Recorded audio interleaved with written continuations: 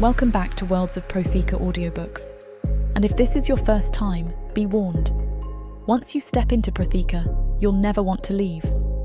With beasts who will stop at nothing to protect the women they love, and women who are only just finding out what a real man can be, you'll lose yourself in the dark romance of these fantasy stories. To bring you these free full audiobooks, we have to listen to this platform's guidelines, and they say that Protheka's steamiest scenes aren't allowed. But you can still get them from the unabridged version of any Prothekan audiobook. All you have to do is go to worldsofprotheka.com. With promo code YouTube30, we're offering you the opportunity to get 30% off of any audiobook, ebook, or bundle. We appreciate you subscribing to the channel, as it makes bringing these free full audiobooks to you possible. Don't forget to like and comment to let us know what you think. Protheka's magic is eternal, and this story is just the beginning.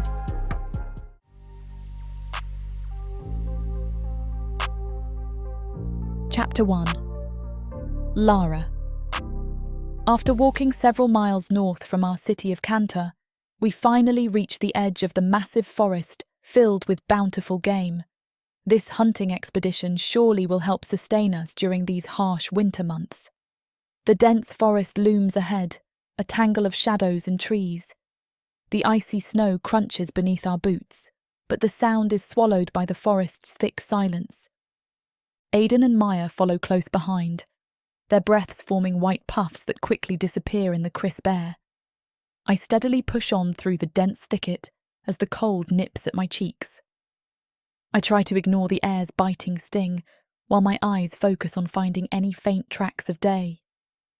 Aiden, keep up, I call over my shoulder, spotting his familiar figure lagging behind. His auburn hair, messy as ever, stands out against the white landscape. I'm coming, Aiden mutters. He adjusts his pack and picks up the pace, eyes darting around nervously. Maya trudges beside him, her cheeks flushed from the biting wind. Why do we always follow you into these frozen wastelands? She asks, half jokingly. Because you love the thrill of it, I reply with a grin, not bothering to turn around. My fingers grip my bow tighter as I scan the tree line for any signs of movement. Thrill or frostbite? Maya's voice carries a playful edge, but her eyes remain sharp and alert. Think we'll find anything today?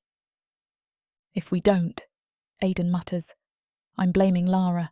This was her idea. We'll find a day soon, I assure them both. It's out there. Aiden scoffs. I sure hope so. We've got to be close to something, I say, as I spot some tracks half buried in snow. I crouch down, tracing the prints with my numb fingers. Maya kneels carefully beside me. How fresh? Fresh enough, I say, with a glint of hope in my voice. Let's move. We continue moving forward, following the tracks deeper into the forest. The trees around us are tall and imposing, their branches heavy with snow. The air feels heavier, colder. A sudden gust of wind sends a shower of flakes down upon us, but we keep our focus sharp. Our senses alert to every sound and movement around us. My bow feels solid and reassuring in my grip, an extension of myself. The leather quiver on my back holds arrows tipped with steel heads I've honed to perfection. A hunter's tools must be reliable, just like their instincts. We move in silence for a while, our breaths the only sound breaking the winter stillness. My heart pounds with the familiar rhythm of the hunt, each beat reminding me why I do this. The cold air stings my lungs but invigorates me all the same. See anything yet? Aiden asks, his voice low and cautious. Patience, I whisper back. It's close. I can feel it. Maya shivers beside me, pulling her cloak tighter to block out the cold bite of the wintry air. You always say that. And I'm always right, I retort with a grin. Aiden chuckles softly. She's got a point. The forest almost feels alive, every rustle of leaves and whisper of wind heightening my senses. A sudden snap of a twig nearby catches my attention. My heart starts to pound as I hold up my hand, signalling Aiden and Maya to halt. They stop immediately, their breaths stilling as they wait for my next move. Crouching down behind a cluster of trees, I use the thick trunks as camouflage. Aiden and Maya follow suit without a word, understanding the urgency in my movements. The rough bark presses against my back, grounding me in the moment. Holding my breath, I peer through the foliage, scanning the area ahead. There, just beyond the thicket, is a day. Its silver coat glistens under the faint sunlight filtering through the canopy. Each muscle ripples with grace as it grazes peacefully. Aiden inches closer, his eyes wide with anticipation. "Is it alone?" he whispers. I nod, keeping my gaze fixed on the die. "Looks like it," I whisper back. Maya shifts beside me, her fingers twitching around her bowstring. "What's the plan?" I take a deep breath, the crisp air filling my lungs. "We wait," I say softly. "Let it come to us."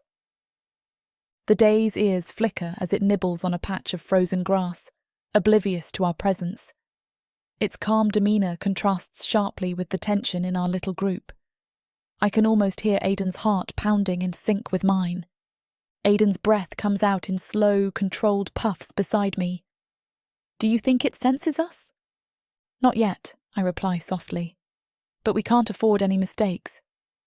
Seconds stretch into minutes, each one feeling like an eternity. The air feels electric with tension, every sound amplified in the stillness of the forest. My fingers tighten around my bow, ready to draw at a moment's notice. "Now?" Aiden's voice is barely audible. "Almost," I reply, eyes never leaving our target. The day takes a few more steps forward, closer to our hiding spot. Its graceful movements are mesmerizing, but I force myself to stay focused. One wrong move and we lose our chance. Maya glances at me, her expression a mix of excitement and impatience. "Lara." "Hold steady," I murmur. Another gust of wind sweeps through the trees, carrying with it the scent of pine and snow. The day lifts its head, nostrils flaring as it sniffs the air. My heart skips a beat. Has it sensed us? But no, it lowers its head again, resuming its grazing as if nothing happened. Relief washes over me, but I don't let my guard down. "Get ready," I whisper to Aiden and Maya. They nod in unison, their focus sharpening once more. The day edges even closer now, almost within range. I take a deep breath, drawing an arrow from my quiver. My fingers grip the bowstring with practiced ease. The world narrows to the small space between me and the day. Everything fades. Aiden's nervous fidgeting, Maya's controlled breathing, the cold bite of the wind. All of it disappears. My heart beats steady and sure, syncing with the rhythm of the forest. I pull back the string. Time seems to slow, every detail sharpening. The feel of the taut string against my fingers, the frigid air brushing my cheeks, the soft crunch of snow underfoot. I exhale slowly, steadying myself. The day lifts its head again, ears twitching as if sensing something amiss. My heart skips a beat. It's now or never.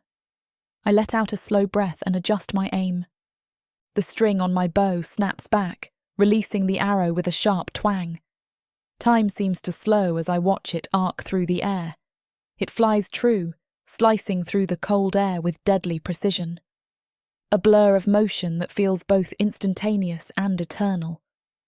The sound of its flight is lost in the forest's quiet symphony, but I know it finds its mark even before it strikes. The die doesn't have time to react. It's a perfect shot. The arrow sinks into the die with a soft thud, burying itself in the creature's side.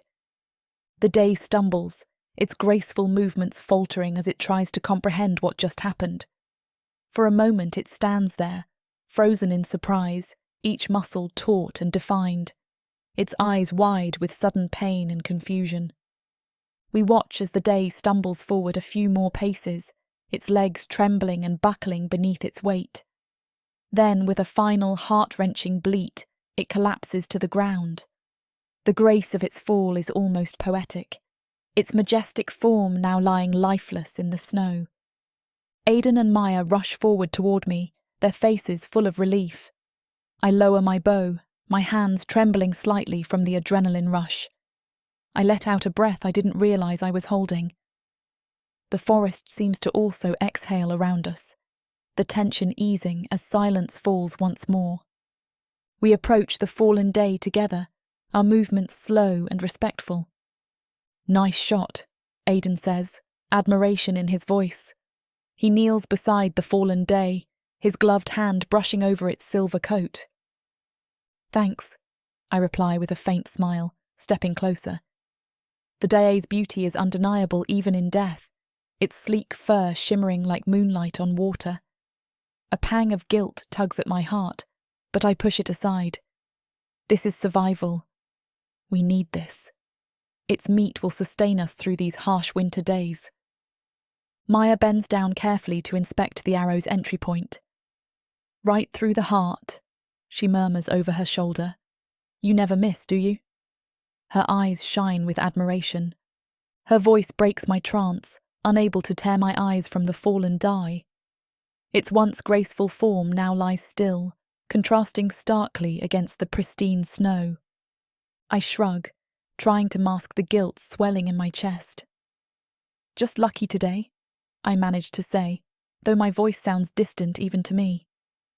Aiden looks up at me, a smirk playing on his lips. Luck has nothing to do with it. I move even closer to the day, each step feeling heavier than the last. Kneeling beside it, I place a hand on its side where the arrow struck. The warmth of its body fades rapidly in the freezing air. A lump forms in my throat. "We needed this," I remind myself softly. Aiden murmurs, "I almost feel bad for it." "It's part of the cycle," I say gently. "We respect what we hunt." Maya reaches out to touch the day's flank, her fingers trembling slightly. "We should give thanks." I nod solemnly.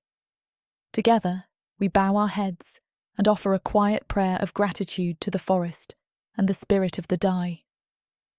The forest seems even quieter now, as if mourning the loss of one of its own. The snow continues to fall around us, softening the edges of our little circle. Chapter 2. Zerith. I sit in my corner, feeling the heaviness of this place press down on me. Cracks spider through the stone ceiling, allowing faint beams of light to pierce the chamber's gloom. Light is a rare visitor here.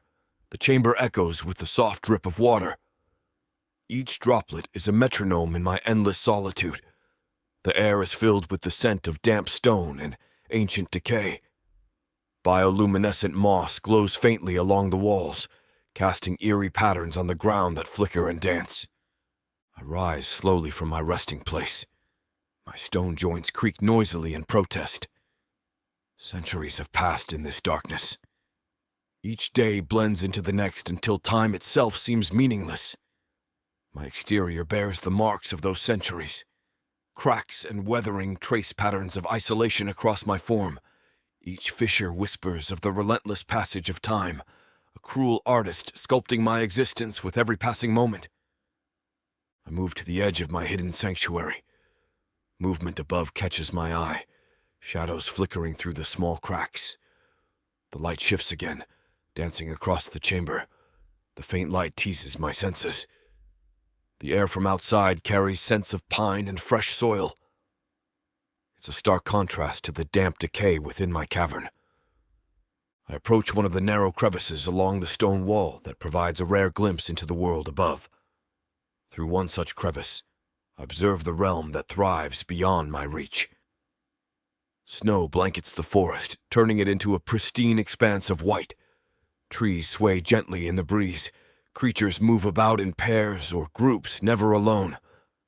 This sight stirs something deep within me, a longing for a life beyond these stone walls. "Freedom," I murmur, the word foreign on my tongue. My gaze shifts to a creature grazing near the entrance. Its sleek form moves with a grace I can only envy. It pauses, ears twitching as if sensing my presence, then continues its peaceful foraging. Such simplicity, such ease in its existence. My stone heart envies it. I turn around and tread the familiar path around my chamber, feeling the grooves worn into the floor by countless years of pacing. The stones under my feet are cold and unyielding. My senses heighten, attuned to every shift in the underground silent symphony. A distant sound reaches me, an echo, perhaps, or a trick of my imagination. I tilt my head, listening. Nothing follows. The silence returns, more oppressive than before.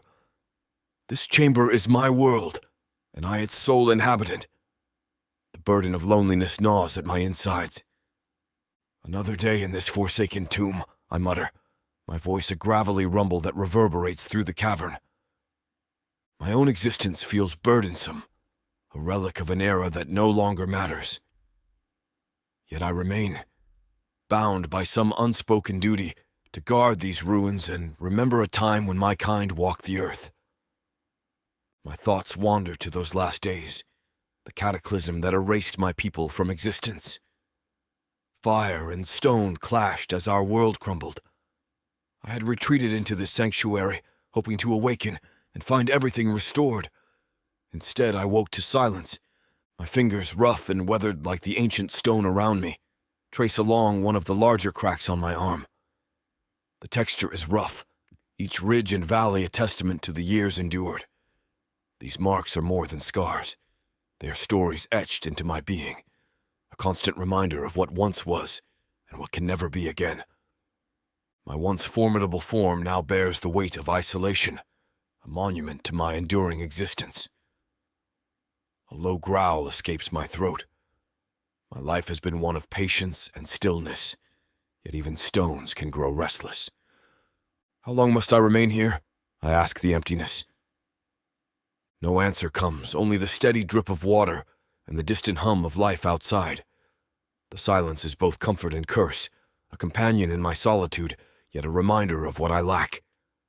A shaft of light breaks through another crevice, once again illuminating the stone cavern walls. The glow is dim but steady, much like my hope, faint but not extinguished. It is this glimmer that keeps me from succumbing to despair. I step back from the crevices, returning to the heart of my chamber. My pacing resumes, each step an echo in this vast tomb. The world outside remains just out of reach, tantalizing in its beauty and simplicity.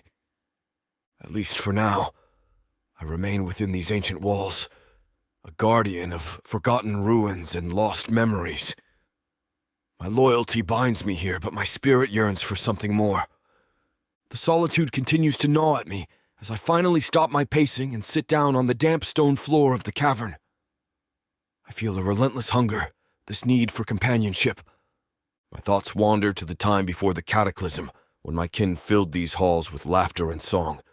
We were not always so isolated. We were a community, a family. Each day, we worked side by side, carving out our existence from the very stone that surrounded us. The memory of those days brings a pang to my chest, a dull ache that never seems to fade.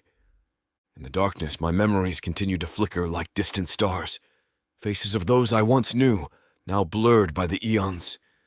I remember their voices. I remember the warmth of their presence. It seems almost cruel that I can recall these details with such clarity when they are forever out of reach. I would give anything to hear another voice, I admit to the empty chamber. Now only echoes remain. The silence is a constant reminder of what I've lost, of the vibrant world that once existed beyond these stone walls. Am I truly the last? I shout at the darkness, though I know it offers no reply. A soft sigh escapes me. I reach out, tracing the familiar grooves in the stones that forever surround me, each one a testament to my isolation. My fingers glide over the rough surface, feeling every crack and crevice. They are my only companions now, these ancient stones. They offer no warmth, no comfort, only the cold recollection of time's passage. The yearning within me grows even stronger now. It's a deep pain that cannot be soothed by stone or silence. It's a need for connection, To share this existence with another soul would mean everything. How much longer must I endure this? I ask aloud, though I know there is no one there. I close my eyes and imagine what it would be like to have someone here beside me, to share stories, to laugh together, to simply exist in each other's presence. It's a dream that seems so distant. One day, maybe, I murmur to myself, though I know it's a hollow promise. It seems all I have for now are these ancient walls and the memories they hold. I take a deep breath and stand back up, continuing my pacing. The chamber remains as silent as ever, and with each moment that passes, my heart aches for something more, something beyond this endless solitude. Is this all there is? I whisper to the shadows. Hunger starts to gnaw at me the more I pace, a constant reminder of my need to sustain this ancient body. The familiar sensation drives me to move. I leave the central chamber and navigate through the twisting tunnels, each step echoing against the cold stone walls. The scent of damp ground grows stronger as I approach a small pond hidden deep within my sanctuary. The bioluminescent moss lines the edges, casting an eerie glow across the water's surface.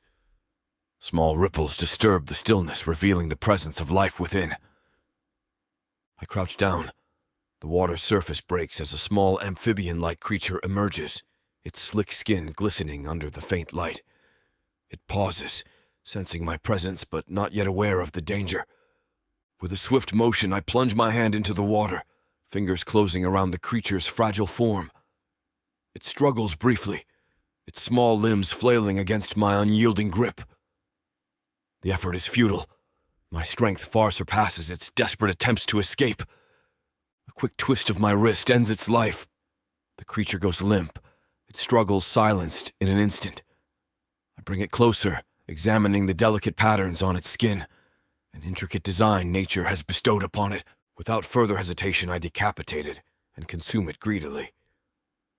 The taste is pungent and slightly bitter, a stark contrast to the blandness of stone that has become so familiar.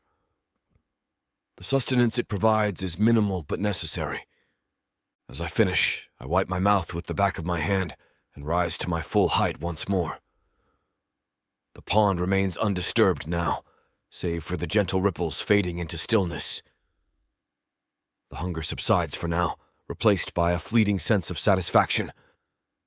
I turn away from the pond and make my way back through the tunnels. Each step feels heavier than before, as if burdened by more than just my physical form. The silence of my sanctuary envelopes me once again, the one constant in this endless solitude.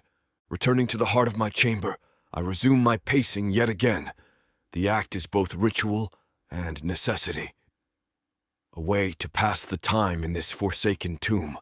My thoughts drift back to those fleeting moments by the pond, where life persists even in the harshest conditions. Their simplicity is enviable. Here I remain, in isolation, a relic of an era long past. For now, all I can do is endure this loneliness and hope that one day it will end. My spirit yearns for more than just survival. It longs for someone. In this vast tomb of stone and shadows, that desire is both my curse and my only solace. Chapter 3. Lara. The die lies still in the snow, a solemn testament to my masterful skill. We kneel around the fallen die, its lifeless eyes staring blankly at the sky. The cold air nips at my cheeks, but the thrill of a successful hunt keeps me warm. We begin to clean and prepare the die, our hands moving with practiced ease. Maya pulls out her knife, the blade glinting in the dim winter light. Who's taking the first cut? Go ahead, Aiden says, leaning back on his heels. I'm just here for moral support. Like usual, I quip. Maya chuckles and begins to work on the day's hide. The smell of fresh blood mingles with the crisp scent of pine and snow. I focus on my task, my fingers deftly separating muscle from bone. Remember that time you almost shot me instead of the day? Aiden says with a grin. Don't flatter yourself, I reply. If I wanted to hit you, you would have had an arrow in your backside. Maya laughs, her breath visible in the freezing air. That would have been a sight. Aiden rolls his eyes, but chuckles too. Just saying, my reflexes saved me. You mean your clumsiness saved you? I counter. You tripped over your own feet and fell out of the way. We all laugh at the memory, the sound echoing through the snowy forest. It's moments like these that remind me why I cherish our expeditions. The camaraderie between us is as vital as any skill we possess. Pass me that cloth, Maya says, reaching out. I hand it to her without missing a beat. The day's hide feels smooth yet firm under my hands as I work on it. The process is second nature to us now. Cleaning and preparing game is as much a part of our lives as breathing. Yet the work goes faster when you're among friends, when every joke and jab makes the effort less taxing and the chill less biting. I glance at my friends. Their faces are flushed from the cold and exertion, but their eyes shine with joy and solidarity. We make a good team, I say softly. Aiden claps a hand on my shoulder. The best. Maya nods in agreement. Couldn't ask for better company. As we continue cleaning the day, my eyes drift towards something peculiar in the distance. It appears to be partially covered ruins nearby. The jagged edges of ancient stone, half buried in snow and ice, seem to call to me with an almost magnetic pull. I can't ignore the itch of curiosity gnawing at me. We should check that out, I say, nodding toward the ruins. Aiden looks up, eyebrow raised. You serious? We're in the middle of something here. Yeah, but how often do we find something like this? I argue. Come on, it'll be a quick detour. Maya glances at the ruins and then back at me, skepticism written all over her face. You think there's anything worth seeing in there? Only one way to find out, I reply. My enthusiasm must be infectious because I see the glint of intrigue soon spark in their eyes. Aiden sighs, shaking his head with a grin. Fine, but if we get trapped by some ancient curse, it's on you. I'll take full responsibility, I quip, already on my feet. Besides, when's the last time we've allowed ourselves to explore a bit beyond our village? We leave our task behind and head toward the ancient structures hidden beneath the snow. Each step I take feels light with anticipation, my mind racing with possibilities of what we might uncover. Lead the way, fearless leader, Aiden says with a mock bow. Don't mind if I do. I take the lead, my heart pounding faster as we get closer to the ruins. Maya stays close behind, her eyes scanning for any signs of danger. Let's hope this isn't a waste of time. It won't be, I assure her. Trust me. The ruins loom larger as we approach. Crumbling walls and eroded statues emerge from the snow like spectres from another time. My heart races with excitement. What secrets lie within these forgotten stones? We inch closer to the entrance, the chill of the forest replaced by an eerie stillness. Snow gives way to stone, each step revealing more of the ancient structure. The air feels charged, almost humming with the weight of history. Look at these carvings, I whisper, tracing my fingers along the intricate patterns etched into the stone.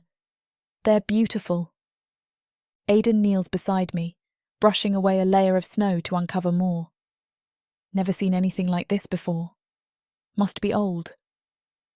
Ancient, Maya corrects, her eyes wide with wonder as she examines a nearby pillar adorned with strange glyphs. What do you think they mean? No clue, I admit, though the mystery only fuels my curiosity. But they look important. Aiden chuckles. Always knew you had a thing for old rocks. These aren't just rocks, I protest, but I can't help but smile at his teasing. This is history. Maya steps forward, her gaze fixed on a small alcove embedded in the wall. She reaches in and pulls out a tarnished metal object, its surface covered in more of those mysterious symbols. Look at this. Aiden peers over her shoulder. Some kind of artifact? Seems like it. Maya turns it over in her hands, her brow furrowed in concentration. Think it's valuable? Probably, I say, feeling a thrill of discovery coursing through me. But its true value might be in what it can tell us about who built this place. Aiden nods toward a set of steps leading deeper into a dark opening. Want to explore further? I hesitate for a moment, glancing back at the snowy forest behind us. The Daae lies forgotten now, our task abandoned in favour of this newfound adventure. Yes, I decide, my voice firm with resolve. Let's see what else we can find. Maya's eyes light up with excitement as she tucks the artifact into her pack. Lead the way. Together we venture into the shadowy entrance of the ruins. We descend the steps cautiously, each one taking us further from the world we know and deeper into the unknown. Watch your step, Aiden warns as he steadies me when I slip on a loose stone. Thanks, I murmur. The air inside the ruins feels heavy with dust and age, but my excitement grows with each step forward. Each footfall echoes against the ancient stone walls, amplifying the sense of mystery that clings to this place. The carvings become more intricate, depicting scenes of battles and rituals that speak of a once thriving civilization now lost to time. These glyphs, Maya murmurs, running her fingers over a particularly elaborate design. They seem to tell a story. Maybe they do, I reply, my eyes scanning the walls for more clues. A story we can uncover. Aiden chuckles, but there's an edge of awe in his voice. You always did have a knack for finding hidden things. That's why you keep me around, I tease, though my focus remains on the carvings. This place is incredible. Maya's eyes sparkle with curiosity as she moves deeper into the ruins. Do you think anyone's been here before us? Hard to say, I answer, noting the thick layer of dust and undisturbed cobwebs. But it feels like we're the first in a long time. We continue our exploration, our voices hushed in reverence for the history around us. The air grows colder as we venture further in, the temperature drop adding to the eerie atmosphere. Look at this, Maya says, pointing to a series of small alcoves set into the walls. Each one holds a different artifact, ornate weapons, delicate jewellery, and strange objects whose purpose we can only guess at. Treasure trove, Aiden remarks with a grin. More like an archive, I counter, fascinated by the sheer variety of items. These things were important to whoever these beings were. Dark elves, maybe. Maya shrugs as she carefully picks up a small dagger adorned with precious stones. Imagine what stories these could tell. Imagine what we could learn, I add, my mind racing with possibilities. Aiden's hand hovers over an ornate amulet encrusted with deep red gems. His eyes gleam with curiosity, a mischievous grin playing on his lips. Think it's cursed? He asks, a note of challenge in his voice. Don't even joke about that, Maya warns, but her tone lacks conviction. Only one way to find out, he says, reaching out before I can stop him. Aiden, wait! His finger brushes the amulet. The contact is brief, almost hesitant, but it is enough. A low rumble begins beneath our feet. The ground trembles, sending small rocks skittering across the floor. Dust cascades from the ceiling like a fine mist. What did you do? Maya's voice rises in panic, her eyes wide as she backs away from the alcove. I didn't think... Aiden stammers, his bravado vanishing as the ruins groan around us. Hold on! I shout, grabbing onto a nearby pillar for support. The carvings under my fingers feel cold and unyielding, a stark contrast to the chaos erupting around us. The walls shake violently. Ancient stones shift and crack, filling the air with a deafening roar. It's as if the ruins themselves awaken from a long slumber, protesting our intrusion. We need to get out of here. Maya's voice barely carries over the crackling of stone. She clutches her pack tightly, eyes darting around for an escape route. Aiden's face pales as he struggles to regain his balance. I didn't mean to. Save it, I snap. We need to move. The floor beneath us splits open with a thunderous crack. Jagged fissures snake their way across the stone surface, widening into gaping chasms that threaten to swallow us whole. This way. I gesture toward the steps we descended earlier, but they are now obscured by falling debris. Our exit is cut off. Panic surges through me. Every instinct screams to find safety, but my mind races for another solution. We can't stay here. The ruins won't hold much longer.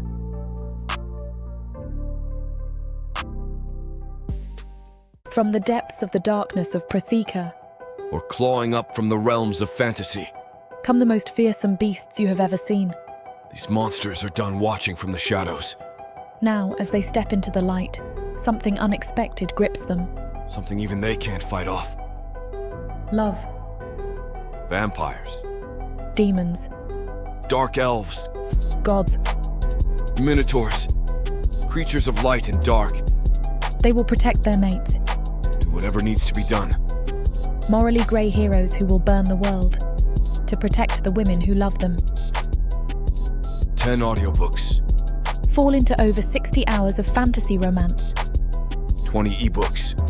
Over 1 million words of these brutes who will protect their women. Even if they might destroy themselves in the process. Get the immersive Protheka fantasy romance bundle. For 80% off, right now, dive into Protheka at a once-in-a-lifetime discount. The first bundle to offer both ebooks and audiobooks on worldsofprotheka.com. Protheka's magic is eternal, and this Romantasy bundle will make it endless.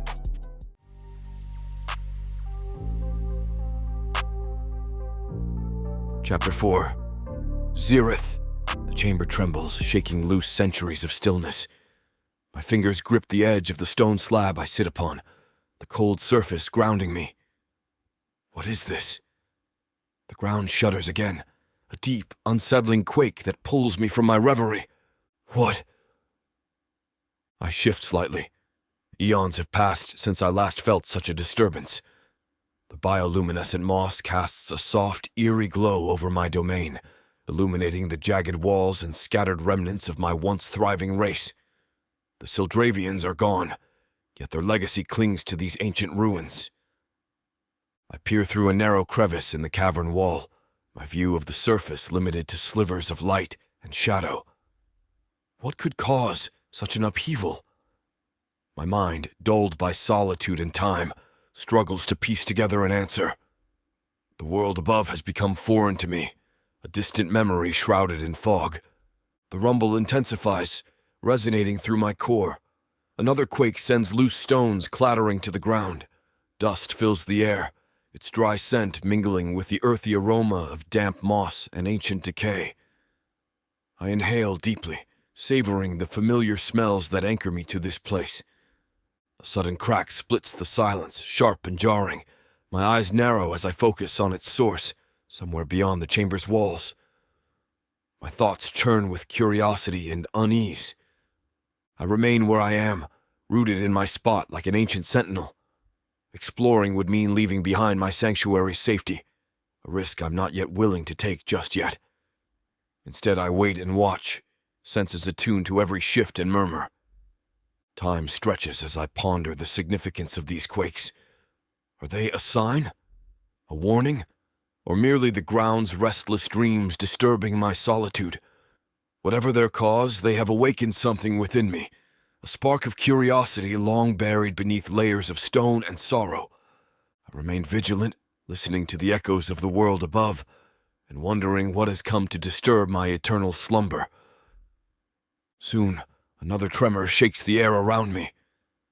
I hear distant screams and frantic voices.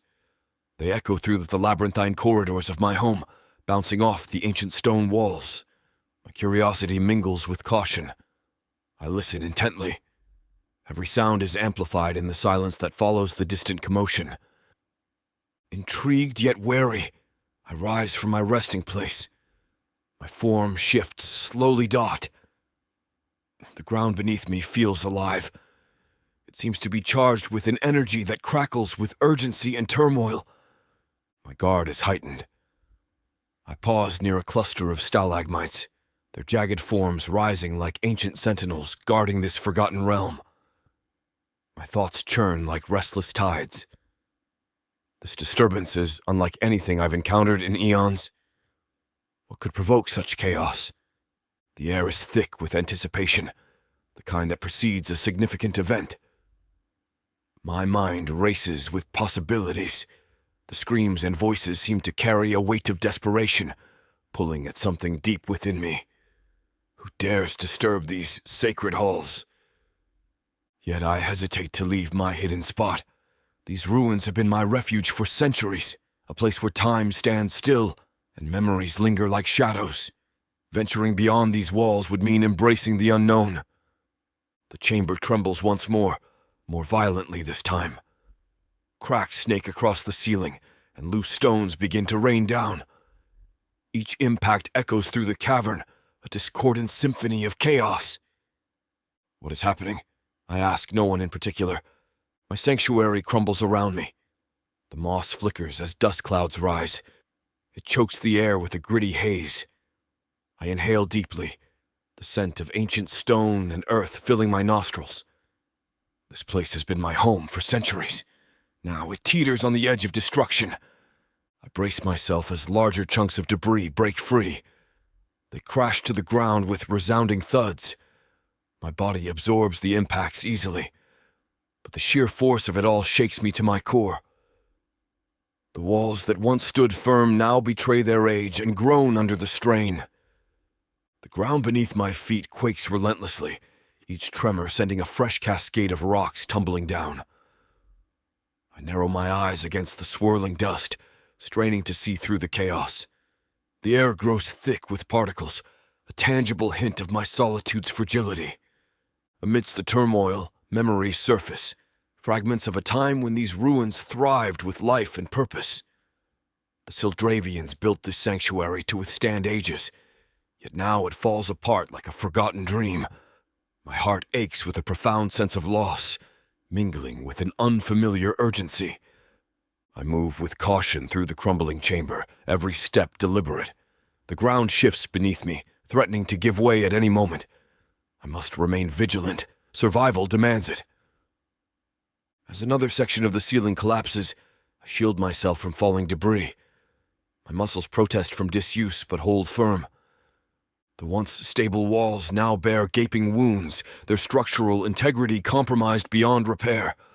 Dust settles on my weathered exterior like a shroud, marking me as part of this ancient relic crumbling into ruin. I stand amidst the chaos, grappling with conflicting emotions. Yet for now, I can do little but endure and wait for the quakes to subside. In this moment of upheaval, one truth becomes clear. Even stone can be shattered by forces unseen.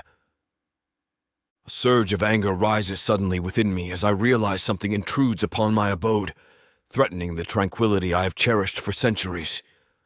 The once peaceful echoes of these halls now carry the weight of foreign presences, their frantic movements disturbing the sacred stillness. This isn't right. None of this is right. I clench my fists, the stone of my skin grinding with a sound like boulders shifting. Who dares to disrupt my peacefulness? The thought ignites a raging fire in my chest, a fierce protectiveness over the ruins that have been my safe place for so long. The air thrums with tension. My senses extend outward, reaching for the source of this disturbance. The distant screams and frantic voices grow clearer now. Their panic slices through the heavy silence of my chamber. I peer through another crevice, the faint light casting long shadows on the walls. Each movement sends more dust cascading around me. The air fills with a choking haze. My eyes narrow as I focus on the sounds. I soon hear hurried footsteps and muffled voices, and they grow closer with each passing second. My mind races. Are they mere explorers, or do they seek something more sinister within these ancient walls? The uncertainty gnaws at me, feeding the simmering rage that pulses beneath my stone exterior. These intruders, whoever they may be, bring chaos into a sacred place. Instincts honed over eons compel me to act. Centuries of hibernation fall away as primal urges resurface. I must find the source of this chaos. My sanctuary crumbles around me, and the need to protect it overrides any fear of the unknown. The tremors continue, relentlessly.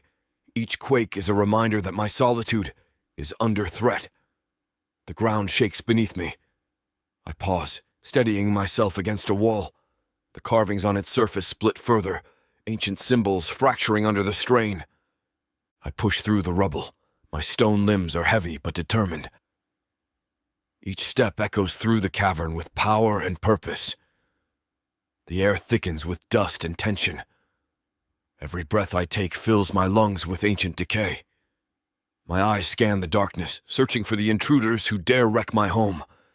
I reach a narrow passageway, its entrance almost hidden by a curtain of moss.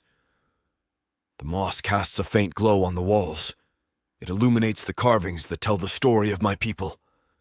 Each symbol and glyph is a testament to our legacy, but the legacy is now threatened by those who trespass here. My heart pounds with a fury that has long been dormant. Pushing through, I find myself in a tunnel that winds upward. The walls close in around me. They are rough and cool to the touch. Every so often, the tunnel widens into small chambers, remnants of Sildravian architecture that once bustled with life. As I ascend, the sounds grow clearer. Footsteps, voices tinged with urgency and fear. They resonate through the stone corridors like ghosts of the past. My curiosity sharpens, mingling with an undercurrent of anger. These intruders have no right to be here. The tunnel narrows again. It forces me to stoop as I move forward. Each step I take sends small echoes through the passageway. Pressing further onward, I reach a larger chamber where the ceiling has partially collapsed. Rubble litters the entire floor. It's an obstacle course of jagged rocks and broken stonework. I navigate the debris carefully, my movements deliberate and measured. Each step brings me closer to the source of the disturbance. My senses are on high alert. Every sound is amplified in this enclosed space. I press on but do not reveal myself yet. For now, observation must suffice while I weigh my next move carefully. Chapter 5. Lara. Chaos envelops the crumbling ruins as the ground trembles and cracks widen, threatening to consume everything in its path. "Move!" I shout, but my voice drowns in the overwhelming noise of collapsing stone. Panic grips me. My eyes widen in terror, realizing the imminent danger we're in, my heart pounding like a war drum in my chest. Aiden's eyes lock with mine, wild with fear, and Maya clutches his arm, her knuckles white. "Up the steps!" I gesture frantically, but they're buried under an avalanche of debris. The exit is blocked, trapped. Dust fills the air, choking my lungs and stinging my eyes. "We need to find another way out," I shout over the din. Aiden points toward a narrow passageway barely visible through the dust. "There! It might lead outside." We scramble over fallen rocks, each step a gamble as the ground shifts beneath us. My fingers scrape against rough stone, blood smearing across ancient carvings as I push forward. The passage looms ahead, a sliver of hope amidst the chaos. "Stay close!" I call back to Aiden and Maya, who follow in desperate silence. The air grows colder as we enter the passageway, the walls pressing in on either side. A distant rumble echoes through the corridor, a suggestion that we're not safe yet. "Keep moving," I urge them, my voice steady despite the fear gnawing at my insides. The passage twists and turns, disorienting in its complexity.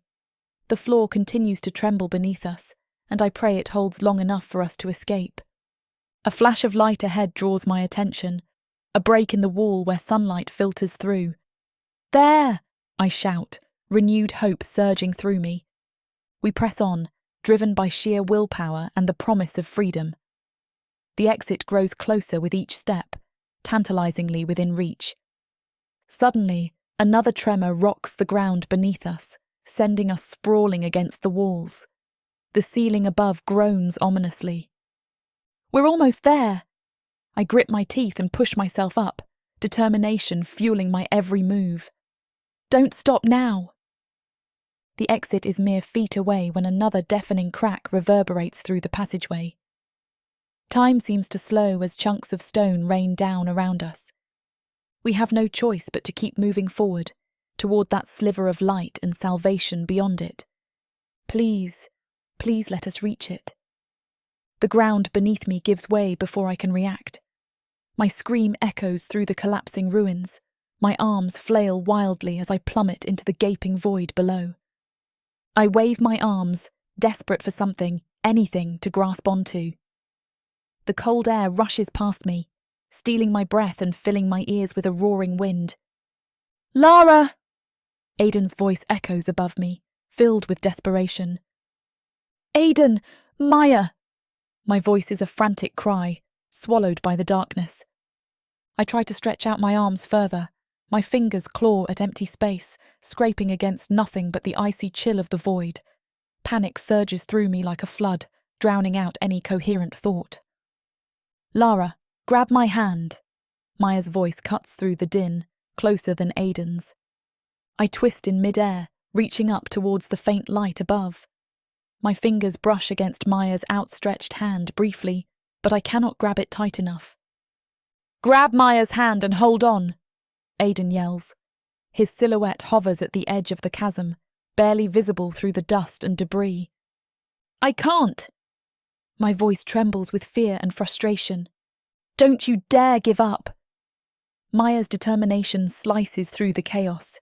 She leans dangerously over the edge, her eyes wide with panic, yet filled with fierce resolve. I kick out, trying to slow my descent. My fingers scrape against rough stone, nails breaking as I claw for a hold. Aiden stretches further, his arm trembling with effort trying to reach me. Lara, please, reach up. The ground beneath them shifts again.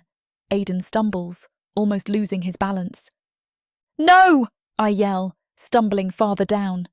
Aiden's face contorts with anguish. We can't lose you. The shouts of Aiden and Maya grow fainter as the distance between us widens, their desperate attempts to save me in vain. Time stretches out as I fall, every second becoming an eon. The world above recedes, replaced by the oppressive blackness that engulfs me, a suffocating tightness that leaves me gasping for breath.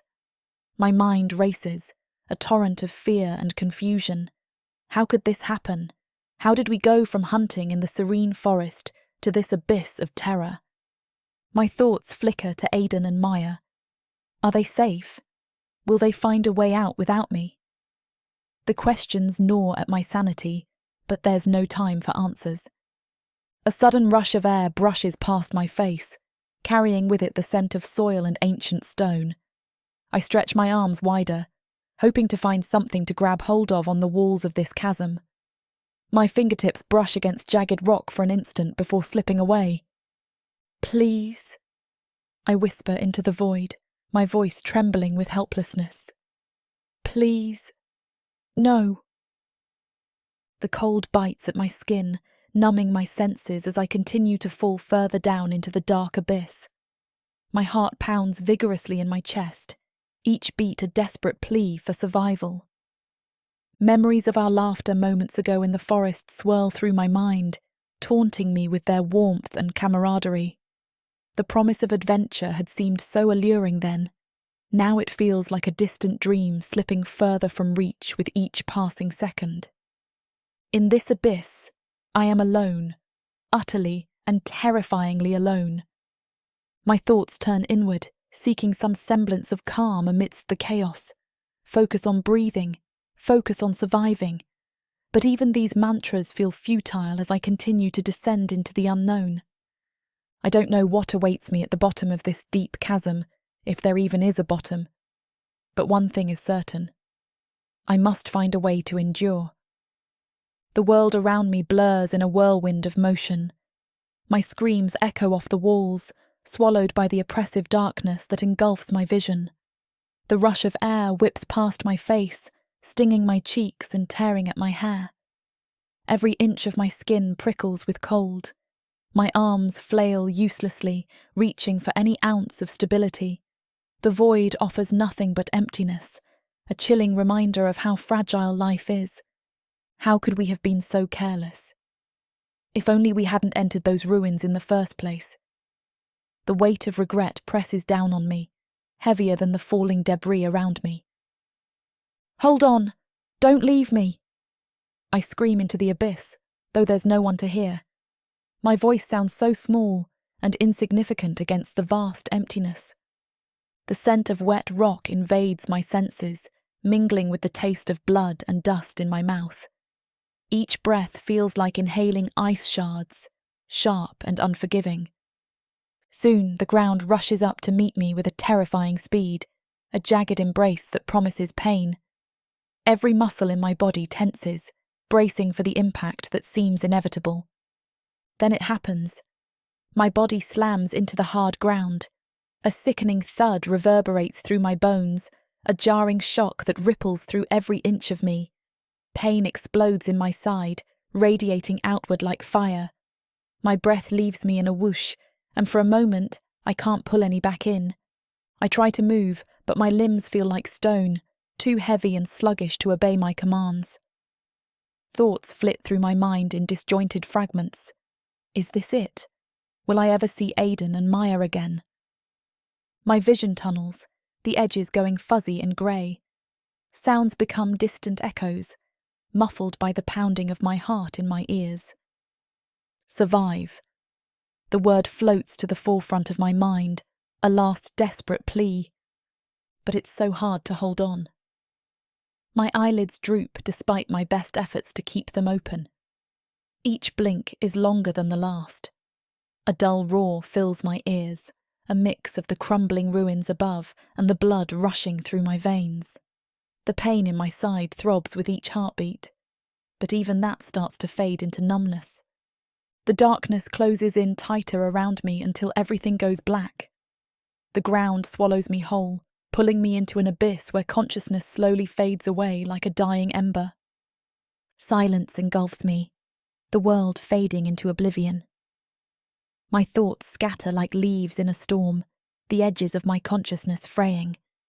How did it come to this? My mind latches onto the fleeting memories of my friends' attempts to save me, Aiden's determined gaze, Maya's desperate grip. Their faces blur, slipping through my grasp as darkness claims me. I can't move. Panic flares for a moment before ebbing into an eerie calm. This blackness is all-consuming, a cocoon that strips away everything but the faint pulse of life within me. In this immense void, I float on the edge of awareness, suspended between reality and oblivion. Sensations dull to whispers, an ache here, a chill there, until even those fade into nothingness. My thoughts fragment further, memories splintering like glass, all swallowed by this vast abyss. I cling to one final thought before it too dissolves. I must live. Then, nothing. Complete silence, utter darkness. Chapter 6. Zerith. The sounds I'm suddenly hearing disorient me for a moment. I pause, ancient instincts flaring to life. I tread cautiously over fallen rocks, brushing against the rough surfaces. As I round a corner, the ceiling gives way above me. A cascade of rock rains down. I shield myself with my solid arms. Someone did this, I wonder aloud, watching as the dust and rock continued to fall. Suddenly, a creature, no, a female, plummets into my domain from above. Her descent is swift and ungraceful, accompanied by a piercing scream that reverberates through the chamber. She lands with a sickening thud on the uneven cavern floor, motionless. Dust swirls around her fallen figure, and for a moment, all is silent but for the settling rubble. Intrigue stirs within me, a spark in my endless darkness. How has she come to be here? Why now? My thoughts whirl like leaves in a storm, trying to grasp the significance of her arrival. Confusion weaves through them, threading together more questions without answers. I stand amidst the ruins, torn between rage at the intrusion and curiosity about this fragile being who has dared to enter my world. The weight of centuries presses down on me as I contemplate my next move. With cautious steps, I approach the motionless form. Each movement sends echoes through the cavern. The air fills with tension, but I force myself to breathe steadily. She lies still, her body outstretched against the cold stone floor. Her chest rises and falls in a slow, gentle rhythm, assuring me she lives. The delicate curves of her features draw my gaze. Her skin appears soft, a stark contrast to my rough and weathered exterior. Her hair cascades around her face like the golden rays of the sun, a sight both foreign and mesmerizing to me. I've not seen such radiance in centuries. It frames her face with an ethereal glow, highlighting her serene expression that seems almost otherworldly. I lean in closer to her, my knees scraping against the uneven ground. She radiates a sense of peace even in her unconscious state. How can one so fragile possess such tranquility? "Who are you?" I ask, but she doesn't reply. "What are you?" My eyes trace the lines of her face, memorizing every detail, the curve of her lips, the arch of her eyebrows, the gentle slope of her nose. Each feature captivates me more than the last. She possesses a beauty I can scarcely comprehend. I reach out but hesitate, fingers hovering just above her skin. "What brings you here?" My thoughts continue to swirl with questions, each one more pressing than the last. Yet I find myself reluctant to wake her, to shatter this moment of quiet observation. Her lips part slightly as she breathes, and a faint warmth emanates from her body.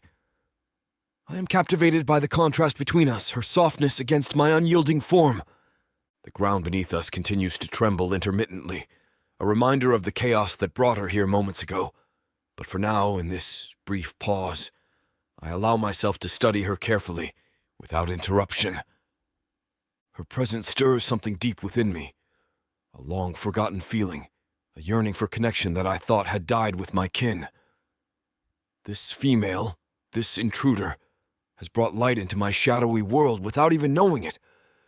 As I study her further, I notice small details, a faint scar above her brow, calluses on her hands that speak of hard work and resilience. She's not as delicate as she seems. There is strength beneath that serene exterior. I marvel at that strength, her determination to survive and thrive. She's no ordinary intruder. She's a warrior in her own right. The air around us feels charged with something new, something alive. It is as if she has brought life itself into these ancient ruins. I take a step back, overwhelmed by the intensity of my emotions. This fragile being has changed everything with her mere presence. My sanctuary no longer feels like a prison, but a place where possibilities bloom. She stirs slightly in her sleep, and I find myself holding my breath, afraid to disturb this moment of discovery.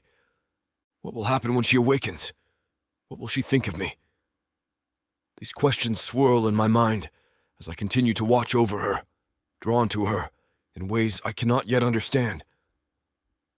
It's been so long since I felt anything other than cold stone. Tentatively, I let my fingers brush against her cheek. Warmth floods through me, an unfamiliar yet intoxicating sensation. Her skin is impossibly soft, like the petals of the ancient moon blossoms that once grew in our underground gardens. I stand guard over her, my thoughts a whirlpool of emotions. The warmth of her skin lingers on my fingertips, stark reminder of what I've missed for so long. She is a divine gift, I realize, an unexpected presence in my desolate existence, and a beacon of companionship I've yearned for. I can't help but feel a deep sense of awe. She has brought life into this ancient place with nothing but her presence. The air around us feels lighter now, vibrant in a way it hasn't been for centuries. As I watch over her slumbering form, a realization dawns on me. This fragile creature might hold answers to questions I hadn't dared to ask myself until now, questions about companionship, and the possibility of connection beyond the confines of my ancient prison. I draw back slightly, not wanting to overwhelm this fragile being with my looming form. Yet I cannot tear my gaze away from her. She is everything I've longed for without knowing it. A connection to the world above, a spark in the darkness. In this moment, as I watch over her, I am reminded that even in solitude, hope can bloom anew. How long have I yearned for this? The endless eons stretch behind me like a shadow, a time marked only by silence and the slow decay of stone. Yet here she lies, a fragile thread connecting me to the outside world. The gods must have sent you, I mumble, staring down at her sleeping form. Could it be that fate has not abandoned me? That after centuries of solitude, there is still hope for connection? These questions swirl in my mind as I sit beside her, content to simply be near this beacon of light. The rough edges of my existence soften as I watch over her. I watch her chest rise and fall, each breath a testament to her resilience and strength. She is warmth and light in my world of cold and darkness. I find myself drawn to her stillness. Her skin glows softly in the dim light, each curve and line telling a story I long to unravel. She is a mystery, one that calls to me with an irresistible pull. I let my stone fingers hover above her once more, resisting the urge to touch her again. It is enough for now to simply be near her. For the first time in centuries, I feel truly alive. This delicate being has brought light into my dark world and given me something worth cherishing, something worth protecting. For now, though, I remain vigilant by her side, watching, waiting, wondering why fate has intertwined our paths so unexpectedly and what future lies ahead in this unforeseen encounter. Chapter 7. Lara. A dull ache throbs in my head as I stir, groggy and disoriented. Darkness envelops me, thick and oppressive, yet dotted with faint glimmers of bioluminescent moss. I blink several times, trying to shake off the fog clouding my mind. Where am I? What happened? My thoughts swirl like a tornado. Slowly the memories filter back. The ruins, the rumble, the ground giving way beneath me. I push myself up on shaky elbows, my eyes adjusting to the dim light. The moss casts a dim glow, enough to reveal jagged stone walls and scattered debris. My heart hammers in my chest as I take in my surroundings, each breath echoing off the cavern walls. The damp, musty scent fills my nose, and the chill of the stone beneath me seeps through my clothes. Then I see it, a massive figure looming over me. My breath catches in my throat. Its grotesque form sends a jolt of terror through me. Skin marked by deep cracks and weathered by time. Eyes that gleam with an otherworldly light. Panic claws at me. Instinctively, I scream, a raw, desperate sound that ricochets through the chamber. The echoes magnify my fear, bouncing back at me from every direction. My mind races. What is this creature? Am I dreaming? The ground beneath me feels solid, anchoring me to this reality. I try to steady my breathing, but each inhale feels like a battle against rising hysteria. The creature doesn't move. It just watches me with an intensity that chills me to the bone. My thoughts scatter in 1,000 directions. What does it want? Is it going to kill me? I squeeze my eyes shut for a moment, hoping that when I open them again, this nightmare will be over. But the darkness remains, punctuated by those haunting bioluminescent glows.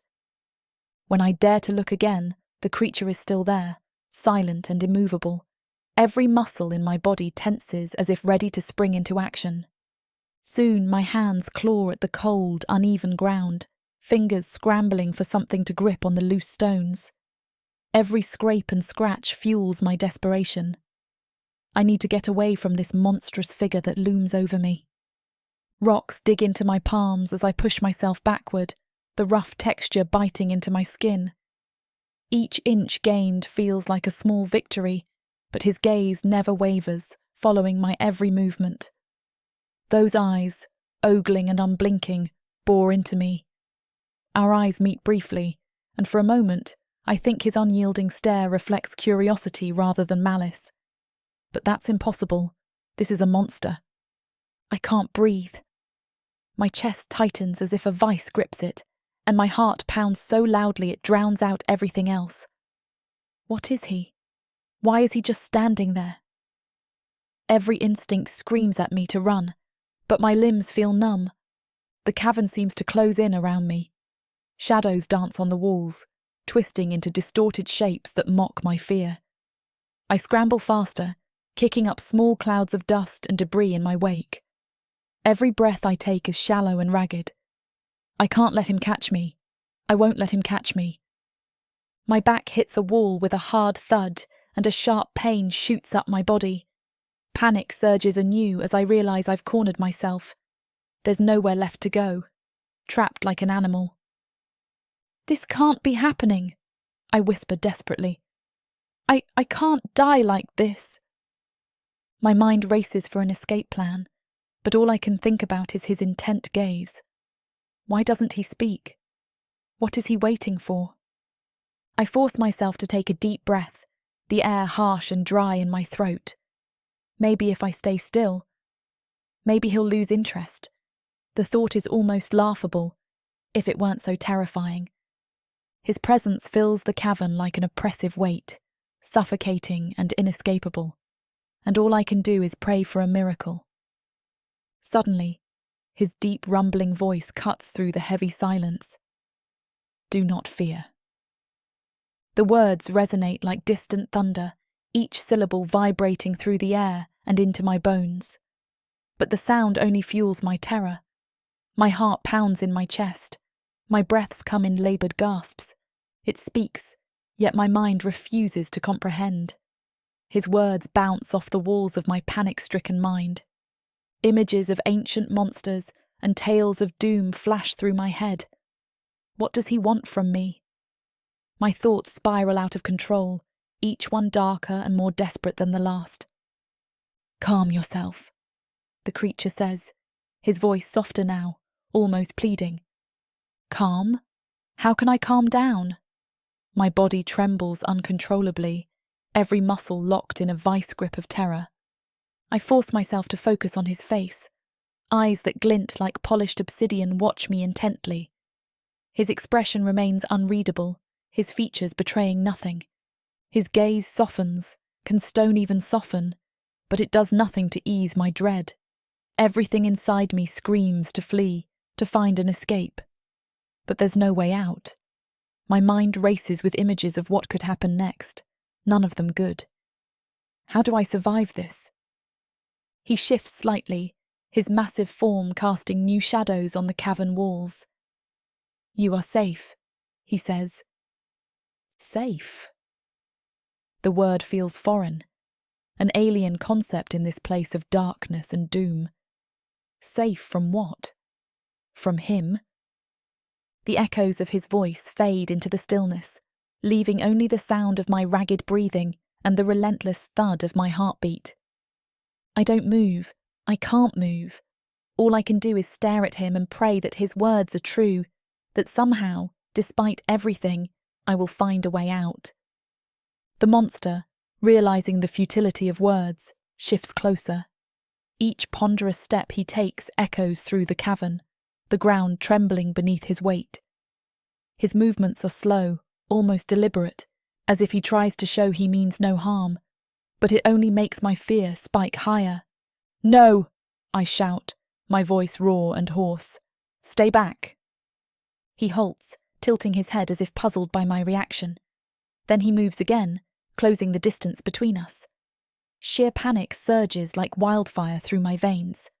I thrash against the cold stone at my back, driven by a primal need to survive. My screams pierce the gloom, bouncing off the walls in a cacophony of terror.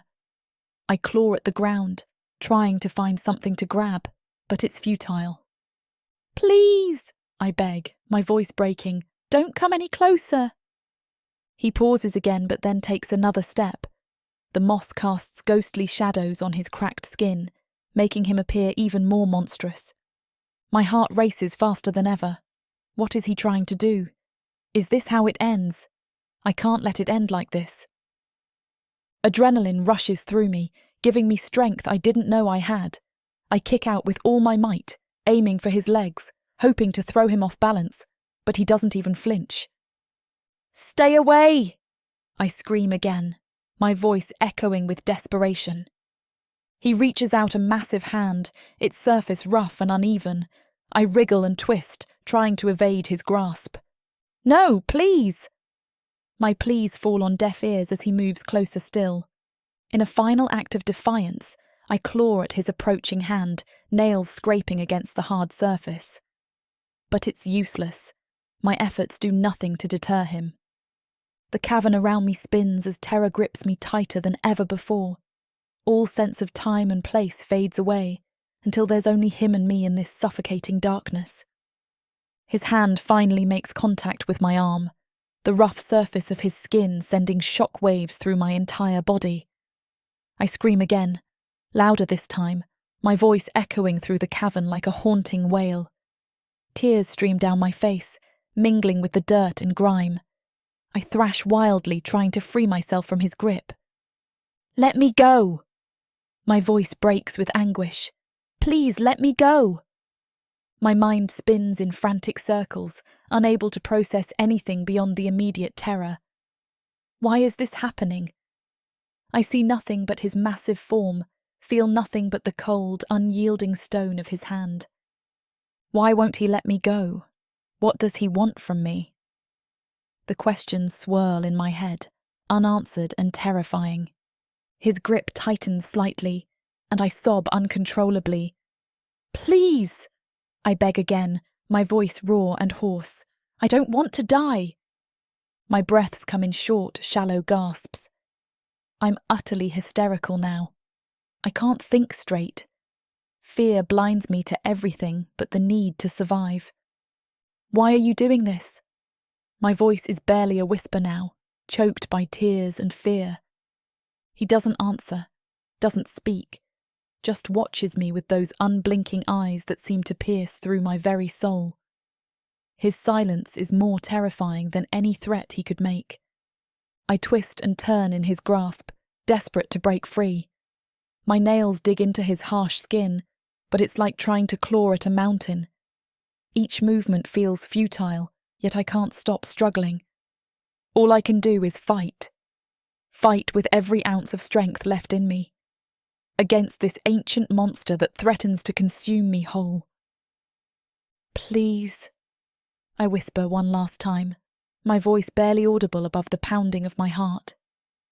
Tears continue to flow down my cheeks as I stare up at him, my vision blurring with despair. The weight of his presence crushes any hope of escape, leaving me trapped in an endless cycle of hysteria and defense. Understanding or connection is impossible. All that remains is fear, raw and all-consuming, binding me tighter than any chains ever could. In this moment, I realise there is no escape from this nightmare.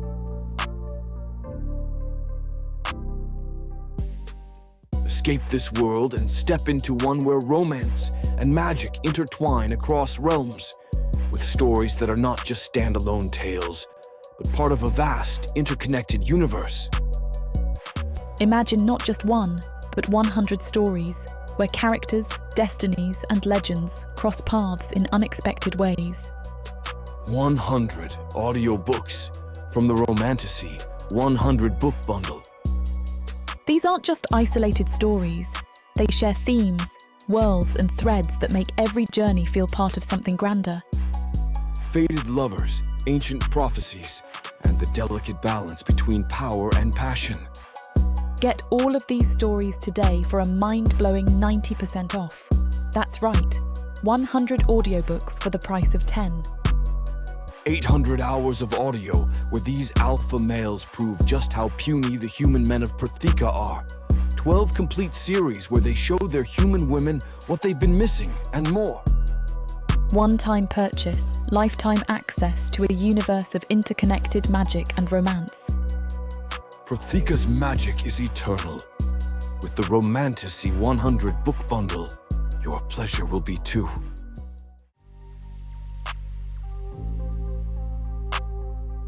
Chapter 8. Zerith. I am confronted with her hysterical screams and desperate pleas as they pierce the silence of my chamber, reverberating off the ancient walls.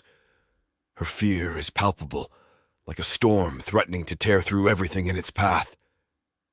"Keep still," I rumble, my voice a deep echo in the vastness around us. I hope she can hear me, understand me, but her eyes are wide with terror, her body thrashing as if possessed by some unseen force. I step closer, the ground trembling under my weight. The sight of her fragile form, so small, so delicate, strikes a chord within me. My fingers twitch with the urge to reach out, to offer comfort. But I must be careful. My strength could crush her. With deliberate slowness, I extend my hand and grab her arm. Her skin is warm and soft beneath my touch, so different from the cold stone of my own body. She writhes beneath my grip, but I hold firm, ensuring she cannot harm herself. "Keep still," I say again, softer this time, though the words rumble through me like distant thunder. Her screams lessen, but do not cease. In the dim light provided by the bioluminescent moss, I can see tears streaming down her face. They leave trails through the dirt that clings to her cheeks. Each drop glistens for a moment before disappearing into the ground. My mind races for a solution. What can I do to calm this fragile creature? My world has been one of silence and solitude for so long. These emotions are foreign to me now. Yet there is something about her that stirs an ancient instinct within me, a need to protect. I tighten my grip just enough to still her movements without causing pain. Her breathing is rapid, each inhale and exhale echoing in the chamber like a drumbeat. "Listen," I say, leaning closer so that my breath stirs the strands of her golden hair. "You are safe." Her eyes flicker for a moment with something other than fear, perhaps recognition or maybe just exhaustion from fighting so hard against me. I release a slow breath, feeling some measure of hope take root within me. If she can just hear these words amidst her panic, perhaps we can find a way forward together in this darkness that has been my home for centuries. Slowly but surely, her panic struggles start to subside. Her breaths, once rapid and erratic, begin to steady. Her screams dwindle to soft whimpers, and I feel a glimmer of relief. I study her transformation intently. The wild terror in her eyes dims, replaced by something more controlled. Her chest rises and falls in a more measured rhythm now, each breath less frantic than the last. Her delicate frame remains tense under my grip, but she no longer thrashes against my hold. I can feel the warmth of her skin, the softness of her touch. I take this moment to observe her more closely. Her hair, a cascade of golden threads, lies disheveled around her face. Her eyes, though still wide with residual fear, have an underlying depth that intrigues me. This creature, so unlike me in every way, yet so captivating. Seizing the opportunity provided by her calmer state, I gesture for her to speak. My hand moves slowly, deliberately. I want her to understand that I mean no harm. Her eyes follow the motion, curiosity mingling with caution. In this dim chamber, I try to offer her some semblance of security. My presence, immense and imposing, stands as a barrier between her and whatever dangers she imagines lurk in these ancient ruins. I remain silent for a brief moment, giving her space to gather her thoughts. Her breathing steadies further, the harsh gasps now replaced by quieter inhales and exhales. She does not speak yet, but I sense a shift in her demeanor, a readiness to communicate. Finally, I take the opportunity to speak. "Tell me, creature," I rumble. "What is your name? What brings you to this forgotten realm?" Her eyes flicker with wariness. She swallows hard, gathering her courage to respond. "My name is Lara," she says, her voice shaky yet clear. I am human. My friends and I stumbled upon these ruins by accident. Lara. The name rolls around in my mind, foreign yet strangely fitting for this delicate creature before me. I observe her more closely now, taking in the subtle details, the way her eyes shine in the dim light, the slight tremble in her limbs as she speaks. Human, I echo, the word unfamiliar on my tongue after centuries of silence. Your kind does not often venture into these depths. Is that so?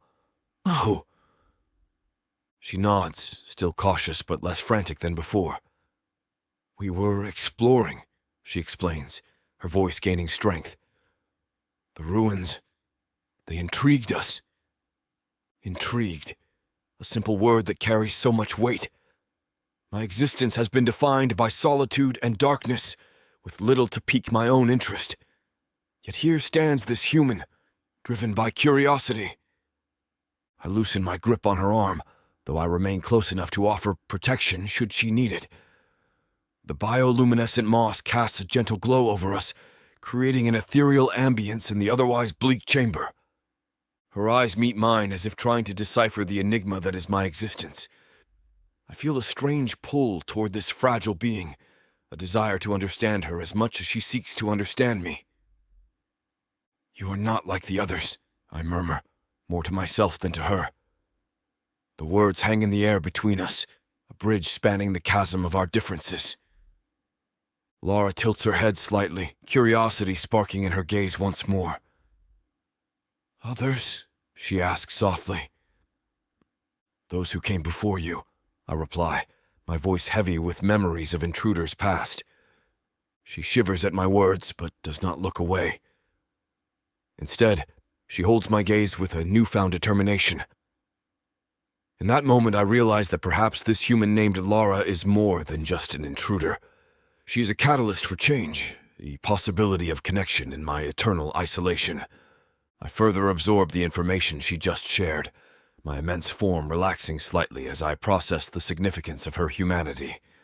A human here, in my sanctuary, a place untouched by her kind. Curiosity stirs within me, a long-dormant ember fanned into a cautious flame. She remains tense, her eyes wide and searching. Vulnerable. I feel a strange compulsion to offer her something more than just safety. A piece of myself, my story. My name is Zerith, I begin, my voice a deep rumble. I am the last of the Sildravian race. Her eyes widen further, but she does not interrupt. Encouraged by her silence, I continue. Centuries ago, this was our home. The Sildravians. My people. We thrived in these underground realms, attuned to the very stone and grounds around us. We were not always solitary creatures. There was a time when these halls echoed with laughter and life. I pause, memories washing over me like waves against ancient cliffs. The faces of my kin, now long gone, flash before my mind's eye. But then came the cataclysm, I say, my tone heavy with sorrow. A great disaster that tore our world asunder. Most perished. The few who survived scattered into the darkness. I alone remained here in these ruins, hoping that one day, perhaps someone would find me. Lara listens intently. The bioluminescent moss casts a soft glow over her features, highlighting the delicate contours of her face. I've been alone for so long, I admit, my voice softer now. Your presence here, it is unexpected, but not unwelcome. Her expression softens slightly. The fear in her eyes gives way to something else. Understanding, perhaps. Zerith, she whispers, testing my name on her tongue. Thank you for sharing your story. I nod slowly, feeling an unfamiliar warmth in her words. It is a small comfort amidst the vast emptiness of my existence. The air between us fills with an unspoken understanding. Her eyes, now more curious than fearful, explore my form as if seeking to understand the being that has become her unlikely protector. You stayed with me, she whispers, her voice a fragile thread in the cavernous space. I nod. the motion slow and deliberate. "I could not let you be harmed," I reply. The words feel heavy, laden with centuries of solitude that have now been disrupted by this unexpected presence. She shifts slightly, testing the limits of my grip before relaxing further. Her body language speaks volumes, tentative trust beginning to replace raw fear. "Zerith," she says again, more firmly this time. "Why did you stay here all these years? Why not leave?" Her question stirs memories of a world lost to time, a civilization buried beneath the weight of cataclysm and sorrow. "This place, it is all I've known for centuries," I say. "To leave would be to abandon the last remnants of my people." Her eyes soften with empathy, a warmth that reaches into the cold recesses of my existence. I release her arm gently, sensing that she no longer needs my physical restraint to remain calm. She does not pull away. Instead, she stays close, her presence a balm to my ancient loneliness. "Will you tell me more about your people?" she asks softly. I find myself willing to share more of my past with this curious human who has stumbled into my world. "Yes," I say simply. "But first, let us find you some comfort." As we move deeper into the chamber together, I realize that this fragile connection, this bridge between us, holds the promise of understanding and acceptance within these forgotten depths. Chapter 9. Lara. As we make our way deeper into the chamber, Zerith tries to further comfort me. His voice, a low, deep rumble, fills the chamber. "Lara, you are safe here." My pulse finally slows to a steady rhythm. I study his face, noting the cracks and grooves that tell of ages past. His fingers brush my arm, a surprising warmth radiating through my chilled skin, soothing my frazzled nerves. His touch is gentle, incongruent with his massive form. "Why are you being kind to me?" I ask with a surprised tone, curiosity edging out fear now. "I have been alone for centuries," he says. "Your presence, it brings light to my darkness." I blink at him, absorbing his words. There's an honesty in his tone that I can't ignore. The initial terror I felt begins to ebb away, replaced by a cautious interest. My surroundings come into clearer focus, the bioluminescent moss casting a soft glow, the distant drip of water echoing through the chamber. Though a part of me still yearns for home, the familiar faces of Aiden and Maya, the safety of Cantor, I feel a warmth blossoming within me. It's a sense of belonging I never quite found in the bustling city. "I miss my friends," I admit, my voice barely above a whisper. Zerith nods. "I understand. But here, you can find peace." His words hang in the air between us. Can I really find peace in this subterranean world? My life has always been about movement and action, tracking game through forests, mapping uncharted territories. But here, there's a stillness that calls to me. "What do you do all day?" I ask. "I contemplate," he says simply. "I remember my people and the world we lost." I sense a deep sorrow in his words, a loneliness that mirrors my own hidden fears. Despite our differences, his towering form and my human fragility, we share an unspoken bond. "Show me more," I say. He gestures toward an adjoining cavern. "Come with me." We walk side by side, his heavy footsteps echoing alongside my lighter ones. He leads me to an underground lake, its surface shimmering with phosphorescent light. "It's beautiful," I breathe.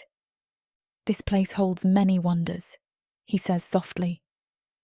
As we stand there together, the cavern's cool air mingling with the warmth of Zerith's presence, I realize something profound. I've found a strange sense of acceptance here. The phosphorescent light from the lake dances across Zerith's stony face, casting shadows that accentuate the ancient cracks and crevices. His presence, so imposing yet so comforting, creates a juxtaposition that I can't fully wrap my mind around. Here stands an ancient creature, and yet his touch is as tender as any human's. It's strange, I begin, my voice barely louder than the whisper of the water against the cavern walls. I feel connected to you. Zerith's gaze meets mine, his eyes glowing faintly in the dim light. I feel it too, he says. I turn my eyes back to the shimmering lake. I want to understand this place, I say, more to myself than to him. But I can't stop thinking about my friends. They are searching for you, Zerith states rather than asks. I hope so. My voice cracks a little. Aiden and Maya, they're like family to me. I can't help but worry about them. Zerith nods, his understanding palpable. You wish to return to them? Yes, I admit. The longing in my heart is almost painful. I miss Cantor, the familiar streets, the bustling markets, even the cold winters. This place. It's beautiful in its own way, but it's not home. He remains silent for a moment, as if contemplating my words. The quiet stretches between us, filled only by the gentle lapping of water and the distant echo of dripping stalactites. But here, Zerith finally speaks, his voice low and resonant. You have found something you did not know you were searching for. Perhaps, I whisper. The realization sits heavy within me. This subterranean world offers a peace I've never known above ground, a stillness that resonates with something deep inside me. Yet the faces of Aiden and Maya haunt me. Their laughter, their camaraderie. It all pulls at my heartstrings. I just don't know if I can leave them behind, I confess. Zerith places a hand gently on my shoulder. You do not have to decide now, he says softly. In that moment, I feel both grounded and torn apart, two worlds pulling at me with equal force. Zerith's hand remains on my shoulder, its weight both comforting and calming. Lara, have you considered what it means to leave this place? I hesitate, my mind a whirlwind of conflicting emotions. I have to find my friends, I say, though the words feel less certain as they leave my lips. Why? His question is simple, but cuts deep. What do you seek above that you cannot find here? His words echo in the cavern, mingling with the soft sounds of water and distant echoes. I glance around, taking in the moss that casts a gentle glow, the ancient walls that have stood for centuries, and the serene underground lake. There's a beauty here that speaks to me, a tranquility I've never experienced before. I miss them, I repeat, but even as I say it, I know it's not the whole truth. You miss familiarity, Zerith counters, but familiarity does not always mean fulfillment. His gaze is steady, unwavering. In his eyes, I see a reflection of my own turmoil, years of searching for something undefined. The city of Cantor has always been home, but here, there's something different. You don't understand, I begin, but he interrupts me gently. I understand more than you think, he says. For centuries, I've yearned for companionship, for a connection beyond the stone walls and silent echoes. I swallow hard, feeling a mixture of emotions. The warmth he's shown me in this cold, dark place is undeniable. His presence offers a strange sense of safety. Everything you need is here, he continues. Peace, understanding, even companionship. The cavern seems to close in around us, the weight of his words pressing down on me. Can I truly find everything I need here? My heart races at the thought. A life underground with Zerith, away from all I've ever known. But as I look into his eyes, filled with an ancient wisdom and a surprising kindness, doubt begins to creep in. Could this place offer more than just survival? Could it be a sanctuary where I might find something deeper? I don't know, I whisper softly. Zerith's grip tightens ever so slightly on my shoulder. Stay, he urges, at least for now. Zerith's words hang in the cool, damp air for several moments. Stay, he says again, his deep voice firm. I feel the warmth of his hand on my shoulder, grounding me in this strange, ethereal place. I take a deep breath, letting the silence between us stretch out. Can I really imagine a life here? The thought is both terrifying and strangely comforting. There's an undeniable peace here, a sense of stillness that resonates with something deep inside me. I look around the cavern. The underground lake shimmers with a soft light, its surface smooth and undisturbed. It's a beauty unlike anything I've ever seen above ground, a hidden world that feels almost sacred. What would it be like? I ask softly, more to myself than to Zerith. He doesn't answer right away, giving me space to explore my own thoughts. My mind drifts to the life I've known, the constant movement, the noise, the unending quest for survival. Here, in this quiet sanctuary, there's a different kind of existence waiting for me, one that offers understanding and companionship. Could I really give up everything I've known? The idea is daunting. Here, with Zerith, there's a chance to be truly seen and cherished for who I am. There's a promise of something deeper than the transient connections I've had above ground. I've always been searching, I murmur, for something more. Zerith nods slowly. And you found it here. His words resonate with an aching truth inside me. This place, this connection, it offers something I didn't even know I was missing. I don't know if I'm ready, I admit. The weight of his hand on my shoulder feels like an anchor in this sea of uncertainty. As we stand together in the dim light of the cavern, surrounded by ancient stone and glowing moss, I begin to see a new path unfolding before me, one where understanding and peace are not just dreams, but tangible realities within reach. The conflict within me intensifies, each emotion vying for dominance. I look into Zerith's eyes once more, seeking answers I can't find on my own. As we stand there in silence, the cavern's cool air mingling with the warmth of Zerith's presence, I feel a strange sense of clarity beginning to form within me. It's as if this place holds the answers I've been searching for all along, answers that go beyond the surface and reach deep into my very being. But can I truly leave everything behind? Can I embrace this new path that lies before me? Chapter 10. Zerith. I stand close to Lara as she continues to ponder staying here with me in this underground sanctuary. Before long, I grow impatient, and I move to stand directly in front of her, my massive form casting shadows in the dim light of the chamber. Her eyes, wide and uncertain, lock onto mine. I can tell she's questioning my sudden assertiveness. But her hesitation to stay here stirs something primal within me. I must make her stay. It's the only way to break the crushing loneliness that has gnawed at me for centuries. With a swift motion, I pin her wrists above her head.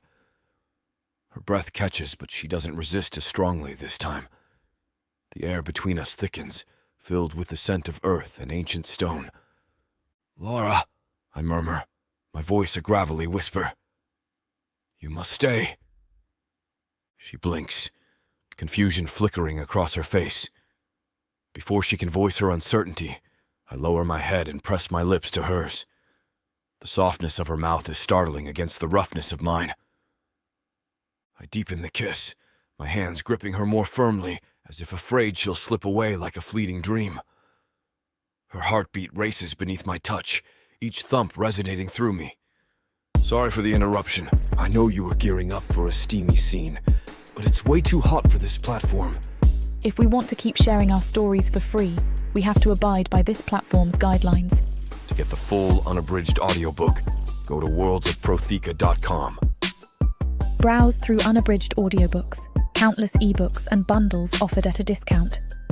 If the thought of me whispering all the dirty details into your ear isn't enticing enough, use discount code YouTube30 to get 30% off of all digital products. Story after story, audiobook after audiobook, the worlds of Protheka are waiting for you. Protheka's magic is eternal. But unabridged, it's unforgettable. She leans closer, the scent of her mingling with the musky aroma of the chamber. Her fingers trace the contours of my arm, exploring the rough texture as if memorizing it. Each touch ignites a spark within me, a reminder that life still courses through these ancient veins. I gaze into her eyes. "You're so beautiful," I murmur against her skin. Her body leans further into mine. My arm encircles her gently, drawing her closer. The need for comfort and companionship now overrides the centuries of isolation. Her head rests softly against my chest, and I can feel the rhythm of her heartbeat syncing with mine. A contented sigh escapes her lips as she surrenders to the embrace. In this shared silence, I find solace, a pleasure long forgotten yet deeply craved. For the first time in eons, I'm not alone. The void within me begins to fill with something precious and irreplaceable. Lara's presence. Her presence is a balm to my ancient soul, soothing wounds I had forgotten existed. The bioluminescent moss casts a gentle glow around us, illuminating her features. Each detail is a marvel. We remain there, wrapped in each other's warmth amidst the cold stones of my sanctuary. The comfort we find in each other speaks louder than words ever could. And for now, that is enough. Chapter 11. Lara. The rough stone floor beneath me offers little comfort, even with the mossy bed Zerith fashioned for me. Sleep has come in fits and starts, the weight of my predicament pressing on my chest like an iron band all night long. A sharp jolt suddenly pulls me from my fitful sleep, my heart pounding as if it's trying to break free from my chest. I wake to the low glow of bioluminescent moss, casting eerie shadows that dance along the cavern walls. I lie still, the darkness pressing down on me like a heavy blanket. My body aches from the restless sleep. Zerith's gentle snoring echoes faintly through the chamber. I try to steady my breath, but uncertainty gnaws at me like a persistent ache. My mind drifts to Zerith, his hulking form a constant presence even when he isn't near. The moments of warmth and connection with him flicker in my mind. His surprising gentleness, the way he looks at me as if I'm a treasure, it all wars with my growing unease. How did I end up here, in this subterranean world with a being most would flee from on sight? What was I thinking when I convinced Aiden and Maya to explore these ruins? The questions swirl in my mind, each one adding another layer to my mounting anxiety. I shift slightly on my bed, careful not to make a sound. The cold seeps through the makeshift bedding. The air smells damp, with a hint of something ancient and forgotten. The soft hum of water dripping echoes in the distance, evidence of how deep underground we are. Each droplet might as well be a nail hammered into my coffin. Trapped. The word sends a shiver down my spine. It's one thing to choose isolation. It's another to have it thrust upon you by fate, or rather, by a curious touch and an unstable ruin. My friends must be frantic by now, scouring the forest for any sign of me. What would they think if they saw me now, held captive by a creature out of nightmares, yet feeling an odd sense of safety around him? Zerith's presence looms large in my thoughts. He is a paradox, a being of immense power, and yet capable of surprising tenderness. His ancient eyes seem to see right through me, yet there is a vulnerability there, hidden beneath layers of stone and time. It's confusing, maddening even. How can I feel drawn to someone, or something, that represents everything unknown and terrifying? What if Zerith's kindness is just a facade? My mind conjures images of fanged maws and crushing stone hands. Yet, when I recall his touch, gentle, almost reverent, it's hard to reconcile those fears with reality. I close my eyes and take a deep breath. Get it together, I whisper to myself. You're stronger than this. But even as I say it, doubt gnaws at me. The path ahead is unclear, tangled in shadows both literal and metaphorical. Finally, determination steels my nerves as I rise from the mossy bed, my muscles stiff from the unforgiving stone beneath. I pull on my clothes with swift, practiced movements, each layer a small comfort against the cold that seeps into my bones. My breath forms small clouds in the chill air as I begin my search. The dim light makes the rough-hewn walls appear even more formidable, their jagged surfaces hinting at countless untold secrets. Each step is deliberate, my feet moving soundlessly over the uneven ground. The only sounds are the distant drip of water and the faint rustle of my own clothing. I approach the cavern's perimeter first, fingers trailing along the ancient stone. The texture is rough and cool to the touch, with occasional patches of moss adding a slimy contrast. Every crack and crevice gets my scrutiny, each potential escape route explored with mounting urgency. Come on, there has to be a way out, I mutter under my breath, voice barely above a whisper. The words echo softly around me, swallowed by the oppressive darkness.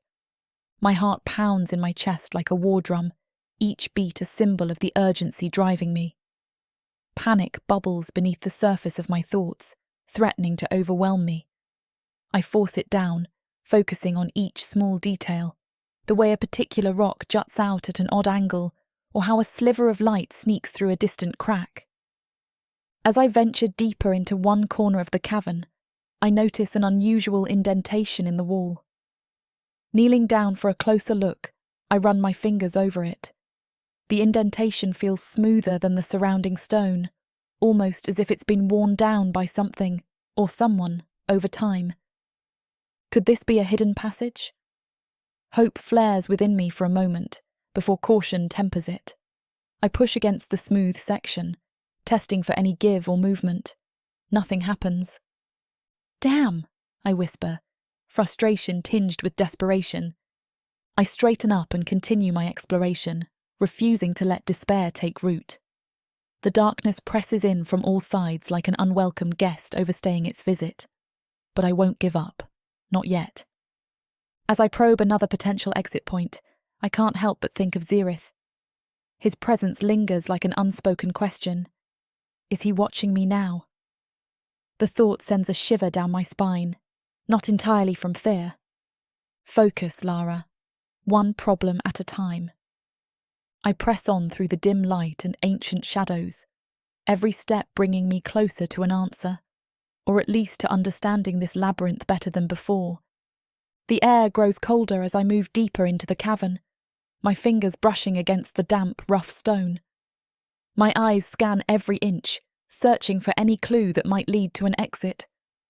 I spot a narrow fissure in the rock, barely noticeable unless you're looking for it. My heart quickens. Could this be a way out? I crouch down, peering into the narrow opening. It's tight, but I might be able to squeeze through. Hope flutters in my chest like a trapped bird. If I can just get through this, maybe... Where are you going, Lara? Zerith's voice booms through the chamber, freezing me in place. The deep rumble carries confusion and discreet indignation. My breath catches in my throat as I slowly turn to face him. His massive form looms in the dim light, eyes glowing faintly as they lock onto mine. There's an intensity in his gaze that both unnerves and intrigues me. I feel his concern pressing against my determination like a physical force. What am I doing? Am I really prepared to risk everything to escape? The thought gnaws at me even as I struggle to maintain my resolve. The way he looks at me, as if I'm precious to him, it's disarming. My hands clench into fists at my sides. No matter how gentle he's been, no matter how much he seems to care, I can't forget that I'm a prisoner here. I have to find a way out. I straighten up, meeting his gaze with as much determination as I can muster. His expression softens slightly, the concern still evident, but now mingled with something else, something almost tender. What does he want from me? Is it companionship, understanding, or something more? I take a deep breath, trying to steady myself, my heart pounding in my chest. For now, words escape me. My silence speaks volumes as I stand there. His eyes search mine for answers. My mind races, thoughts clashing like storm clouds. Escape pulls at me, a constant tug I can't ignore. But Zerith's presence, his unexpected kindness, the way his eyes soften when he looks at me, complicates everything. How can I reconcile my growing attachment to him with the burning need to return to my world? I need to find a way back home, Zerith. My voice wavers, a fragile blend of vulnerability and determination. I can't stay here forever. His expression shifts, concern deepening the lines etched into his ancient features.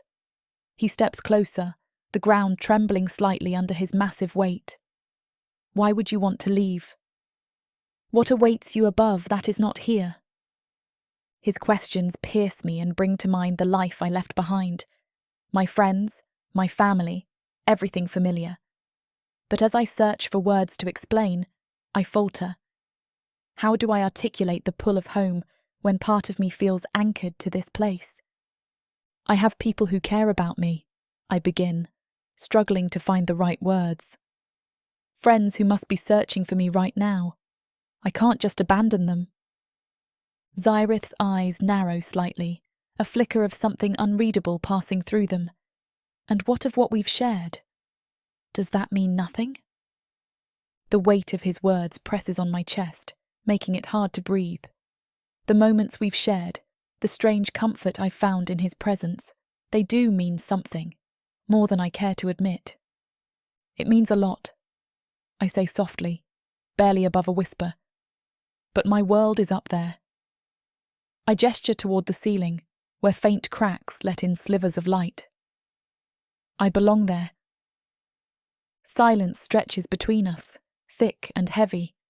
The distant drip of water fills the void, each droplet a reminder of time slipping away.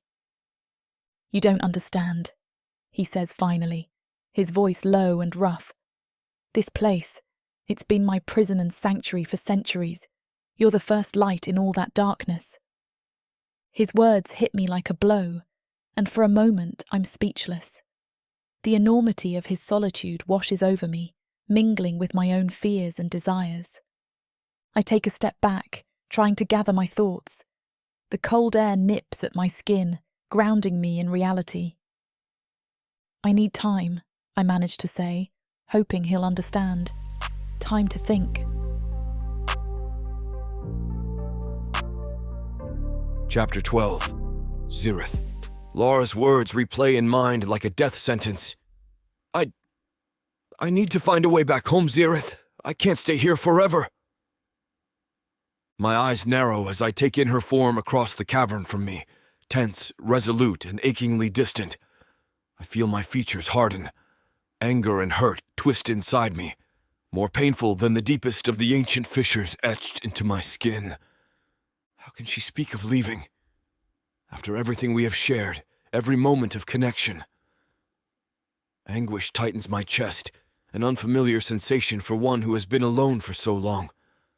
I continue to stare at her, this fragile human with golden hair and eyes that hold the promise of the world above.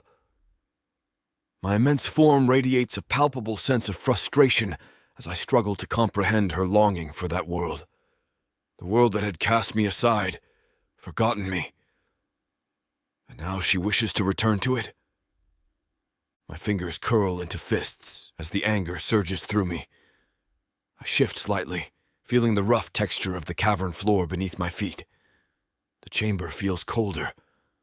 The bioluminescent moss casts a dim glow around us, its soft light doing little to soothe the raging fire burning inside of me.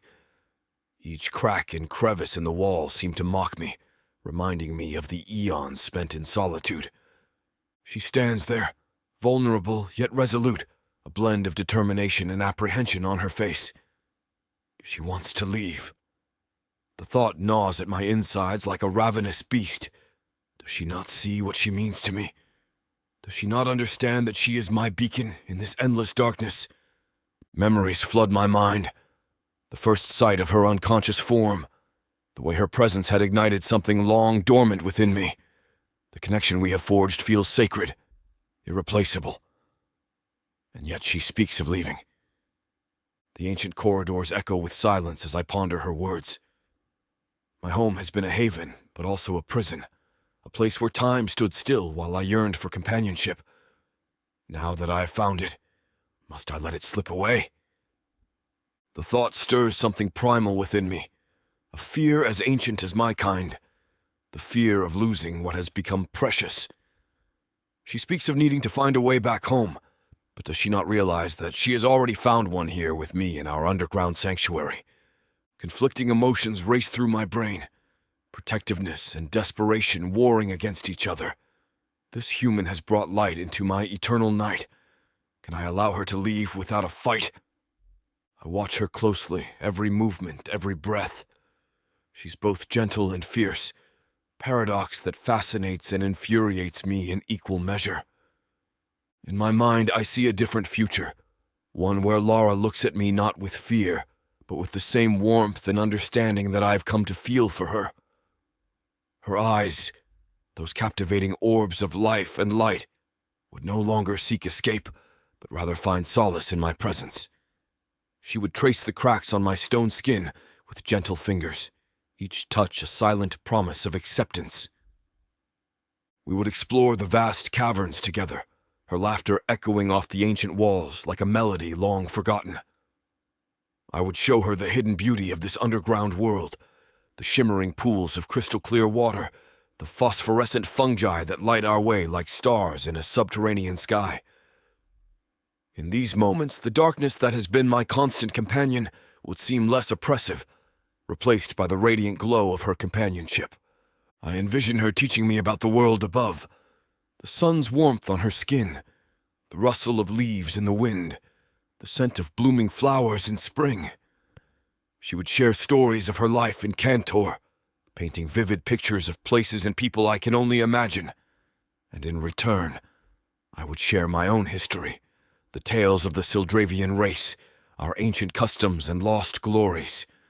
Our shared knowledge would weave a tapestry of connection, bridging the gap between our worlds. In this imagined future, Lara and I are not just companions, but partners. We face challenges together, our bond growing stronger with each trial we overcome. Her friends may come searching for her, but she would choose to stay, not out of obligation or fear, but because she has found something irreplaceable here with me. Our lives intertwined like the roots of an ancient tree, growing deeper and stronger over time. I imagine us finding moments of peace amidst the chaos, her head resting against my chest as we sit by a glowing pool, her breath steady and calm. The weight of centuries lifts from my shoulders as I hold her close, our hearts beating in a synchronized rhythm that speaks volumes without words. In this vision, Lara is not just a visitor to my world. She's an integral part of it. And together, we carve out a sanctuary where love and companionship flourish amidst the ancient stones. A place where neither of us feels alone again. This future feels so vivid, so real in my mind's eye. If only... I take a resolute step toward her, my gaze filled with determination. She cannot leave, not when I have just begun to understand the warmth of her companionship. I'm sure in time she will come to love me. Lara, I say, my voice rumbling through the cavern like distant thunder. This place, these depths, they are not a prison, but a sanctuary. Together, we can find solace here. Her eyes widen, fear mingling with confusion. She takes a hesitant step back, but I close the distance between us with an assertive touch. My hand rests on her shoulder, its size dwarfing her delicate frame. She flinches at first, but I soften my grip, trying to convey reassurance. Please, I implore, guiding her back toward the familiar depths of the cavern. Trust me. As we walk, the bioluminescent moss casts a glow around us, illuminating her golden hair like a halo. Each step we take echoes off the ancient walls, a symphony of our intertwined fates. The air grows cooler, but my resolve burns hotter than ever. She stumbles slightly on the uneven ground, and I instinctively steady her with my other hand. Her skin feels warm against my rough exterior, a symbol of the life and vitality she brings into my world of stone and shadows. You don't see it yet, I continue, my voice softer now, almost pleading. But in time, you will come to cherish these moments we share. The world above may have its allure, but it has nothing that we cannot create here together. Her silence speaks volumes, an internal struggle mirrored in her eyes. Yet she does not pull away from me. Perhaps some part of her recognizes the truth in my words. We reach a more familiar part of the cavern, the place where she first awoke in my presence. The dim light here is almost comforting now, casting gentle shadows that dance across the walls, like ancient spirits bearing witness to our bond. I turn to face her fully, letting my hand fall away but staying close enough to feel her warmth. Lara, I say again, more gently this time. Give this place a chance. Give us a chance. Her eyes meet mine, and for a moment, just a fleeting moment, I see something shift in their depths. Not fear or apprehension, but something softer, something that gives me hope. And in that fragile connection, I find the strength to believe that one day she will see what I see. That this cavern is not just a refuge from the world above, but a home where we can both belong. I take a deep breath, steadying the turmoil inside me. Lara, I say, my voice firm, you will love this one day. Her eyes widen, shimmering with unshed tears. She doesn't respond, but her silence speaks volumes. I see her chest rise and fall in quick, shallow breaths, her vulnerability laid bare before me. With deliberate care, I reach for the thick vines hanging from the cavern walls. The bioluminescent moss casts a faint glow over us, highlighting every tremor in her delicate frame. I approach her slowly, each step echoing in the ancient chamber. It's for your own good, I murmur. She doesn't resist as I guide her to a smooth rock slab. Her eyes remain fixed on mine. I position her arms above her head and secure them with the vines. They wrap around her wrists snugly. She flinches at the contact, but does not pull away. The tears that have gathered in her eyes now spill over, tracing silent paths down her cheeks. Her submission tugs at something deep within me, that flicker of hope that perhaps she will come to accept this life with me. I finish tying her down, ensuring she is secure. As I step back to observe my work, a sense of satisfaction mingles with a strange tenderness. Her silent cries pierce through the cavern's gloom, each tear a testament to the bond we are forging. In my ancient heart, I believe she will understand one day. She will see this sanctuary for what it truly is, a place of safety and belonging. Lara, I say, my voice reverberating through the chamber. You are not alone here. We have each other. She closes her eyes, fresh tears streaming down her face. Yet she remains still, her silence an unspoken acceptance of our shared fate. In that moment, amidst the glow of bioluminescent moss and the echoing silence of the cavern, I hold on to the belief that she will come to cherish this life we are creating together. One step at a time. Chapter 13. Lara. Vines dig into my wrists, each twitch reminding me of the pitiful state I find myself in. The rock slab beneath me is cold and unforgiving, pressing into my bones through my thin clothing. My shoulders slump under the weight of it all, and I feel the edges of despair creeping closer. Why fight? Zerith's overwhelming presence fills every corner of this chamber. His eyes, those unyielding orbs, never stray far from me. Resistance seems as futile as shouting at the wind. "Please try and settle down." Zerith rumbles from across the cavern, his voice a deep vibration that resonates through my chest. He stands tall and immovable, like an ancient sentinel. I swallow hard, my mouth dry. "Why are you doing this?" My voice sounds small, even to my own ears. "For your own good," he repeats himself. "You need time to understand." Understand what? That I'm his captive? That my freedom now belongs to the shadows of this forgotten realm? The bioluminescent moss casts a dim glow, painting Zerith in shades of blue and green. He moves closer, and every step makes my heart pound louder. His touch earlier had been gentle yet firm, but now there's an unmistakable determination in his gaze. "You're not alone here," he says. "I'm with you." His words should comfort me, but they only deepen the pit in my stomach. The thought of never seeing daylight again, never feeling the cold breeze on my face, it's too much to bear. I pull against the vines once more. My fingers are numb from the tightness. "This isn't right," I whisper to myself, though I'm certain he hears it too. Zerith sighs, a sound like grinding rocks. "In time, you'll see things differently." I shake my head, tears blurring my vision. "You don't understand what you're asking of me." "Perhaps not," he concedes, "but I believe you'll find peace here." Peace? How can I find peace when I'm bound and confined to this cavern? My spirit feels like a caged bird fluttering against its confines. As the minutes stretch into eternity, resignation seeps into my core. Fighting him feels like trying to stop a river with bare hands, pointless and exhausting. Maybe if I bide my time, I'll find another way out. Sadness wraps around me like a thick, suffocating fog. I keep trying to loosen the vines, but they hold me tight, their rough texture biting into my skin.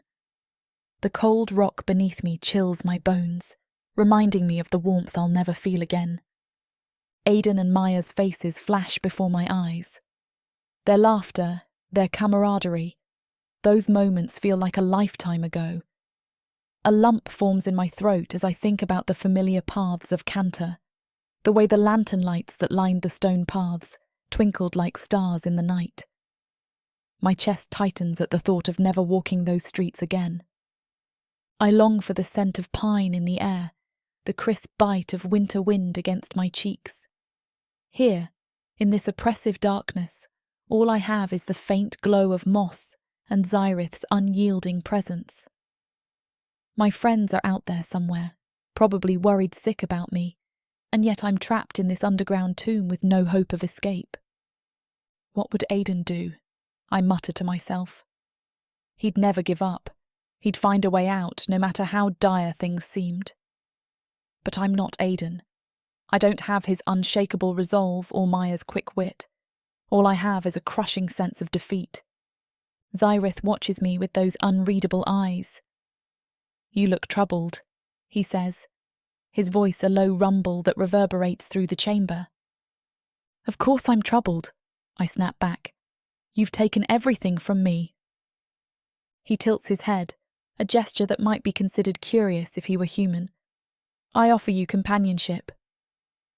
Companionship? I laugh bitterly. What kind of companionship involves tying someone down?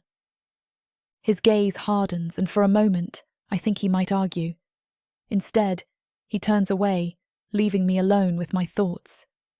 Tears blur my vision as memories flood back, hunting trips with Aiden and Maya, sharing stories by the fire, the simple joy of being free to roam wherever we pleased.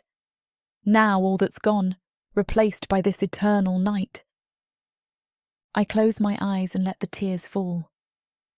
Maybe if I let myself grieve for what I've lost, I'll find some strength to face whatever comes next. For now, though, all I can do is mourn the life that was stolen from me by this monstrous fate. Hours pass, or maybe it's days. Time has lost its meaning in this underground tomb. The vines still hold me tight, but my struggle has waned. Zerith's massive form shifts in the shadows, always watching but never threatening. A strange sense of calm washes over me. I hear a soft shuffle of movement, then feel something warm and fragrant pressed to my lips. I open my eyes to find Zerith holding a bowl filled with a steaming broth. It seems hearty and inviting. "Eat," he says simply. I hesitate, but the gnawing hunger in my stomach overrules my pride. I sip the broth, and its warmth spreads through me, momentarily pushing away the chill that has settled into my bones. As I drink, I can't help but study him. He seems almost softer in this dim light, his rough edges somehow less menacing. "Why are you doing this?" I ask between sips. "Because you need it," he replies. His words are simple, but carry a weight that makes me pause. Despite everything, he is taking care of me. It doesn't erase what he's done or how trapped I feel, but it's a sliver of hope in an otherwise bleak existence. With each passing day, Zerith's small acts of kindness continue to surprise me. His rough hands, so capable of crushing, instead offer warmth and sustenance. I sip the broth he provides, the flavours mingling on my tongue. Each sip brings a little more life back into my weary body. He loosens the vines enough for me to sit up, allowing blood to flow back into my numb limbs.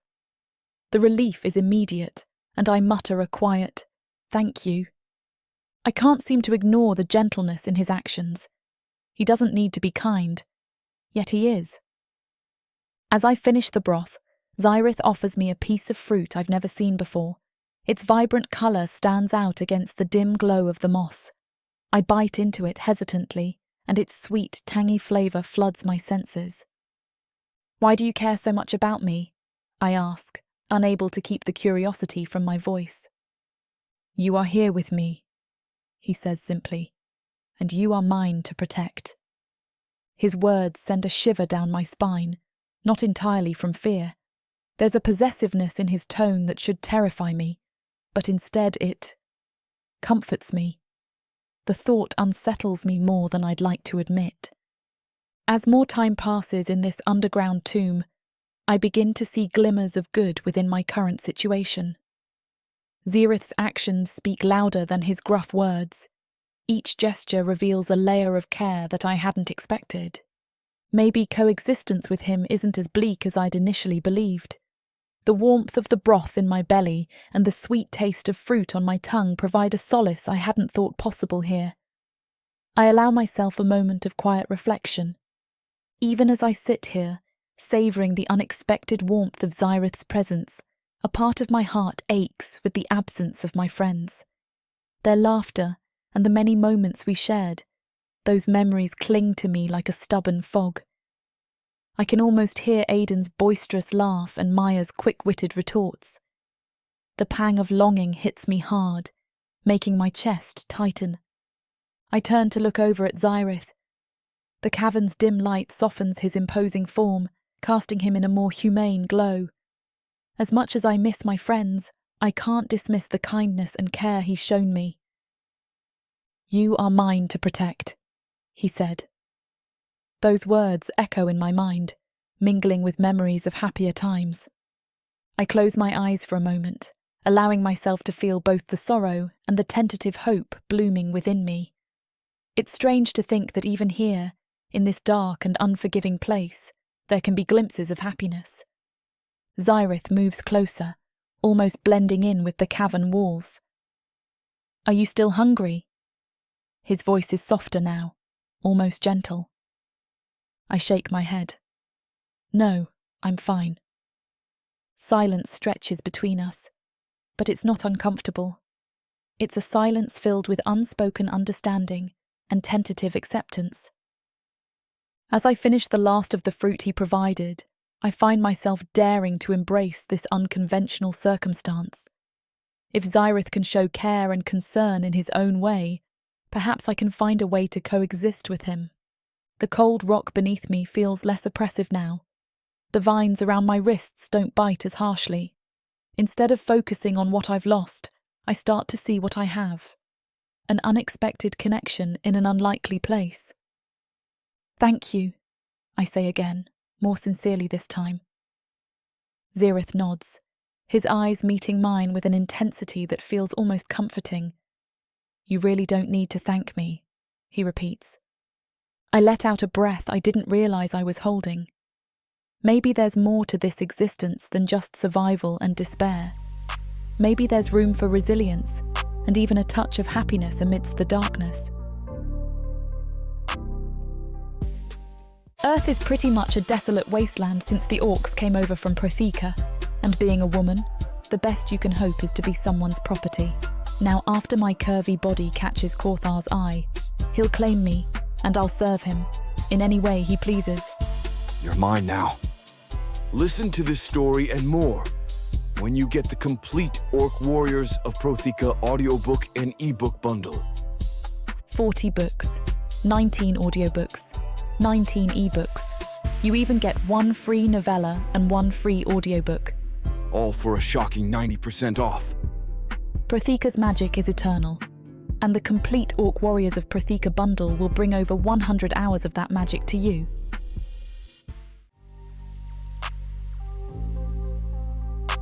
Chapter 14. Zerith. Lara's soft breathing fills the chamber, a melody that soothes my ancient heart. I watch her, tied up with vines, sitting on the rock slab. She no longer looks at me with fear or anger. Her eyes have softened, reflecting a growing acceptance I dared not hope for. "Are you comfortable?" My voice rumbles through the cavern. "Yes," she replies, her tone gentle. I nod, feeling a surge of emotion I can scarcely name. Each day with her here deepens my feelings, not just gratitude for her presence, but something more profound. "Tell me more about your world," I ask, eager to hear her speak. She shifts slightly, the vines holding her but not uncomfortably so.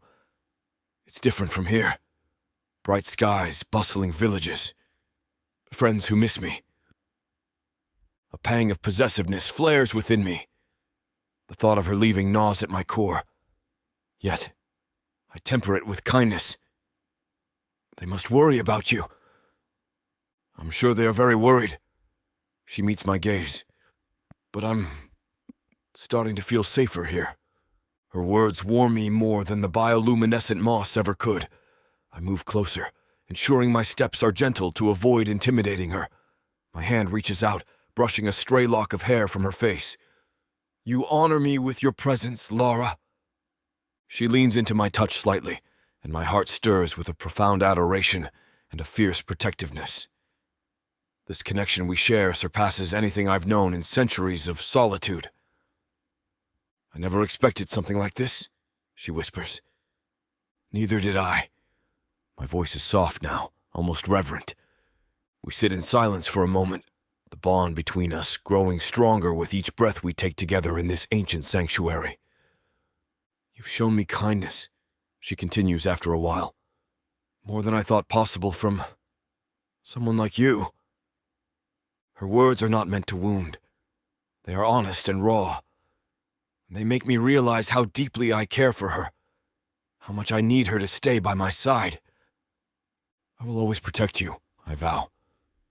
She nods slowly, understanding in her eyes. And in that moment, surrounded by the ancient rocks and the quiet beauty of our bond, I know that I cannot let her go. I feel like my growing love for Lara is both a blessing and a burden, a desire to cherish and a need to possess. And as she leans further against me, trusting and content, I realize that our destinies are now entwined in ways neither of us could have ever foreseen. As the days continue to pass, her acceptance of our shared existence warms my ancient heart. Each day, she grows more at ease in my presence, and her eyes no longer betray thoughts of escape.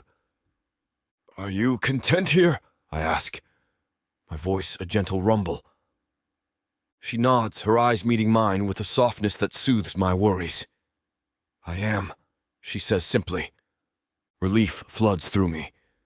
She has learned the value of our bond, and the absence of further attempts to flee reassures me.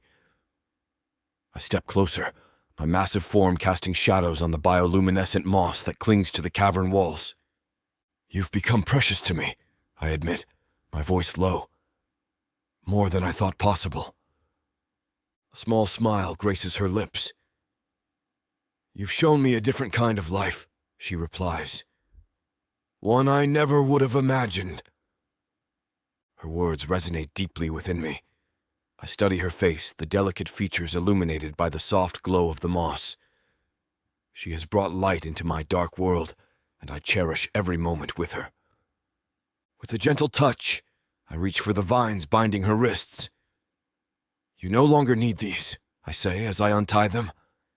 She watches me with curiosity, her eyes reflecting the flickering light.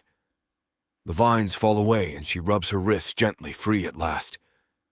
Thank you, she murmurs, gratitude evident in her voice.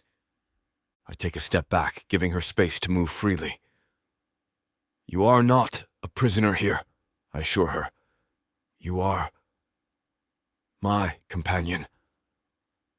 She stands, stretching her limbs with newfound freedom.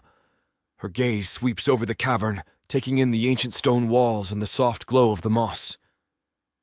It's beautiful in its own way, she says softly. I nod in agreement. Her approval fills me with a sense of peace. No longer do I fear losing her. As she moves about the cavern, I watch her with a heart full of gratitude and awe. Our bond seems almost unbreakable, and for the first time in centuries, I feel truly alive. As more time passes, I dedicate myself to Lara's happiness. Each day I rise with a renewed purpose, to bring light to her life in this underground sanctuary.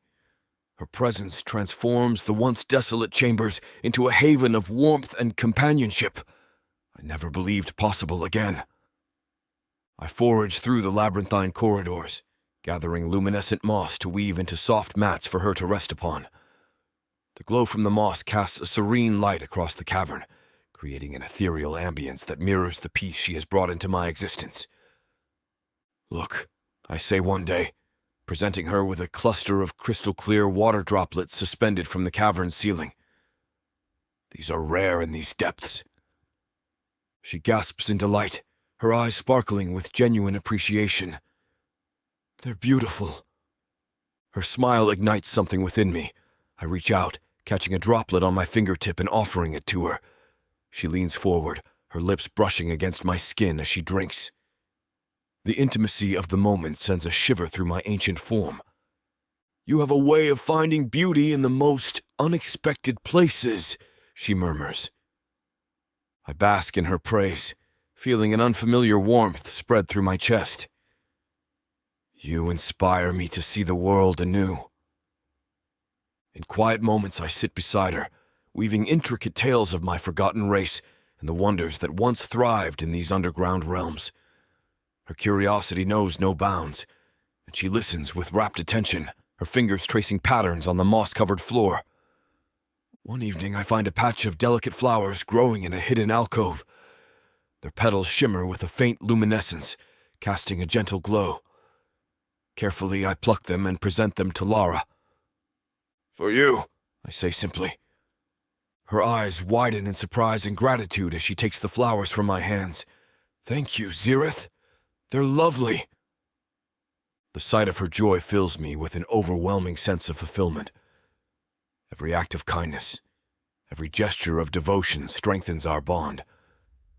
Her laughter echoes through the cavern like music, banishing the shadows that once plagued my soul. Lara's contentment becomes my guiding star. Each day is a testament to our growing connection, a bond forged in darkness, but illuminated by mutual understanding and affection. With every passing moment, I strive to make this underground sanctuary not just a place of refuge, but a true home for both of us. And in doing so, I find my own heart healing in ways I never thought imaginable. I'm comforted daily by how happy Lara seems as she sits on the moss-covered rocks, her eyes closed as she breathes in the tranquility of our sanctuary. I move closer, careful to keep my steps light. Lara, I murmur, my voice a soft rumble that reverberates through the cavern. She opens her eyes and smiles at me, a smile that warms my ancient heart. Yes, Zerith? I reach out, my fingers brushing against her cheek. The softness of her skin under my touch sends a shiver through me. "You are a marvel," I say, unable to hide the adoration in my voice. Her cheeks flush a delicate pink. "Thank you," she whispers. With gentle hands, I tuck a strand of her golden hair behind her ear. Her hair feels like silk against my rough fingers. I never thought I would find such beauty in my existence. She leans into my touch, closing her eyes again. And I never thought I would find peace in such a place. Her words resonate within me, filling me with a sense of purpose and fulfillment I have not felt in eons. I lean closer, pressing my forehead to hers, feeling the warmth of her skin against my own cool exterior. "You bring light to my darkness," I whisper. She places her hand on mine, her touch sending waves of warmth through me. "And you bring me comfort," she replies. I lift her hand to my lips and press a tender kiss to her knuckles. Her breath hitches at the contact, and she looks up at me with wide eyes. "Zerith, I will cherish you always," I vow softly. She smiles again, and the sight of it is like a balm to my weary soul. "And I will cherish you." We sit in silence for a while, simply enjoying each other's presence. Every glance, every brush of our skin against each other deepens the bond we share. "Lara," I say finally, breaking the comfortable silence. "Yes?" She looks at me expectantly. I take both of her hands in mine, feeling their warmth seep into me. "You have made this cavern finally feel like home." Chapter 15. Lara. The dim light from the bioluminescent moss casts a soft glow on Zerith's form. His rough exterior contrasts with the gentle way he watches over me.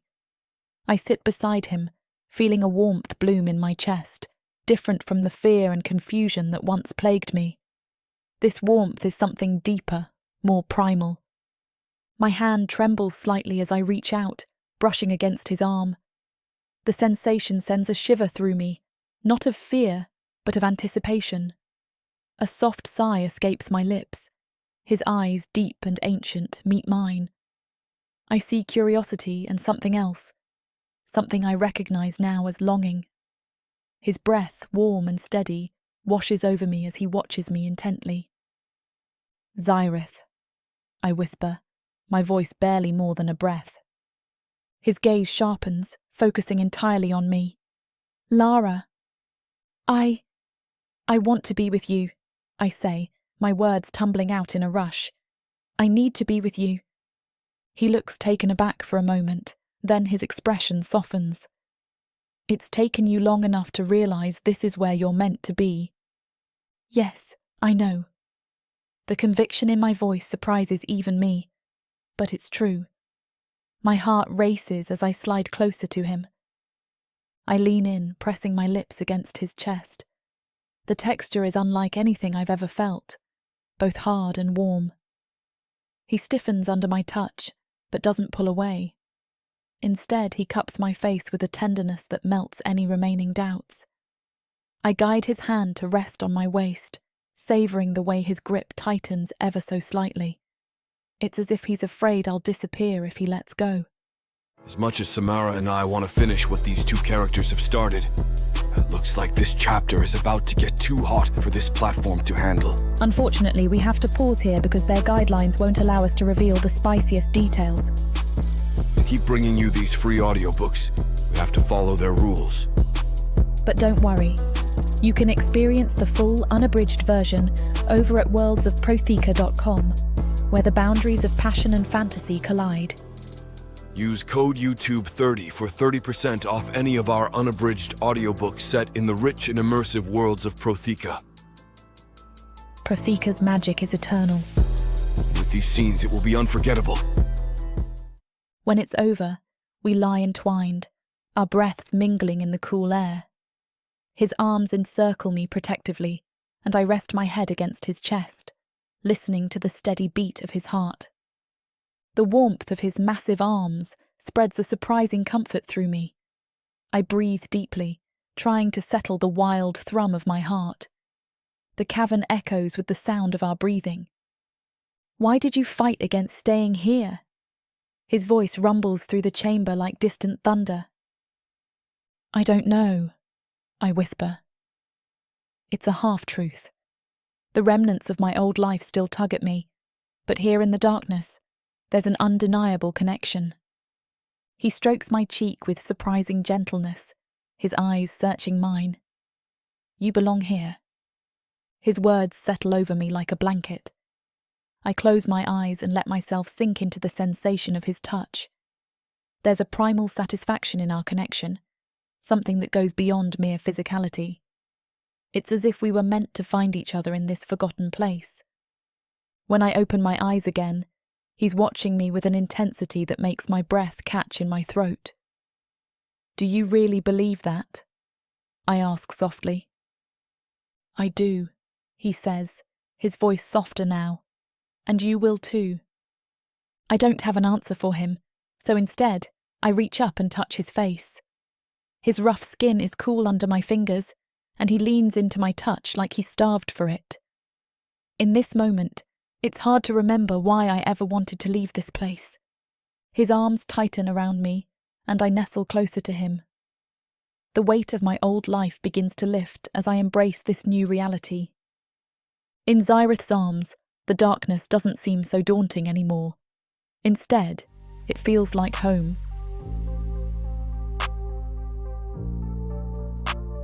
Chapter 16. Zerith. I lie beside Lara, our bodies intertwined in a loving embrace after our magical coupling. Her warmth is soothing compared to the cool stone beneath us. Her head rests on my chest, and I feel the rhythmic rise and fall of her breath. Zerith, she whispers softly. In the quietude of the moment, her voice is like a delicate thread pulling me from my reverie. She continues. Is there ever a chance for us to be above ground together? Not because I want to escape, but to simply witness the sun's warmth once more? Her words hit me like a hammer blow, each one striking a chord deep within me. My body tightens with unease. The thought of venturing beyond our sanctuary, of exposing ourselves to the dangers above, fills me with dread. It means facing a world that has long forgotten my kind. Yet, I understand her longing. The sun's warmth is something even I remember with a bittersweet ache. Lara, I murmur, my voice betraying my inner turmoil. The world above, it's not as safe as it once was. She turns her head slightly, her eyes searching mine for understanding. I know, she whispers. But I miss the sun, the way it feels on my skin. I feel her hope mingling with my fear. Memories of sunlight and open skies flit through my mind, but so do memories of loss and destruction. The sun, I begin, choosing my words with care, is beautiful, yes, but the world has changed since I last saw it. Lara's hand tightens on mine. We could face it together, she says softly. Her faith in us shakes me to my core. I want to give her everything she desires, yet the thought of losing her to the unknown is unbearable. But her eyes hold such conviction that I cannot dismiss the idea outright. I would do anything for you, I confess, my voice raw with emotion. But I fear what lies above. She presses closer to me, her warmth seeping into my stone-cold form. Just one day, she pleads softly, to see the sun together. I close my eyes and inhale deeply. For her, I would face any danger. The sun's warmth. It could be worth the risk. We will think on it, I say finally, feeling both hope and trepidation intertwine within me. But for now, let us find comfort in each other. Lara nods and rests her head against my chest once more. In the stillness of our cavern, we hold on to each other as if we are each other's only light in the darkness. As the night wears on, her words about the sun echo in my mind, an insistent whisper against the backdrop of my fears. The world above is fraught with dangers, yet her longing stirs something deep within me. My love for Lara courses through my veins, igniting a fire that refuses to be quelled by mere apprehension. I gaze at her peaceful face, illuminated by the gentle light of the moss. Her beauty is otherworldly, a beacon of life in the darkness that has been my home for centuries. Her desire to see the sun again, to feel its warmth on her skin, resonates with a part of me I thought long buried. The memories of sunlight are distant but vivid. The golden rays filtering through the leaves, the gentle caress of warmth on my stone-like form. Once I reveled in those sensations. But now, the thought of exposing Lara to whatever lurks above fills me with terror. Yet her hope persists in my mind, battling against my fear. Could we truly face it together? Her faith in me is unwavering, a testament to her strength and trust in my ability to protect her. I trace the contours of her face with my eyes, memorizing every detail, the curve of her lips, the softness of her cheeks, the delicate flutter of her eyelashes. She is everything I never knew I needed, and everything I fear to lose. I inhale deeply, letting the scent of damp rock and moss fill my lungs. The cavern has been my sanctuary for eons, but now it feels like a cage that holds not just me, but Lara's dreams as well. I don't want to hold her back. But have I been doing so all along?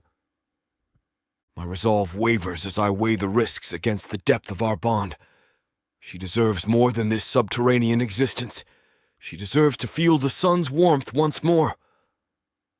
In this moment of contemplation, I hold her closer, feeling her heartbeat align with mine. For now, we find comfort in each other.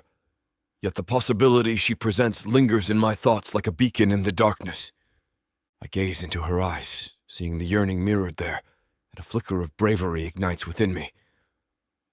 "Lara," I respond in a deep rumble, "I love you, and if you desire to see the sun again, I will do whatever it takes to fulfill your wish." The words leave my mouth, weighted with the promise they carry. Her eyes widen, hope glimmering like the first rays of dawn, breaking through a stormy sky.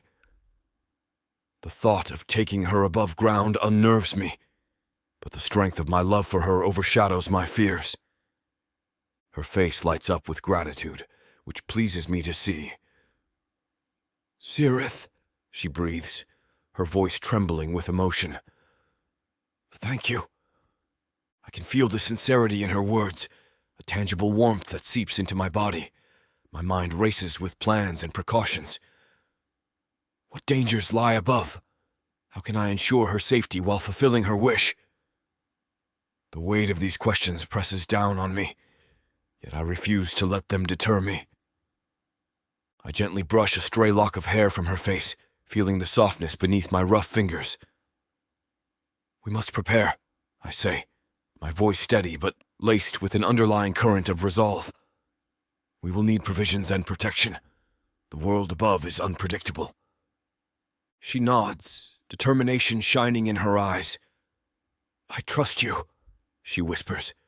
Those 3 words embolden me more than anything else could. They infuse me with a newfound resolve to protect and cherish her. The cavern around us seems to pulse with an energy it hasn't known for centuries. As we hold each other in that moment, I realize that my fear is no match for the love I feel for Lara. "Tomorrow," I murmur against her hair, "we will begin our preparations." Her arms tighten around me in response, a silent acknowledgement of the journey ahead. The darkness of our underground sanctuary feels less oppressive now, illuminated by the promise we've made to each other. My fingers continue to thread through her hair, each strand slipping through my grasp like silk. Her trust in me is overwhelming. I look at her face, soft and serene against the rough stone of our cavern.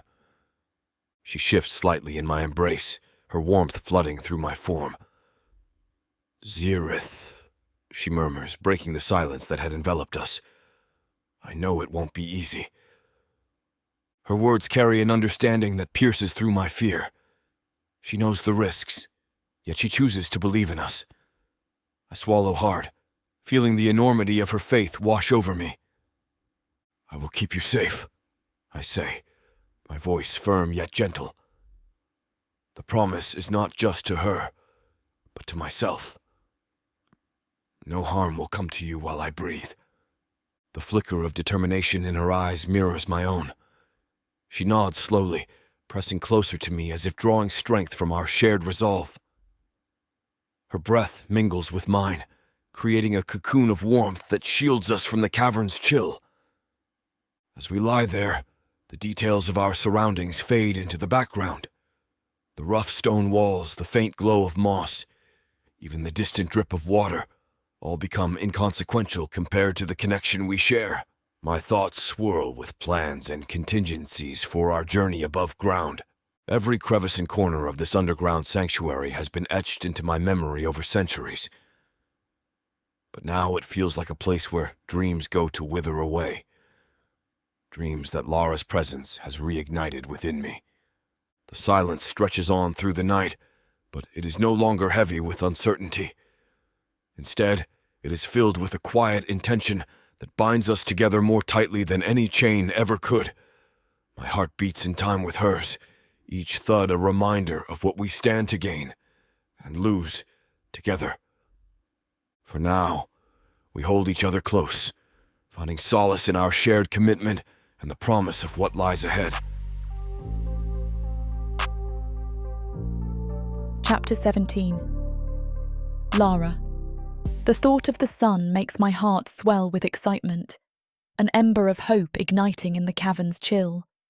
My mind buzzes with the idea of standing beneath its golden rays once more. Memories of sunlit forests and the scent of blooming viridiums flood back, vivid and intoxicating. Zerith's promise echoes in my mind, a tether pulling me toward a brighter future. I imagine us emerging from this subterranean world, our first steps bathed in light. The vision feels surreal, his massive form against the backdrop of a sky so blue it almost hurts to look at.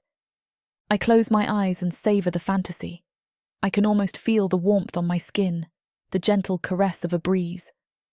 The underground air is thick and stale in comparison, a constant reminder of our confinement.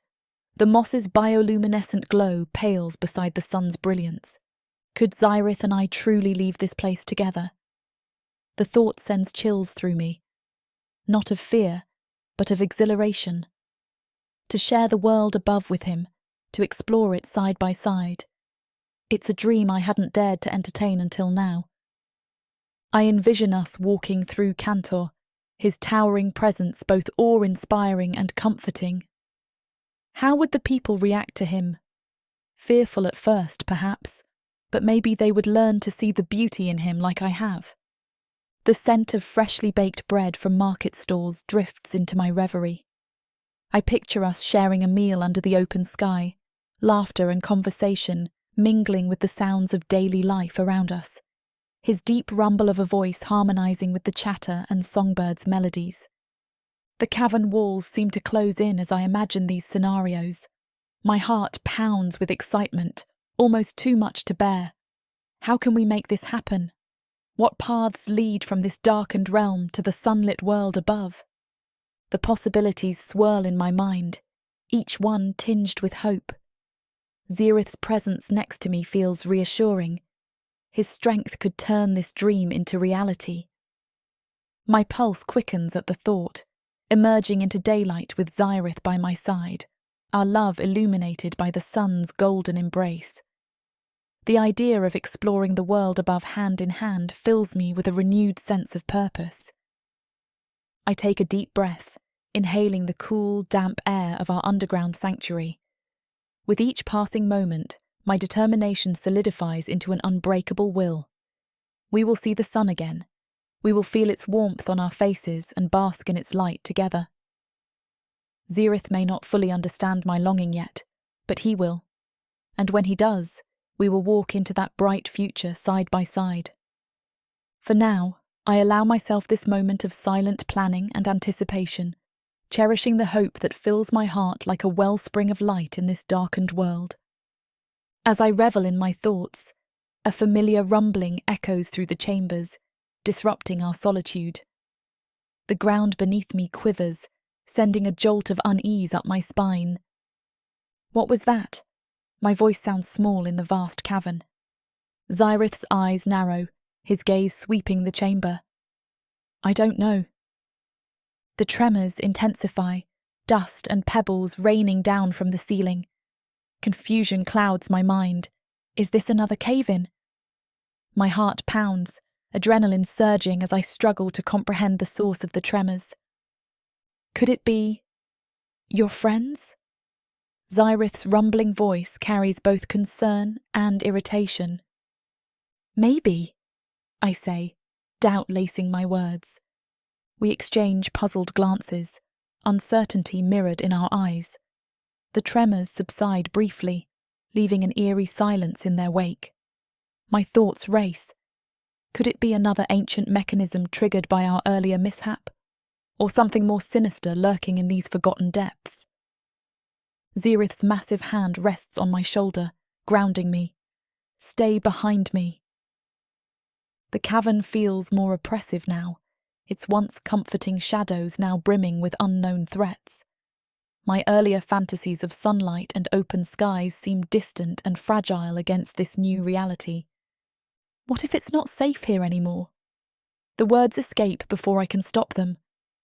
Zerith's grip tightens ever so slightly, his expression hardening. That's impossible, but we will face whatever comes. Together. His confidence should reassure me, but the unknown gnaws at my resolve. The air grows colder, every sound amplified by the cavern's acoustics, the drip of water, the rustle of unseen creatures. Should we check?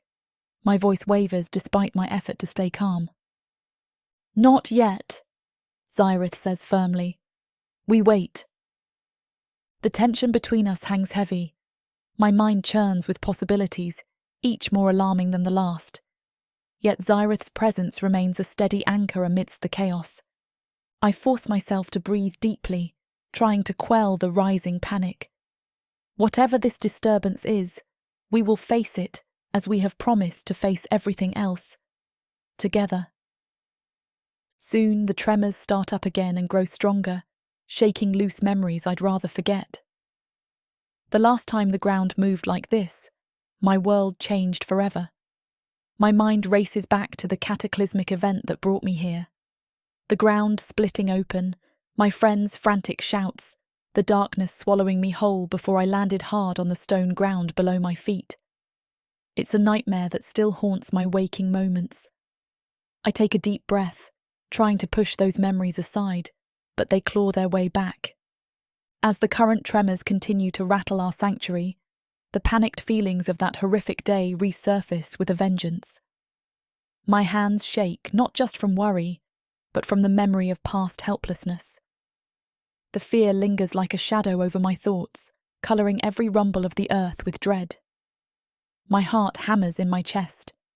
It seems to match the intensity of the quakes around us. Stay by me, he insists, his grip reassuring yet firm. I nod, swallowing hard against the lump in my throat. The echoes of that event mingle with my present terror, forming a knot of anxiety in my chest. Zerith's presence beside me should be comforting, yet a part of me can't shake the feeling of impending doom. Why now? The questions whirl through my mind, unanswered and unsettling. All I can do is cling to Zerith and hope this storm will pass, without shattering our fragile peace. Yet the tremors persist, each jolt reverberating through the chamber, amplifying my unease. Dust cascades from the ceiling like sand through an hourglass, and the bioluminescent moss flickers erratically, casting ghostly shadows on the cavern walls. I can't shake the sense that our sanctuary, once a haven, now teeters on the brink of collapse. A million emotions confront me at once, and I try to hold back the tears. The idea of being buried alive or trapped in these depths fills me with sheer terror. I glance around our chamber, taking in every detail. The rough-hewn walls marked by centuries of erosion, the moss's dim glow barely illuminating the space. It feels more like a tomb than a sanctuary now, its oppressive atmosphere closing in on me. What if there's another way out? I blurt out, desperation creeping into my voice. somewhere safer than here. Zerith's eyes narrow as he studies me, his expression inscrutable. You believe there's another path? I don't know, I admit, my voice cracking. But we can't just stay here and hope for the best. The tremors intensify even more, shaking loose more debris. My heart pounds with each quake, my breaths coming faster as panic claws at my chest. The scent of earth and moss fills my nostrils, grounding me momentarily. But the thought of the cavern collapsing over our heads sends me into a panic once more. I don't want to die here, not when my life with Zerith has only just begun. Stay close to me, he says again, his voice a deep anchor in the storm of my frantic emotions. I nod once more, though I feel far from settled. The past and present blur together in a swirl of chaos. Each tremor feels like a reminder of our fragility. He seems unperturbed, but I can't help but wonder if he's just as uncertain as I am. Mounting fear and concern intertwine within me as the minutes pass, raising alarming questions in my mind about our imminent safety and stability in this underground realm.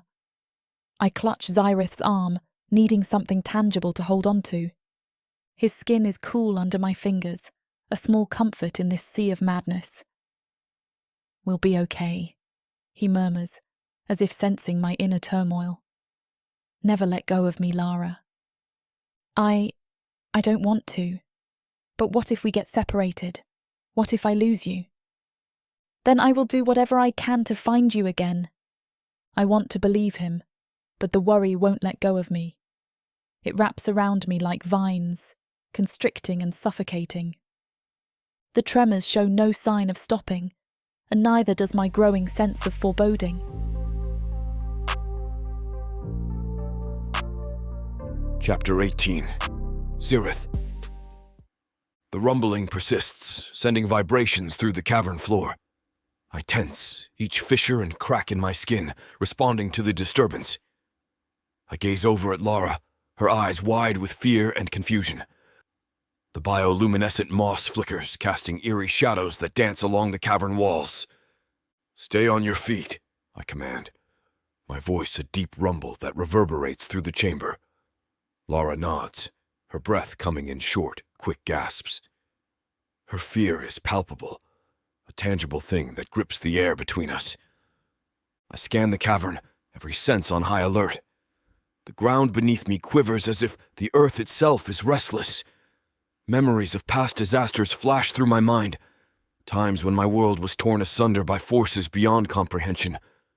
But this is different. This feels more deliberate. My thoughts churn like a turbulent river. Who could be causing this? The sanctity of my refuge is at stake, and with it, the fragile bond I've forged with Lara. I must protect her, no matter the cost. What if someone is coming to take her away from me? Away from this cavern that we've built into a home? The rumbling intensifies, an incessant reminder of our precarious situation. The sound grates against my ears, a low growl that seems to emanate from the very bowels of the earth. I clench my fists, feeling the rough texture of my skin against my palms. When will this end? Lara whispers. It always does, I reply simply. There has never been a time where the rumbling continues for too long. Don't worry, you're safe with me. She looks up at me, her eyes reflecting a trust that I don't want to break. The warmth of her presence anchors me amidst the chaos. The chamber shakes once more, dust and small rocks cascading from above. I instinctively shield Lara with my body, feeling each impact against my stony form. Her hands clutch at me, seeking solace in our contact. The uncertainty gnaws at me, a relentless predator lurking in the shadows of my mind. Yet I must remain strong, for her sake and mine. The connection we've built cannot be undone by mere tremors. Soon the rumbling morphs into the sound of shifting rocks. My eyes catch the sight of two human figures sliding down into the depths of the cavern, carrying objects unfamiliar to me. They carry a light source that flickers against the cavern walls, casting long, wavering shadows. My gaze narrows in both curiosity and caution. These intruders bear an uncanny resemblance to Lara's kind, yet their arrival feels intrusive, a stark violation of my shelter. Lara's gasp pierces the air, sharp and filled with recognition. Her voice quivers as she whispers, "Aiden! Maya!" Her words hang in the air like a ghost, resonating with both surprise and confusion. My mind races. Why have these humans come? Do they seek to reclaim Lara? The thought stirs a primal protectiveness within me, but I remain still, observing their every move. I weigh my options carefully. Confrontation may lead to unnecessary conflict, yet retreating would mean relinquishing control over this encounter. My instincts scream to protect Lara at all costs, but I must also understand these newcomers' intentions. Lara seems to know these beings, after all. As much as I want to protect what's mine, I don't want to upset Lara with any hasty decisions. In this charged silence, I prepare myself for whatever unfolds next, determined to safeguard the bond that has come to mean everything to me. The male, perhaps this is the Aiden she speaks of, moves with a steady determination, his brow furrowed in concentration as he navigates the uneven terrain.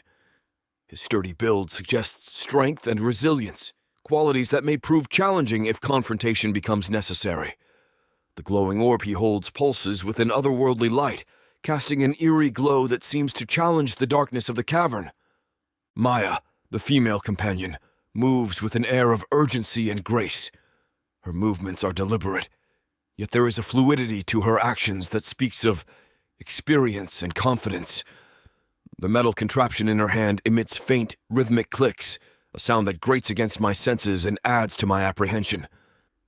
Each step Aiden and Maya take sends small showers of dust cascading from above, reflecting the disturbance they bring into our fragile haven. Their presence is a stark reminder of the world Lara left behind, a world that now encroaches upon my home with every heartbeat. The tension between us thickens as we watch her friends navigate the treacherous terrain. Lara's grip on my arm tightens. Her conflicting emotions seep through her touch. Fear for me, a longing for them. These humans, what do they mean for us? They intrude upon my asylum, disrupting the delicate balance I've fought to maintain for eons. Their arrival feels like an invasion, yet I see the longing in Lara's eyes. A longing not for escape, but for something familiar, something from her past. I remain motionless, blending into the cavern's rugged backdrop. The bioluminescent moss casts a ghostly glow over the scene, painting Lara's friends in a dim light. I cannot ignore the look in her eyes. These humans are more than intruders. They are threads from a life she has not entirely let go of. My gaze shifts between Lara and her friends. Their presence disrupts the delicate balance we have achieved. They carry tools and artifacts I do not recognize, objects that pulse with unfamiliar energy. That's when a realization dawns upon me. Are they here to rescue her? "Lara," I murmur, my voice low enough not to carry beyond us. "What do you wish to do?" Her eyes meet mine, a storm of emotions swirling within their depths. She looks back at Aiden and Maya, their determined expressions mirroring the strength I've come to admire in her. "I don't know," she whispers, torn between loyalty and newfound bonds. "They are my friends, but you are my sanctuary." The words hang between us like a fragile thread, ready to snap under the weight of the unknown. I sense her internal struggle, the desire for familiarity clashing with the bond we formed in this underground world. My heart aches with an unfamiliar sensation. Jealousy, possessiveness, yearning. What if they take her from me? What if she chooses them over us? The thought sends fissures through my ancient resolve. "Stay by my side," I implore softly, every word imbued with a desperate need for reassurance. Lara's hand squeezes mine, as if anchoring herself amidst the chaos of emotions threatening to overwhelm us both. We stand there, locked in silent communication, while Aiden and Maya inch closer. The weight of our choices looms over us like a shadow, an uncertain future teetering on the edge of this moment. The cavern's air feels thick, almost suffocating, as I stand beside Lara. My towering presence casts a long shadow over her, offering what little protection I can muster in this tense moment. The flickering light the devices carried by Aiden and Maya continue to play tricks on my senses, creating an ever-shifting landscape of light and dark. Each flicker adds to the surreal nature of this encounter. "Lara," I murmur, keeping my voice low and calm. "Are these your friends? Do you trust them?" She hesitates, her grip tightening around my arm further. Her eyes dart between me and her friends, a storm of emotions brewing within their depths. I do. With my life," she whispers, though the uncertainty in her voice betrays her words. Her admission sends a pang through me. Trust is a fragile thing, easily shattered and difficult to rebuild. "Then what do you want?" I ask, my voice barely above a rumble. The question hangs heavy in the air, demanding an answer she may not be ready to give.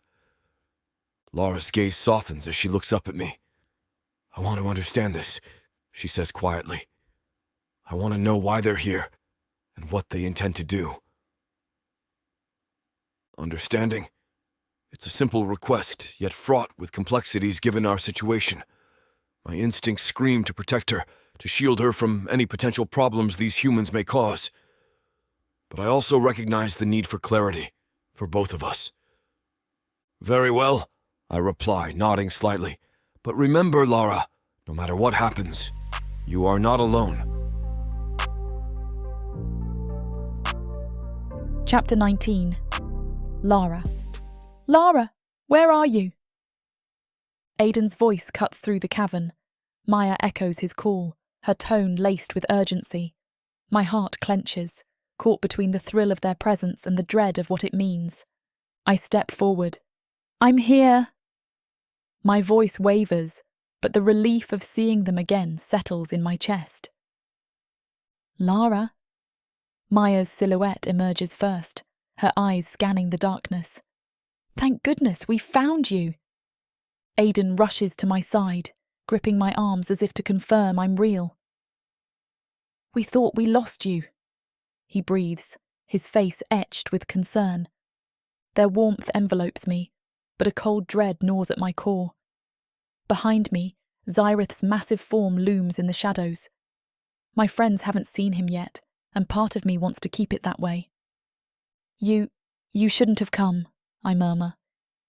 "Are you hurt?" Maya asks, her eyes wide with worry. "No, I'm fine." My gaze flickers towards Zerith. His presence is a comforting weight against my back, but also a stark reminder of the life I've been living down here. "Lara," Aiden's voice softens. "We're here to take you home." Home. The word hangs in the air like a phantom. What is home now? The bustling villages of Cantor, the familiar faces of my friends, or this dark sanctuary where I've found an unexpected solace? I dot. Words seem to falter on my lips. "Lara." Maya steps closer, her hand reaching for mine.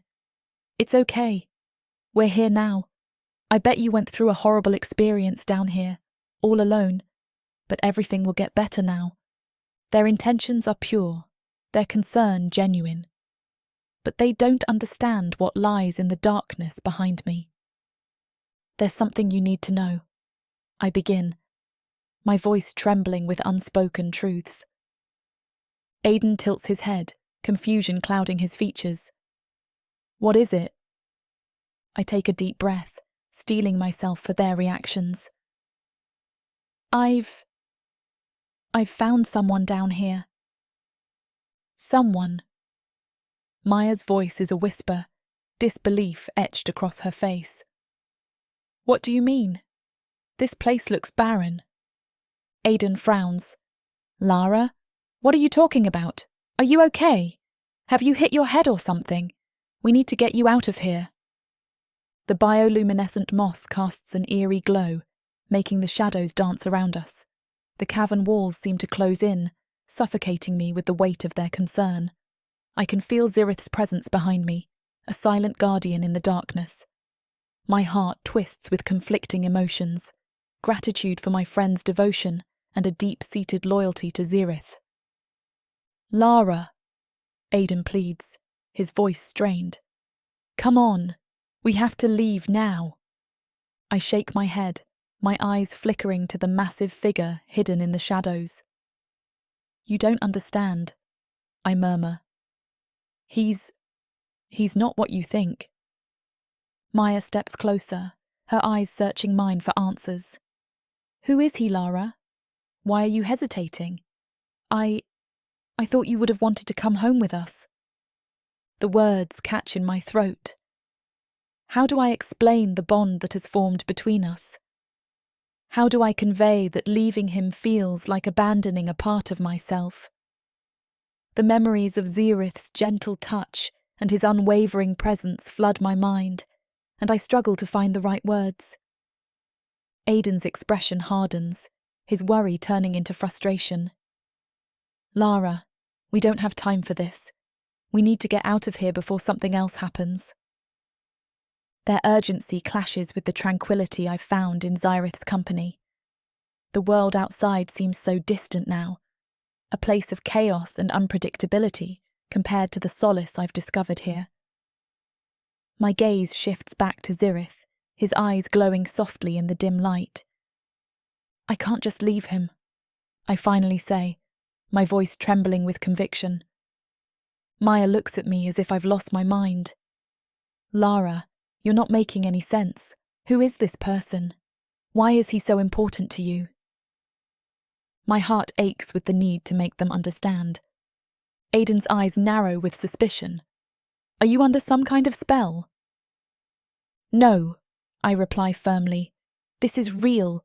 He's real." Their confusion mirrors my own inner turmoil, the struggle between returning to a familiar world and staying in this strange new life where I've found unexpected love. "Lara," Aiden says again, his voice breaking through my thoughts. "We came all this way for you. Please come back with us." The weight of their plea hangs heavy in the air, pulling me in two directions at once. Suddenly, a deep rumble emanates from Zerith's voice, reverberating through the cavern, drawing everyone's attention. He steps forward, his immense form emerging from the shadows. His presence commands the space, making it clear he won't be ignored. The bioluminescent moss casts an eerie glow on his stone-like skin, highlighting every weathered crack and crevice. My friends freeze, their eyes widening in shock and fear. "You will not take her anywhere," Zerith declares firmly, his voice a low growl that sends shivers down my spine. His words are not a threat, but a statement of fact. "She doesn't want to go with you, so leave her be." My heart pounds vigorously as I glance between Zerith and my friends. The cavern seems to shrink around us, the air thick with tension. Aiden and Maya's faces pale, their expressions teeming with horror. They have never seen anything like Zerith before. No one else has besides me. "Zerith," I whisper softly, trying to calm the storm brewing within him. But his gaze remains fixed on my friends, unshakable in his determination. I can see the conflict in Aiden's eyes, his protective instincts clashing with the sheer terror Zerith instills. Maya's hand tightens around her weapon, but she doesn't move. They are both rooted to the spot, paralysed by Zerith's commanding presence. My mind races uncontrollably, grappling with the reality of my situation. How do I bridge the chasm between my old life and this new existence with Zerith? How do I make them understand that I can't just leave him? Zerith takes another step forward, his massive frame casting a towering shadow over us all. "She belongs here now," he continues, his tone brooking no argument. Aiden grips my arm tight, as if he can pull me away from this nightmare through sheer willpower alone. But I know better. Zerith's resolve is unbreakable, and his protective instincts have only grown stronger since I've been here. My gaze flickers to Maya, who looks at me with pleading eyes. She wants me to say something, to explain this madness in a way that makes sense to them. But how can I? How can I articulate the connection that has formed between Zerith and me without sounding like I've lost my mind entirely? Please, I say softly, my voice barely above a whisper. You don't understand the situation. But they don't hear me. Their focus is entirely on Zerith, whose presence demands their undivided attention.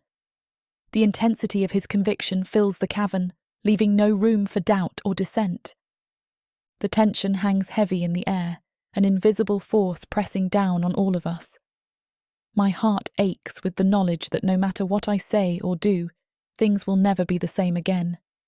And in that moment, as Zerith stands tall and resolute before my friends, I realise that this is my reality now, a world where love and loyalty intertwine with fear and uncertainty in ways I could never have imagined. Aiden and Maya's faces twist with confusion and uncertainty, their eyes darting between me and Zerith. The flickering bioluminescence casts eerie patterns on the cavern walls, heightening the surreal atmosphere. Is this real? Maya's voice wavers, her eyes wide with disbelief. She takes a hesitant step back. Her usual calm composure cracks, revealing the depth of her bewilderment. What is this thing? I swallow hard, my throat dry as sand. The weight of their stares feels like a physical burden pressing down on me. How can I make them understand? How can I explain the unexplainable? Aiden's brows knit together in a deep frown, his protective instincts warring with the fear evident in his eyes. Lara, he begins, his voice strained. What is going on here? Who, or what, is this? The air fills with conflict. Every breath I take is a struggle now. I feel Zerith's presence behind me like a solid wall, an anchor in the raging storm of emotions swirling around us.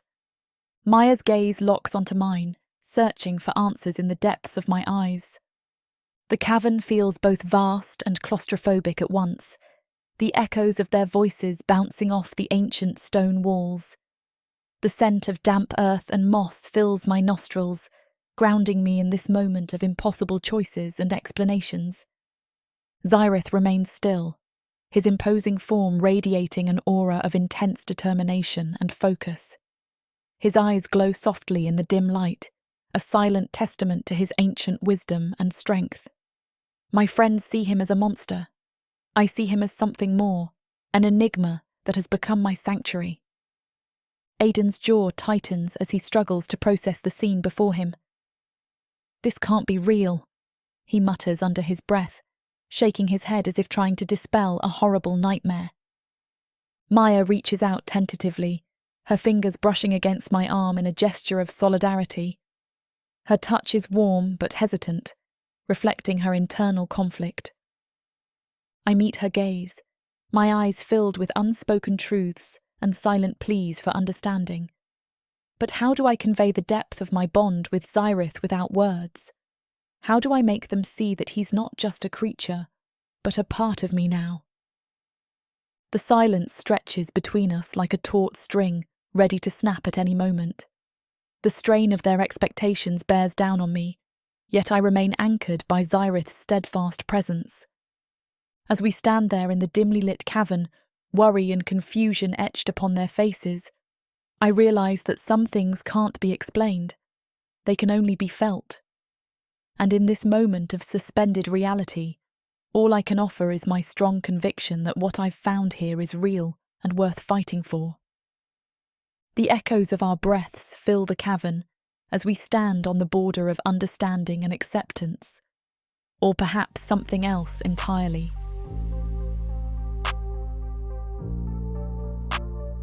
Chapter 20. Zerith, Aiden and Maya stand before me, wide-eyed and shocked beyond belief. I hold back a chuckle, pitying the poor humans. I don't blame them for shivering in my presence.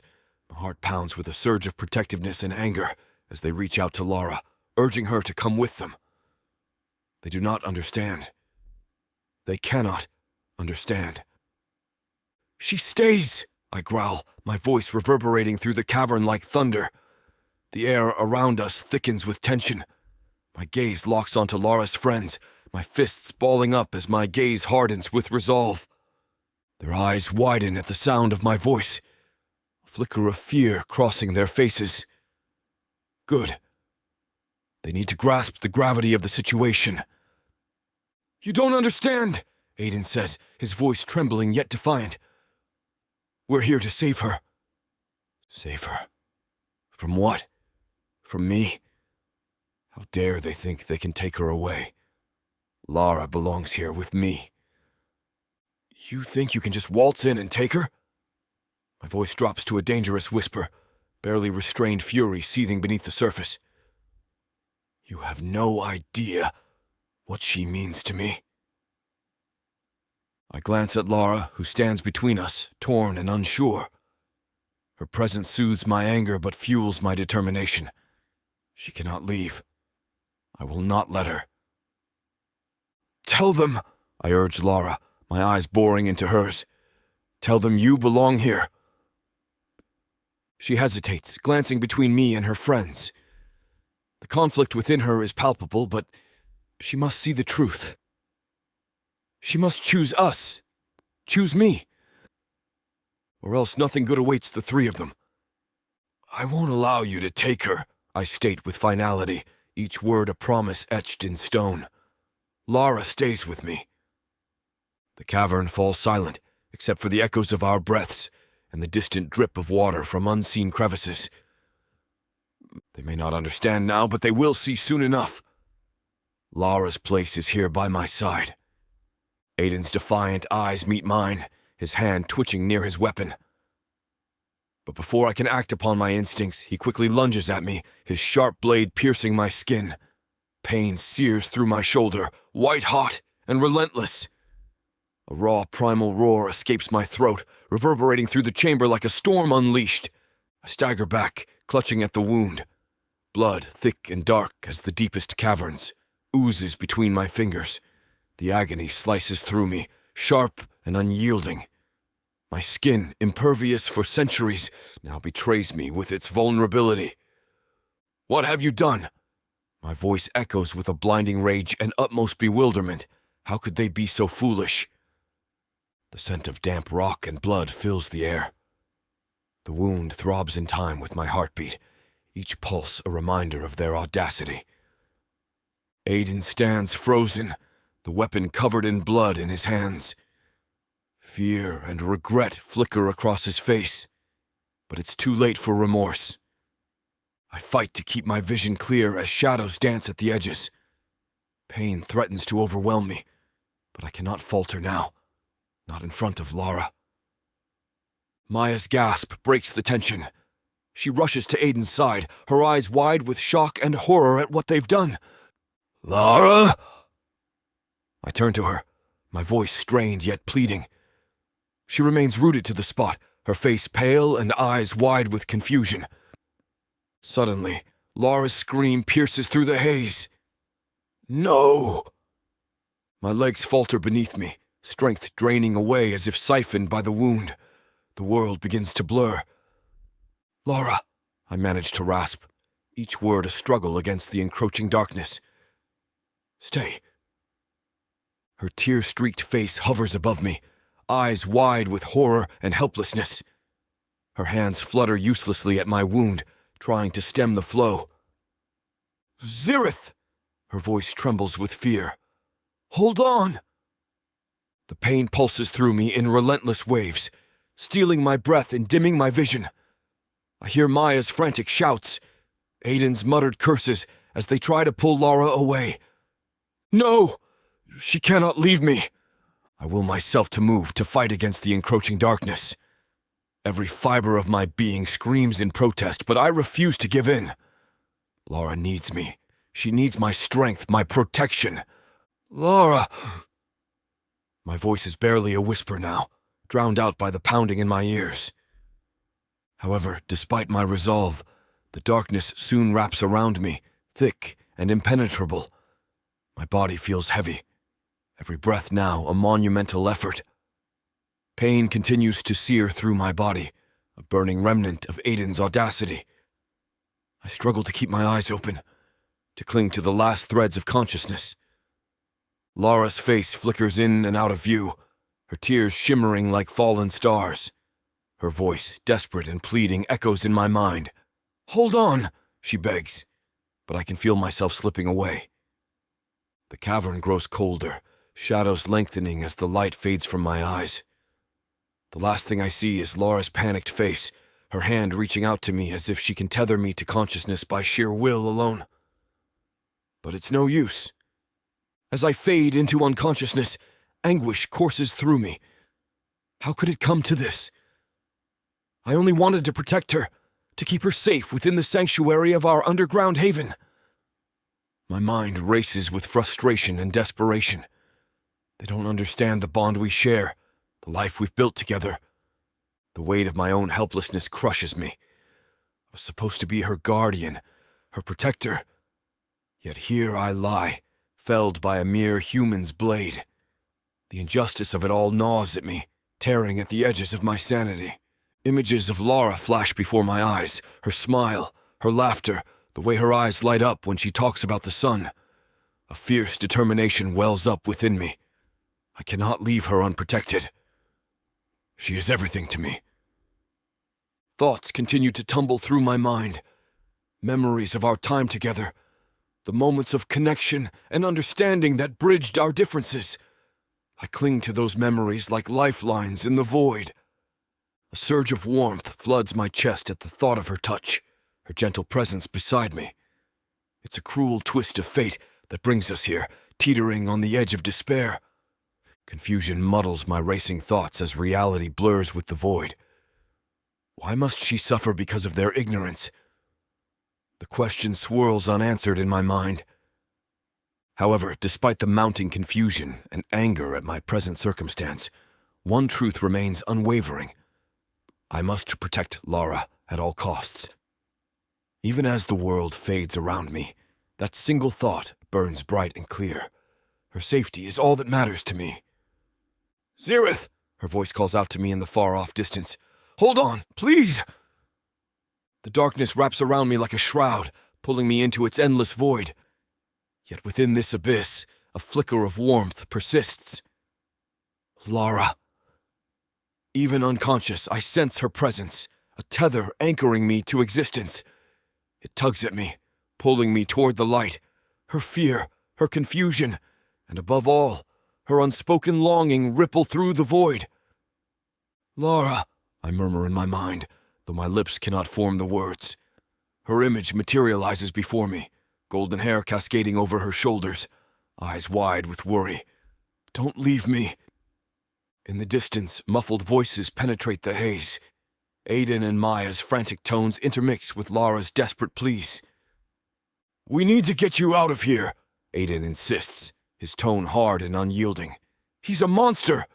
"No, I can't leave him like this," she insists, defiance lacing her words. Her desperation reverberates through my being. She wants to stay. She wants to be with me.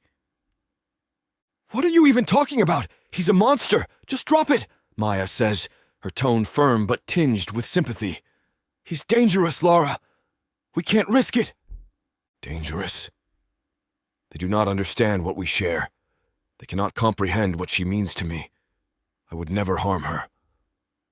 My mind struggles against the void, fighting to wake up to protect her. "I know he seems that way," Lara says, her voice softening with an emotion I recognize. Compassion. "But he's not what you think." "You're not thinking straight," Aiden retorts. "This place is messing with your mind." "No," she snaps back, determination flaring in her tone. "You don't understand." Each word is a lifeline pulling me from the depths of unconsciousness. Their voices blend into a symphony of urgency and confusion. "Lara," Maya pleads, "come with us." Silence stretches before Lara speaks again, her voice filled with resolve. "I can't leave him like this." Aiden sighs, frustration evident in his tone. "We don't have time for this crap." "Look at him," Lara pleads, her voice cracking with emotion. "He's hurt because of you. We can't just abandon him, she insists. Lara! Aiden's voice softens, trying to coax her. We need to get out of here. I'm not leaving him. Lara's cry is fierce and resolute. Her proximity sends warmth flooding through me, a stark contrast to the cold that numbs my body. Her hand rests gently on my wound, and I sense her resolve wavering between loyalty to me and the pull of her friends. Lara, cut this out, Maya urges gently. We need to go now. Lara's breath hitches. Her hesitation is palpable. I can almost see the conflict etched across her face, even in my mind's eye. Her fingers brush against my stone-like skin, a fleeting touch that sends ripples of warmth through my consciousness. Please, she whispers, more to herself than anyone else. Don't make me do this. With one last lingering touch, I weakly feel them pull her away from me. The absence of her warmth is a physical ache that cuts deeper than any blade. The muted sound of their retreating footsteps echoes through the cavern, growing fainter with each passing second. The darkness closes in again. As I teeter on the edge of survival, one thing remains clear. Our fates are bound together, no matter how hard they try to pull us apart. Chapter 21. Lara. My eyes flutter open, and the world around me blurs into focus. The weight of my body presses against the cold ground. Each limb is heavy and unresponsive. Above me, Aiden and Maya hover, their faces etched with worry. Their presence jars me back to reality. They must have used herbs to knock me out. The bitter taste lingers at the back of my throat. It's a lasting remnant of their betrayal masked as concern. Confusion seeps into my bones. It mingles with panic as the realization hits. They've managed to escape the cavern, dragging me along with them. Their craftiness surpasses my own convictions. How could they have outsmarted me? The cavern's darkness, once comforting in its familiarity, now feels distant and elusive. Instead, I find myself surrounded by the stark whiteness of the winter forest. The cold air nips at my cheeks. It's sharp and unforgiving. Snow crunches underfoot as Aiden shifts his weight. Zerith's face flashes in my mind. His deep-set eyes filled with a blend of protectiveness and longing brings a small smile to my face. The warmth of his touch still lingers on my skin. The thought of him lying unconscious amidst the ruins sends a deep pang through my heart. I struggle to sit up, muscles protesting against the movement. My breaths come in short gasps as I try to steady myself. Each inhale draws in the crisp scent of pine and earth. Aiden's hand hovers near mine, but doesn't touch me. His jaw is set in that stubborn way it always is when he's made up his mind about something. Maya's eyes meet mine briefly before she looks away, her expression torn between relief and guilt. They don't understand. They couldn't possibly comprehend what I left behind in that cavern. The connection I forged with Zerith amidst the darkness and solitude. I take in our surroundings, a clearing framed by towering evergreens draped in snow. The world feels both vast and constricting at once. Silent tears blur my vision as I wrestle with the conflicting emotions churning inside me. Gratitude for their rescue mixed with a profound sense of loss for what I left behind. Aiden, Maya, please, I beg, my voice cracking under the weight of desperation. You don't understand. I need to go back to him. Aiden's brow furrows. Lara, that was a monster back there. Have you lost your mind? He's not, I snap, my voice louder than intended. He's not what you think. Maya takes a step closer, her eyes pleading.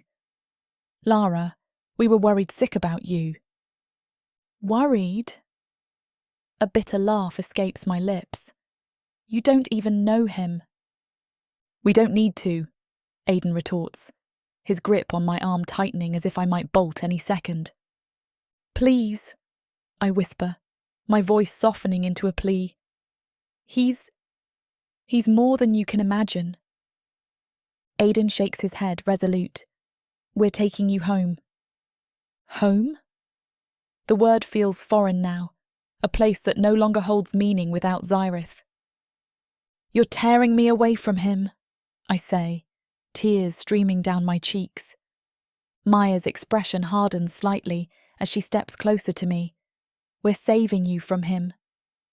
"No," I say fiercely, yanking my arm from Aiden's grip. "I love him." The words hang in the air like a bitter chill, freezing them both into silence for a moment before Aiden recovers. "You've been bewitched," he insists, grabbing me again. "No!" I scream, thrashing against his hold. "This is real," but their eyes glaze over with disbelief and pity. They see only a delusion or enchantment, not the love that binds Zerith and me together in ways they'll never understand. They pull me through the snow-covered clearing as I fight every step of the way, each step taking me further from the life and love I found in those dark depths. Each step feels like a betrayal, to Zerith and to myself, but they won't listen. Their minds are made up, their hearts closed off to the truth they cannot see. My struggle against Aiden's grip proves futile. His determination is a solid wall I cannot break through. My heart pounds, each beat echoing the desperation within me. I need to get back to Zerith. I need to be with him. We come to a halt near a small fire. Its flames flicker and cast shadows on the snow-covered ground. The air smells of burning wood, sharp and clean. My breaths come out in visible puffs and mingle with the smoke. Aiden's gaze hardens as he pulls a small flask from his satchel. "Lara, if you won't believe us, then maybe this will make you see sense." My eyes narrow at the flask, curiosity and dread swirling within me. "What is that?"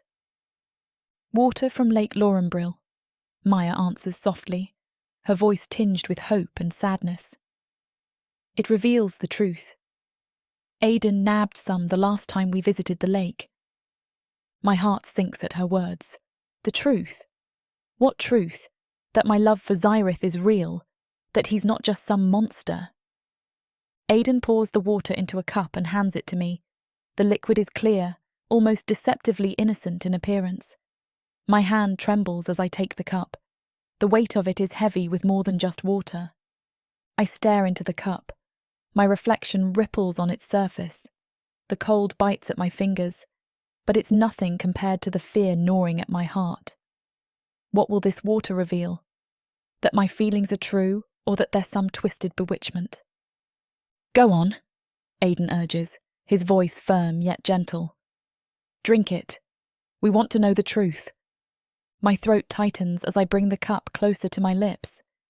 The scent of the water is clean, pure, untainted. Tears blur my vision as I lower the cup slightly, looking at Aiden and Maya through a veil of sorrow. "You don't understand," I whisper, my voice trembling. "This isn't just some enchantment. It's the truth. I love him. Why are you guys treating me this way? I thought you were my friends." "Then prove it. Drink the water," Aiden says softly but insistently, nodding towards the cup. The weight of their expectations presses down on me like a physical force. My heart aches with the knowledge that whatever happens next will lay bare my deepest feelings for all to see. My hand trembles again as I steel myself for what's to come, knowing that once I take that drink, there will be no turning back.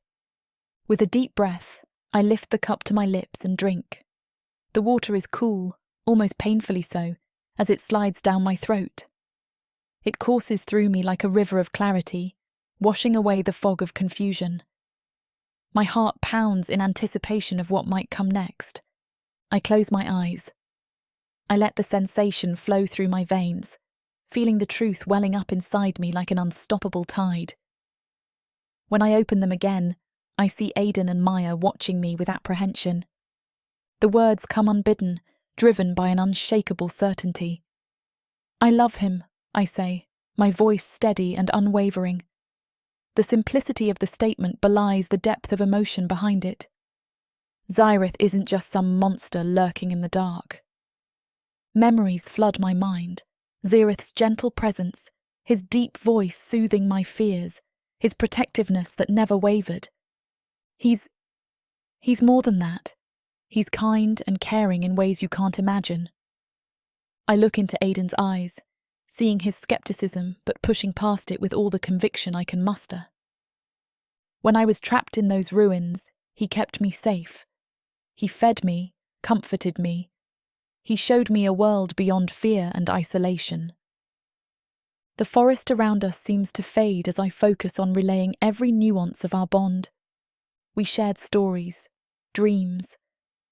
We connected in ways I never thought possible. He made me feel seen, understood.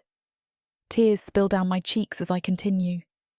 He's given me something real, something profound. My hands tremble as I clutch the empty cup.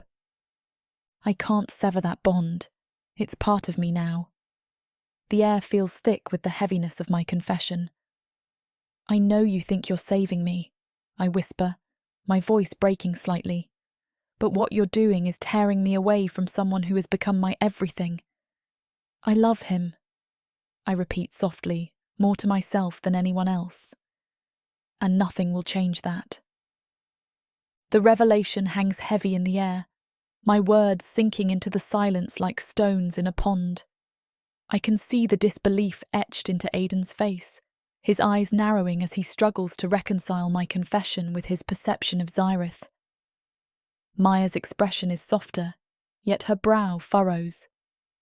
You can't be serious, Lara, Aiden says, his voice tight with frustration. He's not human, he's dangerous. I take a deep breath, steadying myself against the storm of emotions within me. He's more human than you think, I reply, my voice steady but tinged with sorrow. You didn't see what I saw. You didn't feel what I felt. Maya steps closer, her hand reaching out as if to bridge the gap between us. Lara, we're your friends. We want what's best for you. And you think tearing me away from him is what's best? I ask, my voice trembling with the weight of my emotions. Aiden shakes his head, disbelief still clouding his features. Lara, he's a monster. How can you love something like that? The fire crackles beside us, its warmth a stark contrast to the chill in the air. The scent of burning wood mingles with the crispness of pine and soil, grounding me in this moment of raw vulnerability. You have to trust me, I plead, looking into their eyes with all the sincerity I can muster. Zerith is more than what you see on the surface. He has a heart that loves and yearns just like ours. Maya's eyes soften slightly, but Aiden remains resolute, his grip on reality unyielding. The silence stretches between us, heavy and fraught with unspoken emotions.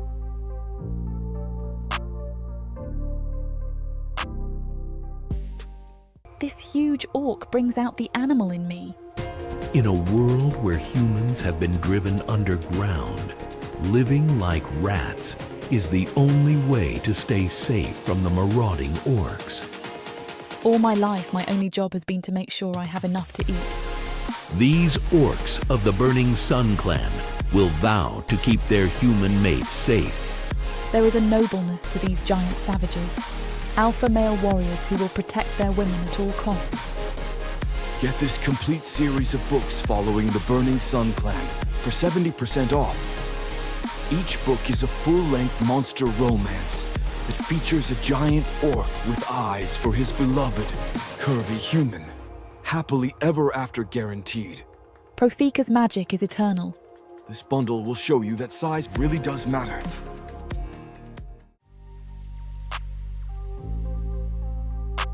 Chapter 22. Zerith, Darkness. The familiar comfort of the void surrounds me, but something gnaws at my mind, pulling me back to consciousness. My eyes snap open, and the memory of the attack rushes back with a force that threatens to drown me in rage. Pain throbs through my body, evidence of the treachery. But there is a deeper ache, one that transcends the physical, an emptiness where Lara should be. Those creatures dared to take her from me. Lara, I mutter through gritted teeth, the name burning on my tongue like a curse and a prayer all at once. My fingers dig into the cold stone beneath me, grounding myself as the world swims back into focus. The cavern's dim light does nothing to soothe the fury building within. As I start to shift my body, every muscle feels heavy. I force myself to breathe, each inhalation stoking the embers of my resolve. I force myself to stay down, assessing the damage done by the attack. I lie still, feeling every crack and crevice in my skin. Each one tells a story of time, solitude, and now, betrayal. My wound has stopped bleeding, thankfully. My senses soon sharpen as I lie there regaining my strength. Every sound is amplified in the cavern's silence. Why did they come? Why did they not understand? She is mine. We belong together. The air feels heavy, oppressive, as if it mirrors the turmoil within me. Their faces flash in my mind. Aiden's steely resolve, Maya's anxious glances. They thought they were rescuing her. Fools. They know nothing of what we share. Where is she? What have they done with her? These questions race through my mind, but I push them aside for now. Focus on what matters. Finding her, holding her close once more. Lara, I whisper again, the sound barely audible but filled with an intensity that echoes off the chamber walls. My eyes remain closed as I picture her, her golden hair framing her delicate face, her eyes filled with both fear and defiance when she first saw me. And later, those same eyes softening with acceptance and something more. The bond we forged was unexpected yet undeniable, and now it feels as if a part of me has been ripped away. A low growl builds in my chest as I remember her cries when they took her away from me. She begged them to let her stay.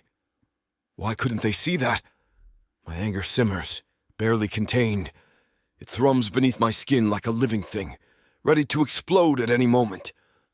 In my mind's eye, I see Lara's tear-streaked face, hear her voice breaking as she pleaded for our bond to be understood. Her friends didn't care. Their minds were closed to anything but their own perceptions of right and wrong. They will pay, I vow softly to myself, each word dripping with venomous resolve. My body remains still, but my thoughts are anything but calm. I need to plan my next move carefully. The surface world holds dangers I've long forgotten. But for Lara, I'll face them all. I will find you, I promise into the darkness, my voice echoing off the stone walls. And nothing will keep us apart. I do not move yet. Patience is a virtue I have learned over eons. But every second feels like an eternity as I lie there, preparing myself for the inevitable confrontation. They may have thought they could take her from me without consequence, but they do not understand what it means to awaken an ancient being's heart after centuries of desolation. I gather my strength and focus on what must be done next. Pain intertwines with my desperate determination, each throb of agony melding with the resolve that drives me forward. I push myself to my feet, muscles protesting but obedient to my will. Each calculated step I take echoes through the cavern, a reminder of my ancient strength and the unyielding purpose that now fuels me. The very thought of Lara sends a wave of warmth through me. It cuts through the cold, hard stone of my exterior. I follow the faintest trace of her presence, guided by an otherworldly connection that transcends time and physical barriers. It's as if an invisible thread links us and pulls me towards her with an undeniable force. The cavern walls shimmer with the faint glow of bioluminescent moss. Every shadow seems alive, every crevice a potential hiding place for those who dared to steal her from me. My senses are heightened. Each step I take is deliberate and measured. The weight of centuries presses down on me, yet my love for Lara propels me forward.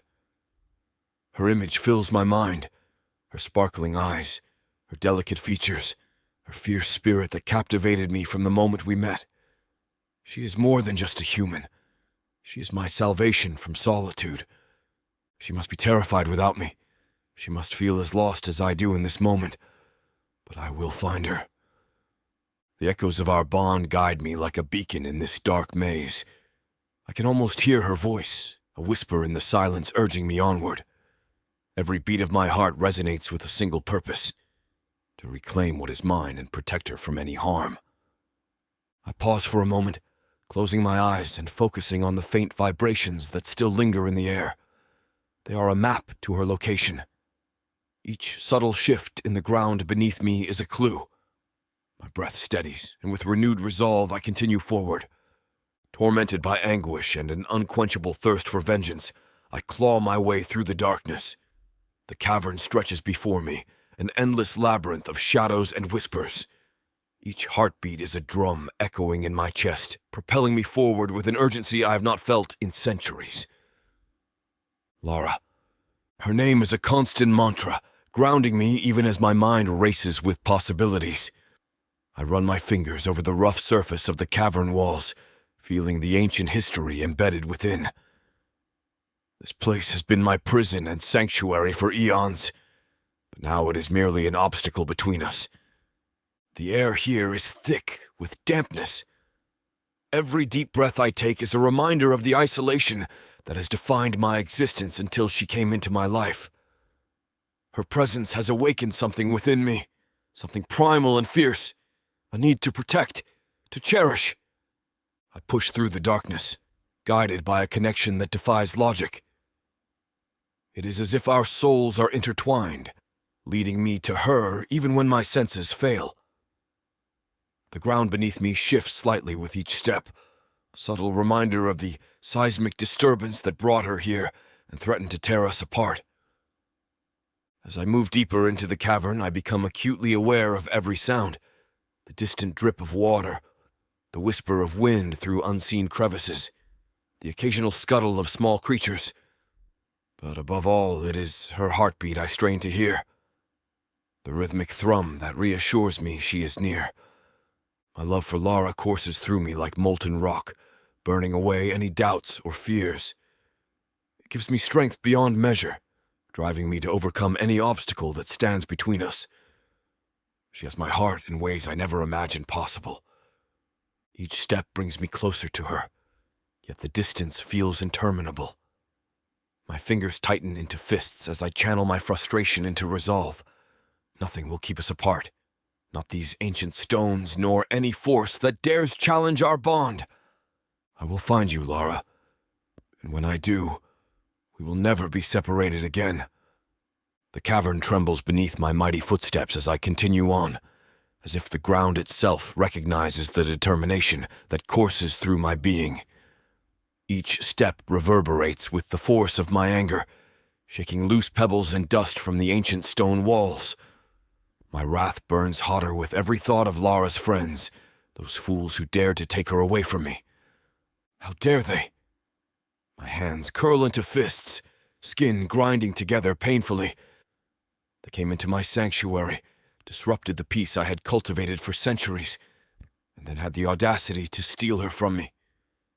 My rage is a living thing, coiling within me like a serpent ready to strike. Their ignorance astounds me. They see only a monster, not the being who has loved and cherished Lara in ways they cannot fathom. The memory of their faces, the fear in their eyes, fuels my fury. They attacked me, left me wounded and unconscious, thinking they could sever the bond we share. How wrong they are. I push through narrow passageways and vast chambers alike, each movement bringing me closer to the surface, to her. My breath comes in steady rhythms, each exhale a testament to my undying love and fury. At last, I see it. A faint glimmer of light filtering through a distant opening. The sight ignites a surge of hope within me. With renewed vigor, I press on, each step echoing with purpose as I make my way toward the surface. Toward Lara. The air shifts as I finally claw my way out of the cavern, each breath carrying the strain of centuries and recent anguish. I emerge from the cavern's depths into the light above. The sunlight is harsh against my eyes. It's a stark contrast to the dim cavern I've known for so long. The cold air bites at my skin, a welcome sensation after the suffocating underground. It's been eons since I felt the wind. Yet there's no solace in this freedom without her by my side. Lara, I murmur to myself. Each step is driven by a singular thought. Reclaim her, protect her. Never let anyone take her from me again. Chapter 23. Lara. The fire crackles between us, casting flickering shadows on our faces.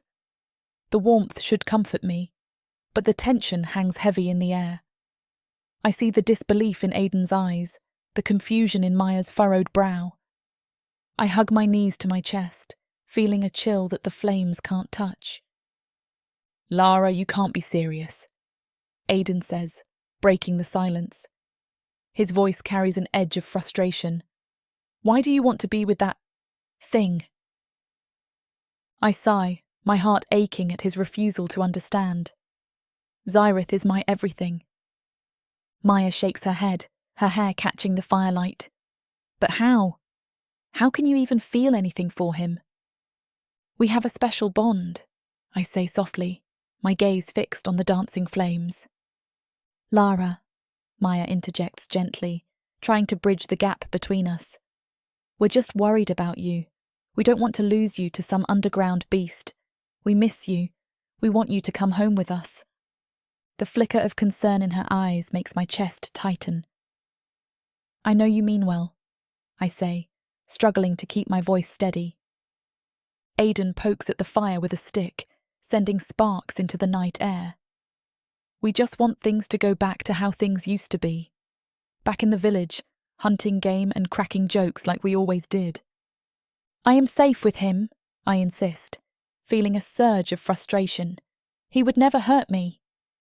But he wanted to hurt us, Aiden counters, meeting my eyes with a fierce glare. I remember Zerith's rage when he thought they were taking me away from him, the pain in his eyes when he fell unconscious. My heart clenches at the memory. He just wanted to protect me, I say quietly. They both stare at me as if seeing a stranger. You'll never understand, I say finally, rising to my feet and brushing off dirt from my clothes. We're at an impasse, neither side willing or able to yield. But one thing is clear. Nothing will ever be simple again. Aiden looks like he wants to argue more, but Maya places a hand on his arm to settle him. I give her a grateful look, before turning away from the firelight for a moment and staring into the dark forest beyond our camp. Zerith is out there somewhere, probably hurt and angry, yet all I want is to be with him again.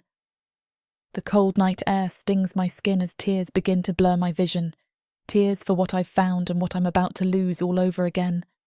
I stare back into the flickering flames, my mind soon racing with worry at the potential consequences of Zerith finding us. His wrath is a storm waiting to break, and Aiden and Maya's ignorance of his true nature only adds fuel to the fire. Aiden, I begin, my voice trembling despite my best efforts to stay calm. You don't understand what you've done. Zerith. He won't stop until he finds me. Aiden's brow furrows in confusion. We did what we had to do, Lara. I take a deep breath, trying to steady my nerves. He was only trying to keep me safe. If he finds us... He won't get that chance, Aiden interrupts, his tone resolute. You don't know him like I do, I whisper, my gaze dropping to the ground. The fear gnaws at me, knowing Zerith's anger could lead to bloodshed. The forest around us seems too quiet, as if holding its breath in anticipation of what's to come. The scent of pine needles mixes with the faint smell of smoke from our fire, grounding me in the present yet unable to shake off the dread. Maya touches my arm gently. Lara, please, we can help you get through this. You don't get it, I say softly but firmly. He's going to find me. Aiden sighs heavily and pokes at the fire again. And when he does? The image of Zerith's form emerging from the darkness flashes through my mind, his eyes burning with fury and pain at being separated from me. Just promise me you'll let me talk to him first, I plead. Aiden looks skeptical, but nods slowly. Fine, but if he makes a move… I know. I cut him off, unable to bear the thought of them hurting each other further. Maya looks between us before speaking up again. Lara, do you really love him? Yes, I say without hesitation, feeling the weight of truth settle on my shoulders.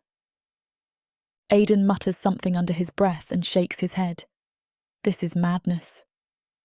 The wind rustles through the trees around us, as if echoing his sentiment. Maybe it is madness, but it's a madness I'm willing to embrace if it means saving both Zerith and my friends from a devastating clash they might not survive. The night stretches on, heavy with unspoken fears and fragile hopes hanging by a thread as thin as spider silk, glistening in the moonlight above us. As my thoughts continue to whirl in a storm of conflicting emotions, the ground beneath us trembles. It sends a jolt of fear through my veins. The fire flickers wildly, casting erratic shadows on Aiden and Maya's worried faces. What the hell? Aiden mutters, gripping his weapon tighter. Maya's eyes dart around, wide with panic. Is it an earthquake? I know better. My heart pounds as I feel the deep, rhythmic vibrations. This isn't just the earth shifting, it's Zerith. We need to stay alert, I say, my voice strained. For what? Aiden snaps, his frustration bubbling over. I think I know what's causing this, I whisper, though dread churns in my stomach. Maya grabs my arm, her grip firm. Lara, what do you mean? It's him. It's Zerith. Aiden's face pales. You're saying that thing can make the ground shake? He's not just a thing, I shoot back, anger and fear mixing in my voice. He's ancient and powerful. Great, Aiden groans. Just great. The ground shudders again, more violently this time. The trees around us sway, and snow tumbles from their branches. He's coming to get me, I say matter-of-factly. Then we need to protect you, Maya says, grabbing my arm tightly. I pull away from her grasp. No, we need to talk to him. You're out of your mind, Aiden exclaims. You really think we can reason with that monster? I meet his gaze steadily. Yes, he loves me. Maya looks like she's been slapped. This is utterly insane. A deep rumble rolls through the forest, and I stagger to keep my balance. Zerith is close. Too close. We don't have time for this, I say urgently. You need to trust me. Aiden grits his teeth but nods reluctantly. Fine. What do we do? We stay here and wait for him. Maya looks horrified. Wait for him? Are you serious? Yes, I say firmly. He won't hurt us if we don't threaten him. Another tremor shakes the ground beneath our feet. The fire sputters and almost goes out. Lara, Aiden says quietly, if this goes south… It won't, I cut him off. Just let me handle it. The vibrations grow stronger, almost rhythmic now, each one like a heartbeat echoing through the earth. I take a deep breath, steadying myself for what's to come. Zerith is coming for me, and there's no stopping him now. The tremors grow more violent, and fear grips my heart. Each shake feels like a countdown to disaster. I glance at Aiden and Maya. Their faces mirror my own confusion and concern. Is he really this close? Maya asks, her voice barely above a whisper. I nod, unable to tear my eyes away from the dark forest beyond. Yes. Aiden's jaw tightens. And you're sure we should just stay put? I force myself to meet his gaze. Running will only make things worse. He's coming for you at any cost, Aiden says flatly, as if stating an undeniable truth. He's not coming to hurt me, I counter, though I can't hide the tremor in my voice. He wants me back. Maya looks torn, her eyes flicking between me and Aiden. But what if he hurts us? He won't, I insist, though the fear gnawing at my insides makes it hard to believe my own words. The ground shakes again, harder this time. Snow falls from the trees like a silent avalanche, blanketing our camp in a layer of white. "He's almost here," I whisper, more to myself than anyone else. Aiden stands up abruptly. "Then let's be ready." "For what?"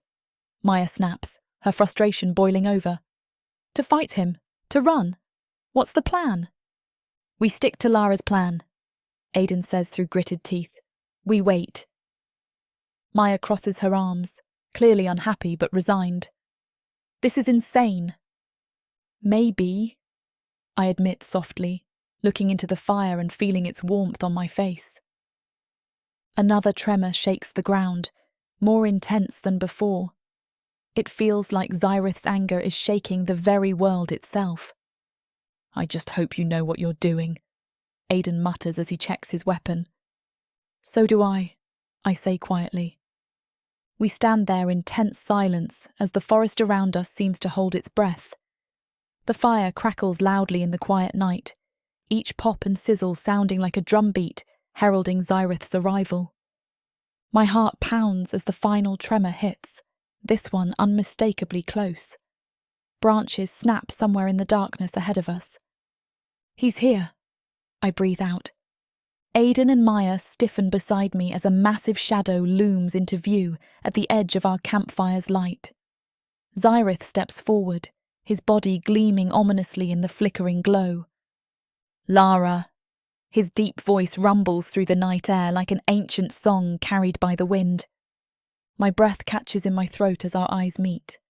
The ground stills beneath us, as if even nature is waiting for what comes next. Chapter 24. Zerith. My steps resonate through the forest with the ferocity of an avalanche.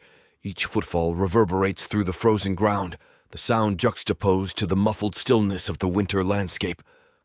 The sight of the snow-covered forest barely registers. My thoughts consumed by Lara. Her warmth, her touch, her presence, taken from me. I feel the raw power coursing through my stone-like limbs, driven by a singular purpose, to reclaim her. Branches claw at me as I advance, their feeble resistance nothing against my momentum. Snow clings to my cracked exterior. Each flake is a reminder of the eons I've spent in solitude underground. My eyes blaze with outrage and anguish, a fire that burns brighter with each step closer to her. The cold air bites at my exposed surfaces, but it pales in comparison to the searing heat within me. The forest is a labyrinth of white and dark brown, but my senses are attuned to one thing alone: Lara's presence. Her scent lingers in the air, mingled with that of her friends, those who dare to tear us apart. My heart pounds like a war drum, each beat echoing with the vow of retribution. The anguish I felt when she was ripped from my grasp morphs into an unrelenting determination. The wind carries their voices to me, frantic whispers, laden with urgency. "He's coming for you at any cost." It's her friend Aiden's voice, strained and filled with concern. I can almost taste their fear, sharp and metallic on my tongue. It fuels me further, propelling me through the forest with relentless force. A break in the trees reveals them at last. My eyes narrow as I close in on their figures. Lara stands between them, her breath forming small clouds in the frigid air. My gaze locks onto her, her golden hair a beacon amidst the desolation. Her eyes dart around, searching, yearning for something she knows is near. She looks torn, caught between loyalty to her friends and something deeper that binds her to me. My eyes glance over to Aiden and Maya. They do not understand.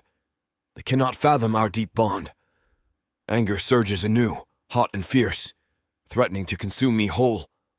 But beneath it all lies an undercurrent of doubt, a fear that I might lose her, forever. I advance upon them, each step deliberate and unyielding. My vision blurs red the closer I get to them. Snow crunches beneath my feet, and their heads snap up in alarm. Good. They should be afraid. I am not some brute to be cast aside. I am Zerith of the Sildravian race. I do not speak yet. Words would be wasted on them now. Instead, I let my presence do the talking, a silent promise of what is to come if they do not relent. Lara's eyes soon meet mine, wide with shock and something else, something that tugs at the core of my being. The connection between us is a lifeline in this sea of chaos, a reminder of what is at stake. Her presence softens the edges of my frenzy as I close in on them, determined to reclaim what is rightfully mine. Soon my form towers before them like a colossus brought to life by vengeance itself. My eyes bore into the two trespassers of my hidden refuge. Aiden and Maya stand frozen, their expressions filled with terror. They have dared to tear Lara from my side, and their mere presence stirs a primal fury deep within. Animosity thrums through my veins, my stone-like skin vibrating with the barely contained wrath. You think you can just come into my sanctuary and take whatever you want? My voice rumbles like an earthquake, the ground trembling in response. Do you have any idea what you've done? You, I growl, my voice reverberating through the air, have taken what is mine. The words scrape against the silence, each syllable weighted with the promise of retribution. Aiden's eyes widen, his hand trembling as he fumbles for his weapon. His fear is palpable. Good. He should fear me. He should understand the depths of his transgression. You've made a grave mistake, I bark. Hand her over now or I'll rip you apart.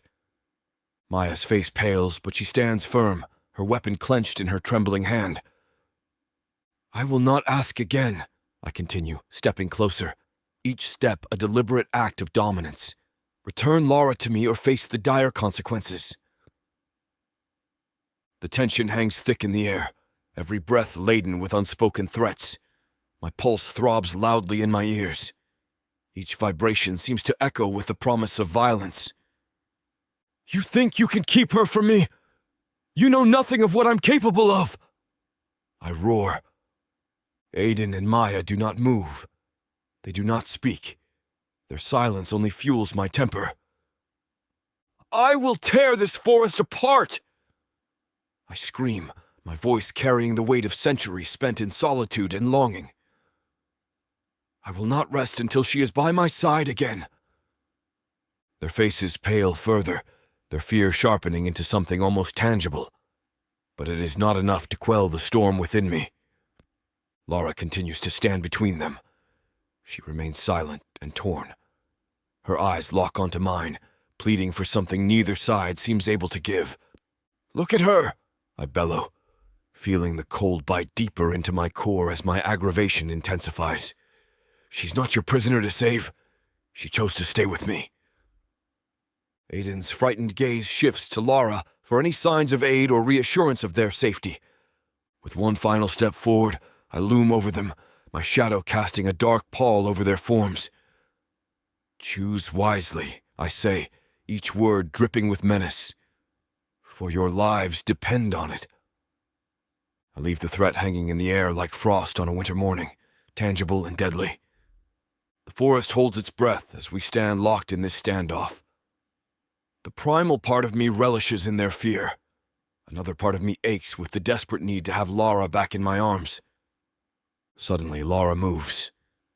She throws herself between me and her friends, her slender form a fragile barrier against my rage. Tears stream down her cheeks, catching the pale winter light like glistening shards of ice. Lara, get out of the way! Maya's voice is sharp, filled with fear and confusion. He's going to kill us! I want to roar my frustration, but hold back, watching as Lara's resolve hardens. She stands in my way, her body trembling yet unwavering. Zerith, please! She pleads. Her voice cracks with desperation, each word verging on the edge of a sob. Stop! Don't hurt them! Her words hit me like a physical blow. The fire within me wavers, flickering under the weight of her plea. Her eyes, those deep pools of sorrow and love, pierce through my fierceness. I feel her anguish as if it were my own, a raw wound that refuses to heal. I halt any further advances, my body tensing as I wrestle with conflicting urges. The desire to protect her wars with the bitterness I feel towards those who ripped her away from me. Why does she protect them? They tore us apart, stole her from me. Yet here she stands, defiant and vulnerable, begging for their safety. Her loyalty to these humans baffles me, igniting a storm of mixed emotions. My gaze locks onto hers, and for a moment, time stands still. The world around us fades into insignificance. I see the pain in her eyes. Suddenly, I fear losing what we have built together in our subterranean sanctuary. She reaches out with trembling hands, palms pressed against my chest. Her touch sends ripples through my hardened exterior, softening the edges of my resolve. "Please, Zerith," she begs again, her voice quivering with distress. "Don't harm them. They just want to keep me safe." "Keep you safe? From what? From me?" I ask. My voice booms like distant thunder. "Yes," Aiden shouts, his voice tinged with agitation. "You're a monster! You kidnapped her!" "I did not kidnap her," I counter, my gaze never leaving Lara's tear-streaked face. "She chose to be with me." Aiden steps forward, his jaw clenched in defiance. "Lara, this creature can't be trusted. You need to come back home with us now." "She will do no such thing," I roar. I grab Lara's arm tightly and implore.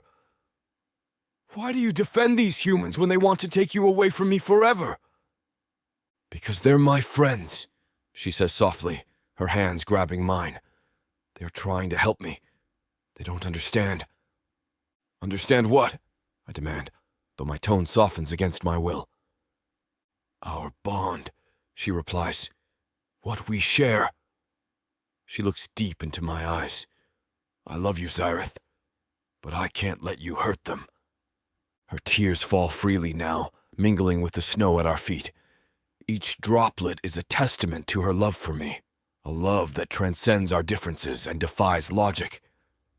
"They do not see what we have," I murmur, more to myself than to her. "No, they don't," Lara agrees.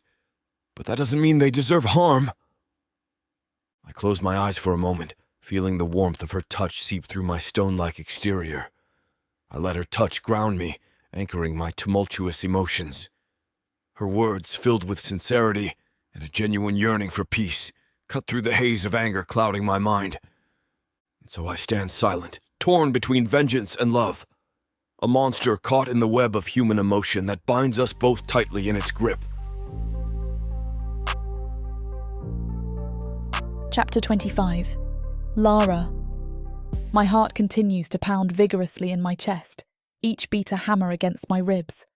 Maya and Aiden remain paralysed with fear. The air around us crackles with Zerith's burning rage. His towering form is a living storm of stone and fury. The tears continue to flow down my face uncontrollably.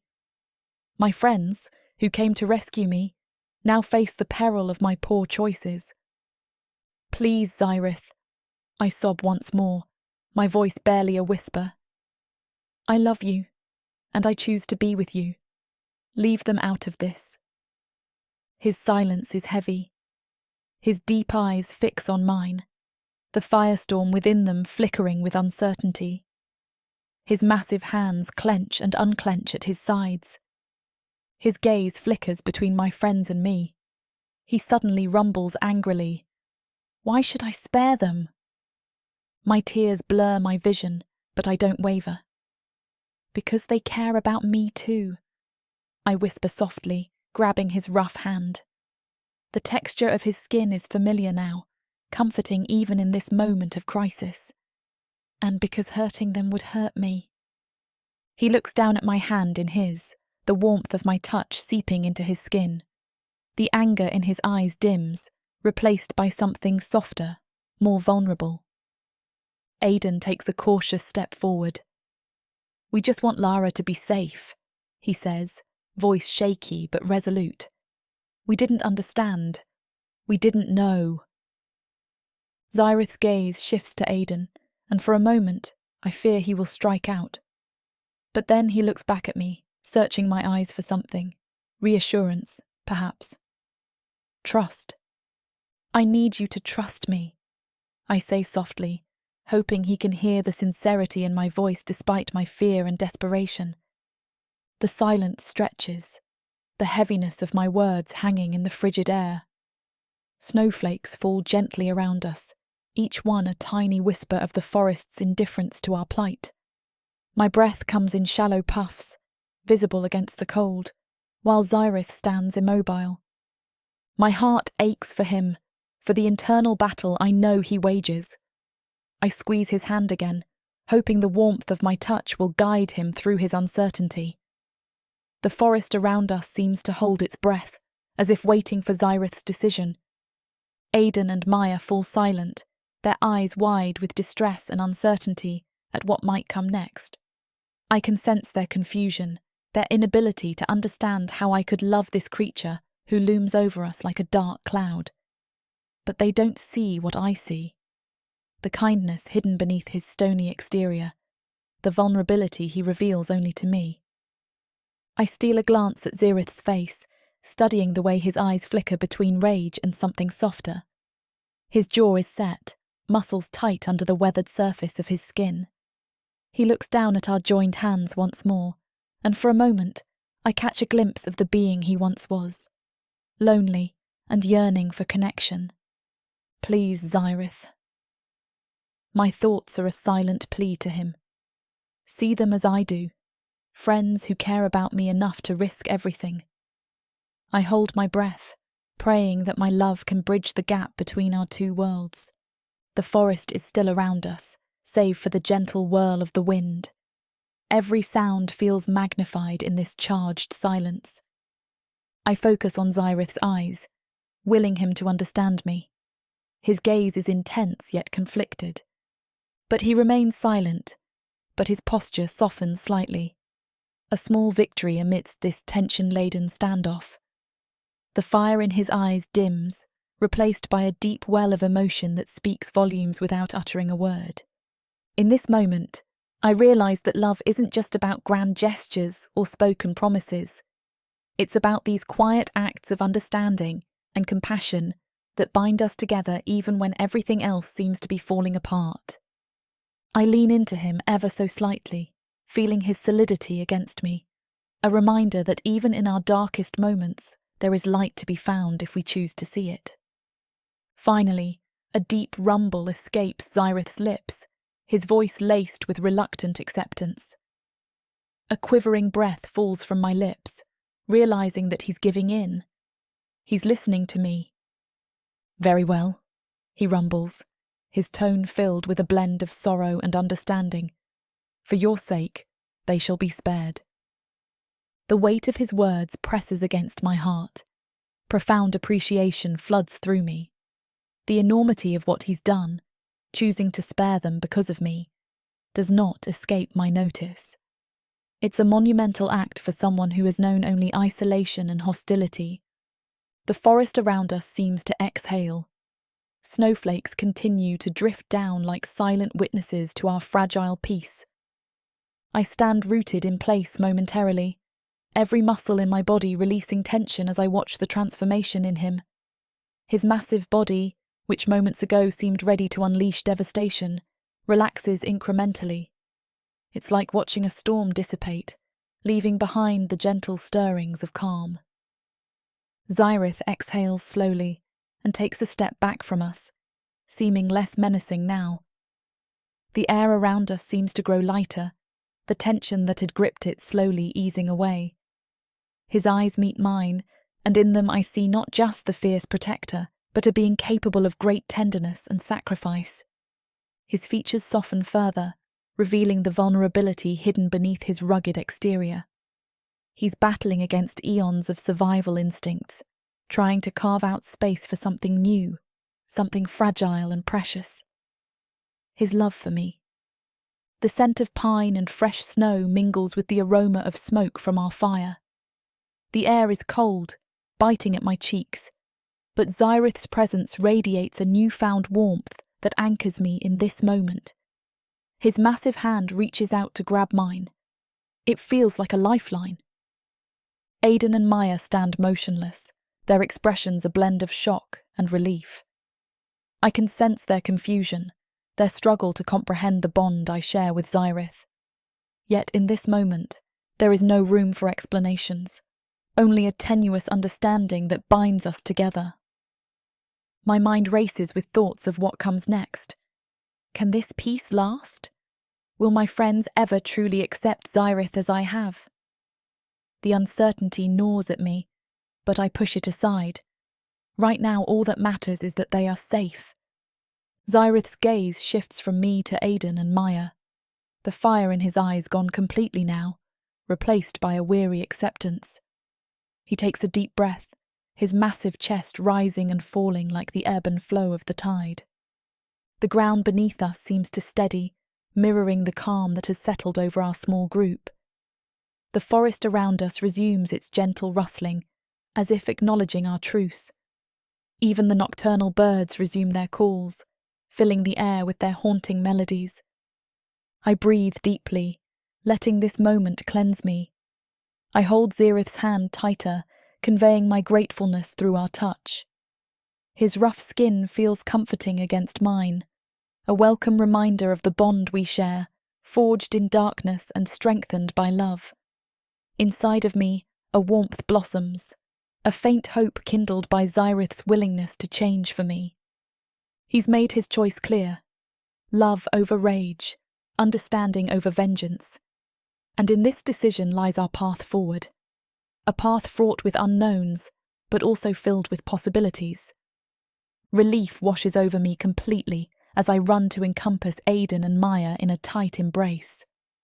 Their familiar scent mixes with the cold air, grounding me in this special moment. Tears flow freely from my eyes, a blend of joy and sadness. The thankfulness I feel for Zerith's restraint is overwhelming. "I'm so grateful you're safe now," I murmur, my voice trembling with the strain of our shared ordeal. Maya pulls back slightly, her eyes searching mine. "Lara, are you sure about this?" Her voice wavers with concern, her gaze flicking to Zerith, who stands a short distance away, his presence silent but reassuring. I glance at Zerith, my heart swelling with love and certainty. "Yes," I whisper, wiping away my tears. "I love him, Maya. He's not just a monster. He's everything to me." Aiden's grip on my shoulders is firm but gentle. "We didn't get it, Lara," he says, his voice trembling slightly. "But now, seeing how he looks at you, how you look at him, it's different." Maya nods, her eyes reflecting the doubt that still lingers. "I guess he's not what we thought. Not just a monster." Aiden nods slowly. "If he was as bad as we thought he was, he would have killed us with no remorse. So I guess he has some redeeming qualities, if you're sure about him," he says, sucking in a breath. "We'll respect your decision to be with him." I look over my shoulder at Zerith, standing a few paces away. His gaze is fixed on me, and the warmth in his eyes reassures me. "You understand why I have to stay?" I ask, my voice barely above a whisper. Aiden exchanges a glance with Maya before answering. "Yeah, we get it now. It's unconventional, but if you're happy and safe, that's what matters." Aiden and Maya exchange glances before turning back to me. "We trust you," Maya says finally. "And we trust him now, because you do." I nod, tears blurring my vision once more. "Thank you," I whisper, my voice thick with emotion. "Thank you for understanding." "We should go," Aiden says reluctantly, his eyes darting to Zerith. "He'll take care of you." As they turn to leave, my heart aches with the bittersweet reality of our parting. Yet, amidst the sadness is an overwhelming sense of gratitude. Gratitude that my love for Zerith has spared their lives and brought us all to this moment of peace. Chapter 26. Zerith. The crisp forest air bites at my skin. a reminder of the world I've avoided for so long. I stand a few paces away, watching the scene unfold before me. Lara's friends, Aiden and Maya, surround her like a protective shield. The air is heavy, each of them grappling with their own emotions. She clings to them, tears streaming down her face, whispering words that I cannot hear but can feel in the depths of my ancient heart. "Don't be scared. Don't worry about me," I hear her say. But then, the rest is lost to whispers. Aiden's eyes are pools of sorrow, reflecting the pain of parting with someone dear. Maya's face is a mask of mixed emotions, fear, sadness, and a touch of worry. In their embrace, Lara's hair gleams like spun gold. She pulls back from Aiden and Maya, wiping her tears with trembling hands. Aiden's hand moves from Lara's shoulder to her cheek, wiping away a stray tear. His lips move, forming words I cannot hear but can guess at. Words of comfort, promises that they will always be there for her. It's almost endearing, if it didn't make my stone heart clench with possessiveness. The scent of pine needles and snow swirls around us, mingling with the saltiness of her tears. The golden light filtering through the canopy creates an ethereal glow around her. Each flicker of sunlight that touches her delicate skin makes my need to claim her even stronger. Yet I stand resolute, the weight of centuries behind me. My heart tightens with each passing second. They had no right to take her from me in the first place. She belongs with me. There's no doubt about that. "Thank you for being such good friends," Lara says to them. "I'll never forget you two." Lara's face is a canvas of conflicting emotions. Sorrow for leaving her friends and something deeper for staying with me.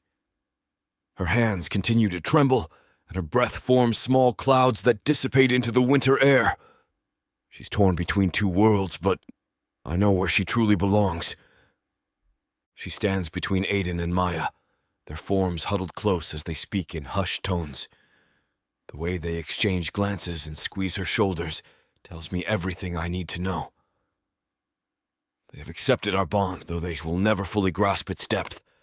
Our connection is something ancient and profound, forged in the dark recesses of my underground world.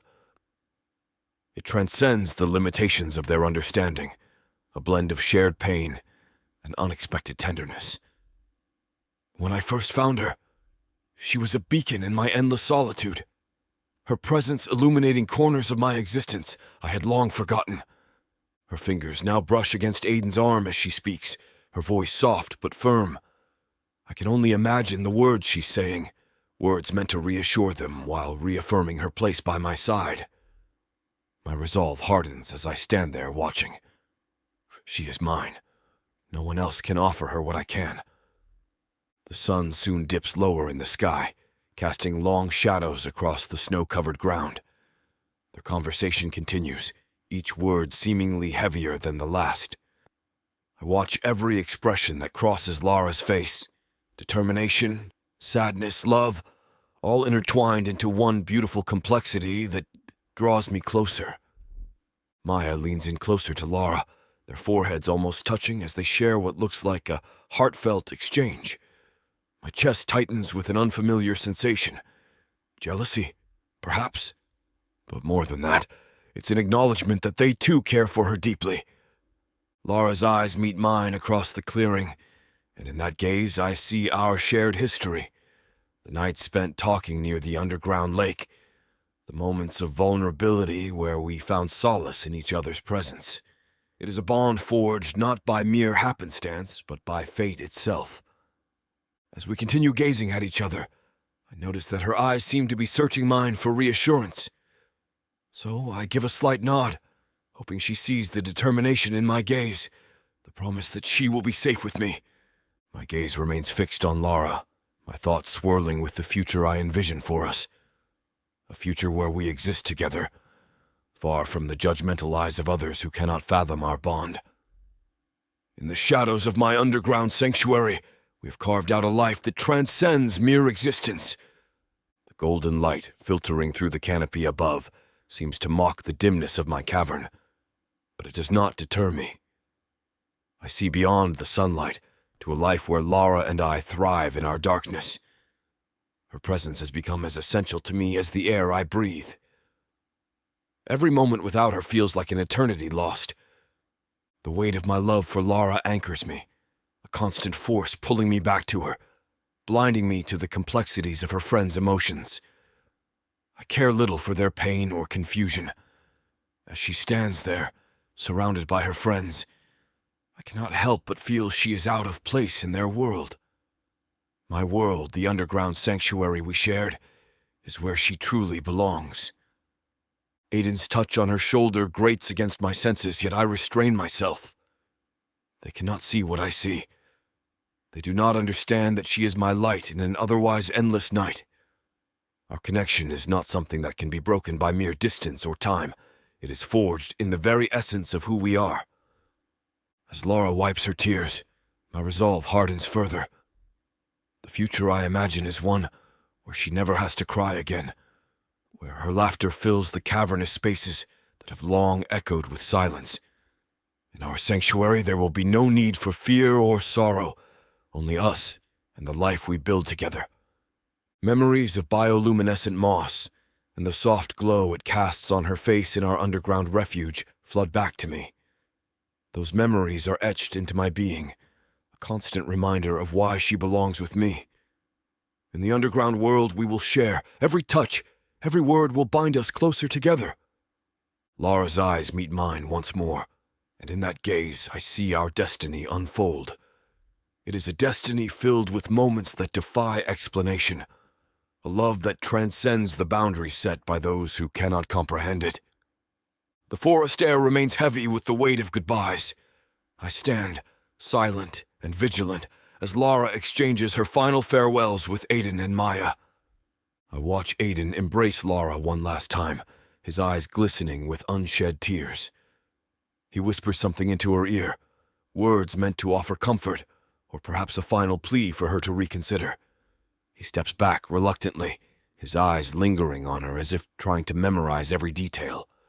My fingers curl into fists at my sides, the stone of my skin grinding softly. It takes every ounce of my willpower to remain still, to let them have this moment. I promised Lara I wouldn't hurt them, and I intend to keep that promise. Maya steps forward next. She holds Lara's hands, her grip firm yet tender. Lara nods solemnly, her eyes flitting between them and me. The sight of their closeness stirs something primal within me, a fierce possessiveness that has only grown stronger since the moment I found Lara in my cavern. The minutes seem to pass by slowly as I impatiently watch their final exchange. Finally, her friends step away from her towards the direction of Cantor. Their eyes meet mine briefly before they turn and depart. As they leave, I feel a lingering tension.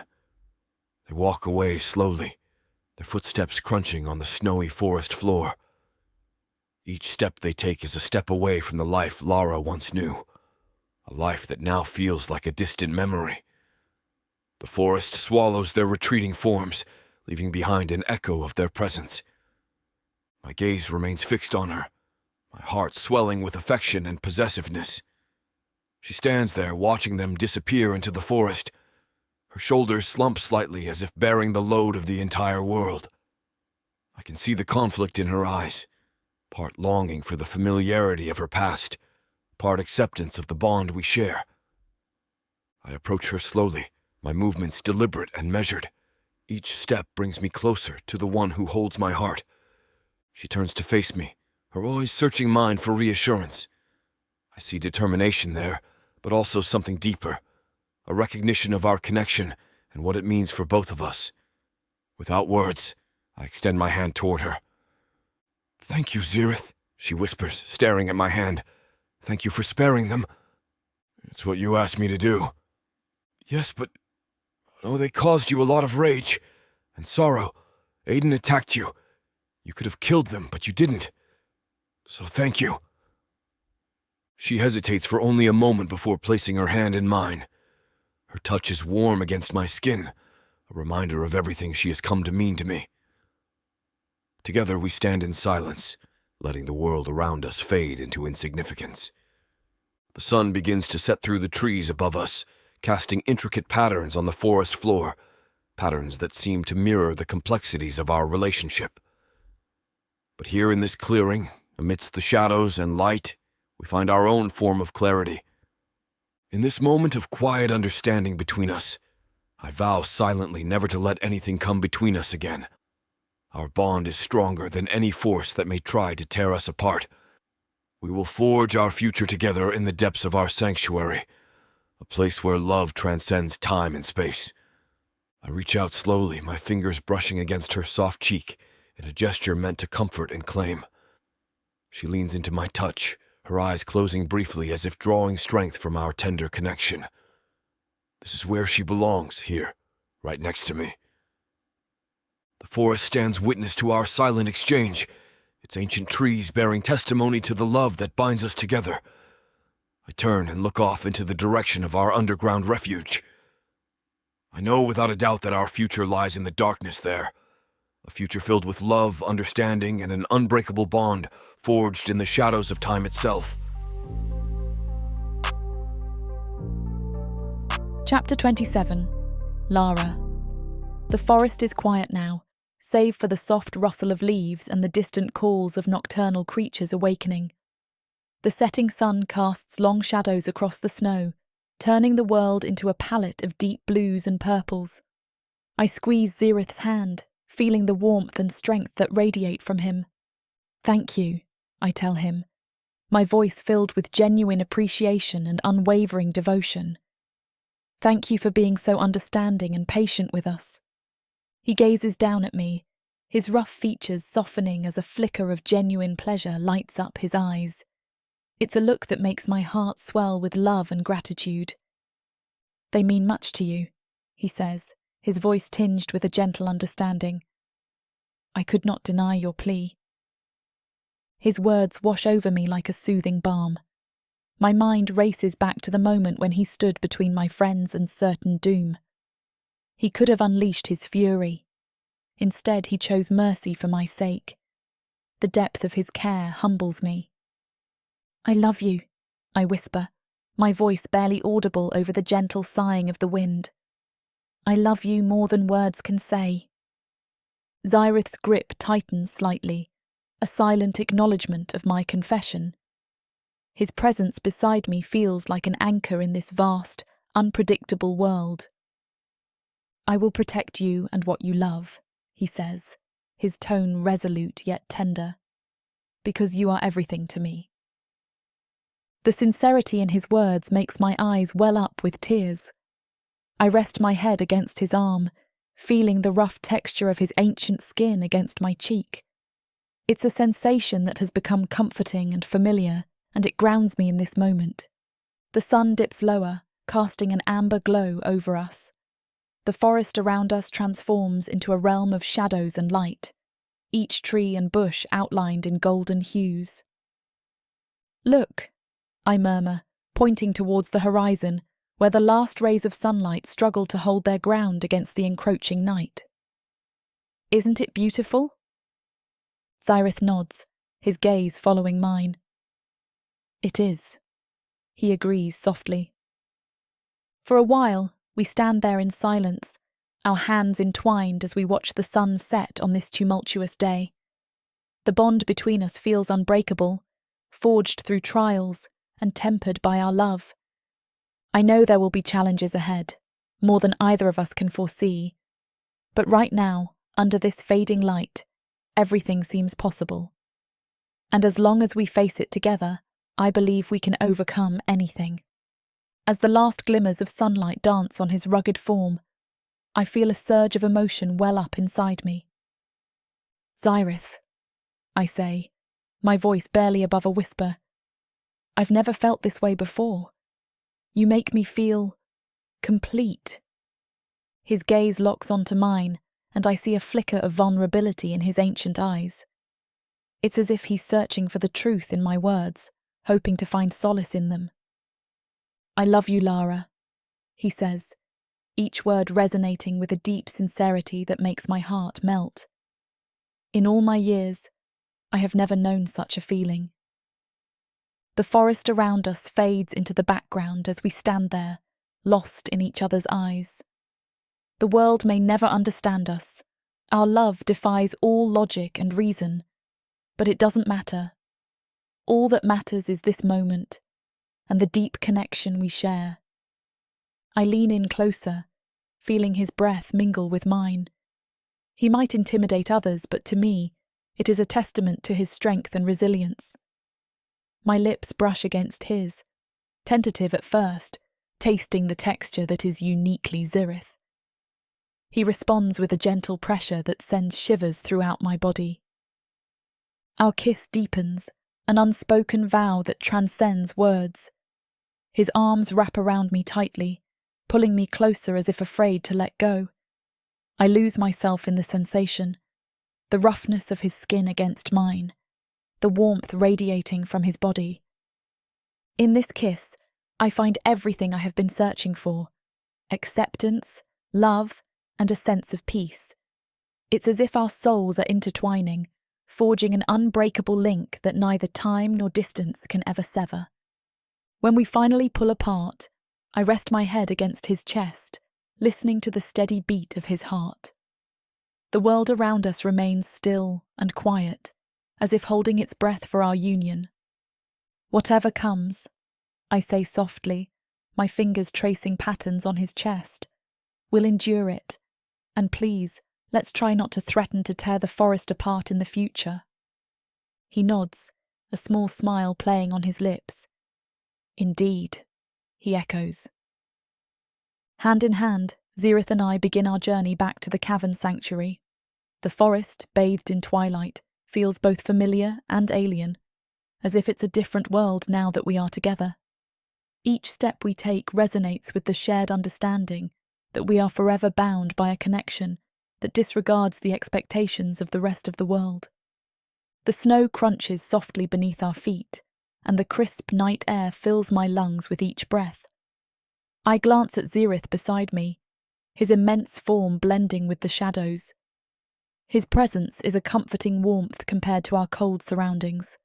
It's strange how this once foreign place now feels like a pathway to home. As we walk, my thoughts drift to everything we've been through: the terror of our first meeting, the slow build of trust, and the unexpected depth of love that has grown between us. It's a bond that disputes logic, but it feels more real than anything I've ever known. Zerith, I say softly, breaking the silence. Do you ever think about what might have happened if I hadn't fallen into your chamber? He glances down at me, his eyes reflecting a mixture of curiosity and contemplation. I do, he admits after a moment. But I believe fate brought us together for a reason. His words resonate deeply within me. We continue walking, the forest gradually giving way to rocky outcrops and familiar landmarks. My legs begin to tire, each step becoming more laboured as the night grows colder. Let's make camp for the night, Zerith suggests, sensing my fatigue. He guides us to a sheltered spot beneath an ancient tree, whose branches stretch out like protective arms. We work together to set up camp. Zerith gathers fallen branches for a fire while I clear a space for us to rest. As the fire crackles to life, its warm glow illuminates our small haven amidst the vast wilderness. I sit close to Zerith, feeling the heat from both him and the fire. The flames cast dancing shadows on his rugged face, highlighting the cracks and crevices that tell stories of ages past. He wraps an arm around me, pulling me close as we share this moment of peace. I never imagined I'd find this, I admit quietly, snuggling up closer to him. A place where I truly belong. Zerith's hand gently strokes my hair. You belong with me, he says simply. Before long, we lay down on our makeshift bed of soft pine needles and drift off to sleep in each other's arms. In this quiet space between worlds, neither fully in Cantor nor entirely within our underground sanctuary, I find a sense of completeness that fills my heart with hope for the future. The first light of dawn filters through the forest canopy, casting a gentle glow on the snow-covered ground. I stir from my slumber, feeling Zerith's presence beside me. His warmth is a stark contrast to the crisp morning air. "Good morning," I whisper softly. He rumbles a low greeting, his body shifting as he wakes. "Good morning, Lara." We pack our meagre belongings in silence, the bond between us speaking louder than words. Every movement feels synchronized, like a well-rehearsed dance. The quietude of our journey envelops us, a comforting cocoon that allows my thoughts to wander. With each step, my heart swells with a sense of purpose and belonging. The challenges we've faced together only serve to strengthen our commitment to one another. Zerith's unwavering presence is my eternal guide. His love and protection is a fortress against the uncertainties of the world. As we trek through the forest, I steal glances at him, marvelling at the way he moves with such grace despite his massive size. His features may be rough and weathered, but to me, they symbolize strength and perseverance. The landscape begins to change as we near the ruins, familiarity hitting me suddenly. The trees thin out, revealing ancient stone structures partially buried beneath the snow. The sight of it fills me with nostalgia and excitement. This place, once a prison, now feels like a sanctuary, a home. "There it is," I say softly, pointing ahead. Zerith follows my gaze, his expression thoughtful. We step into the clearing where the entrance lies hidden beneath debris and overgrowth. The air is heavy with history, each stone whispering tales of his forgotten civilization. I reach out and touch one of the carvings on a nearby pillar, feeling its cold surface under my fingers. The intricate designs speak of a time long past, a time that now feels intertwined with our own journey. This place holds so many stories and secrets, I muse aloud. Zerith nods beside me. And now it holds part of our story too. His words warm my heart, filling me with a sense of joy and happiness that I have never felt before. It's as if every twist and turn in our journey has led us to this moment, standing side by side in a world that now feels more complete because he's in it. We stop briefly before entering the cavern, absorbing the tranquility and promise of our new beginning. The journey here has been long and arduous, but as I look into Zerith's eyes, I see our future reflected there, bright and unwavering.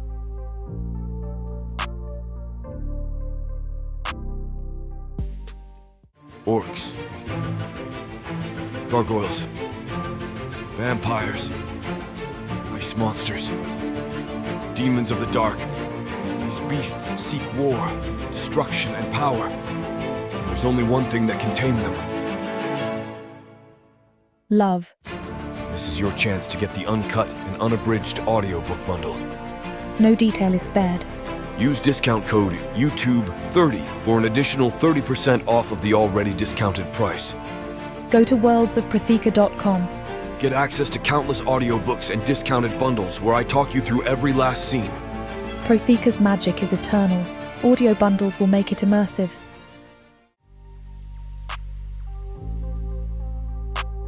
Chapter 28. Zerith. I pause at the entrance of the ruins, the cold winter air nipping at my skin. The forest behind us fades into the background, blanketed in snow that sparkles under the late morning sun. Lara stands beside me, her breath visible in the frigid air. The bioluminescent moss clinging to the walls casts an eerie glow on her face, softening her features. Her cheeks are flushed from the cold, but there's a newfound fire in her eyes that no winter chill could extinguish. I feel a surge of gratitude for this creature beside me. Her presence has brought light into my eternal darkness.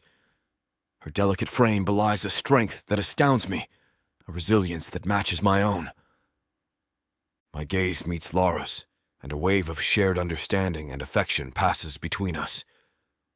Her shining eyes, filled with warmth and light, hold mine with an intensity that both comforts and captivates me. In them, I see our journey together, every moment we've shared leading up to this point. The entrance to our cavern yawns before us, a dark maw against the stark whiteness of the snow. I take in the familiar scent of damp, ancient stone. The ruins are a testament to a forgotten age, yet they've become our home. The cavern stretches out like a labyrinth of memories and secrets. Each corridor holds stories untold, each chamber a whisper from a time long past. And within this ancient fortress, Lara and I have carved out something new, something rare and precious. This is our domain now. In this moment of quiet reflection, I find myself drawn to her even more. Her strength feeds my own. Her warmth melts the icy barriers I've built over centuries. The connection we have is palpable, a living thing that pulses with every heartbeat. She has become my solace, my beacon in this vast expanse of time. Her presence is a balm to my weary soul, a testament that even in darkness, there can be light. Her hand brushes against mine, a fleeting touch that speaks volumes, and I know she feels it too. I take a deep breath, feeling the weight of my next words. Hope and vulnerability intertwine in my chest, an unfamiliar sensation that both excites and terrifies me. "Lara," I begin, my voice rumbling through the crisp air. "Would you like to spend some time outside with me for a little while longer? To bask in the sun's warmth?" Her gentle smile lights up her face, a soft glow that rivals the sun itself. She nods, her eyes sparkling with joy. The simplicity of her wish tugs at something deep within me. "Yes, Zerith," she replies, her voice as warm as the sun's rays she longs to feel one last time. "I would love that." Hand in hand, we step out of the shadowed entrance of our cavern. The sun's brilliance envelops us. I savor the sensation, marveling at how foreign yet invigorating it feels. Lara walks in stride beside me, her face tilted toward the sky.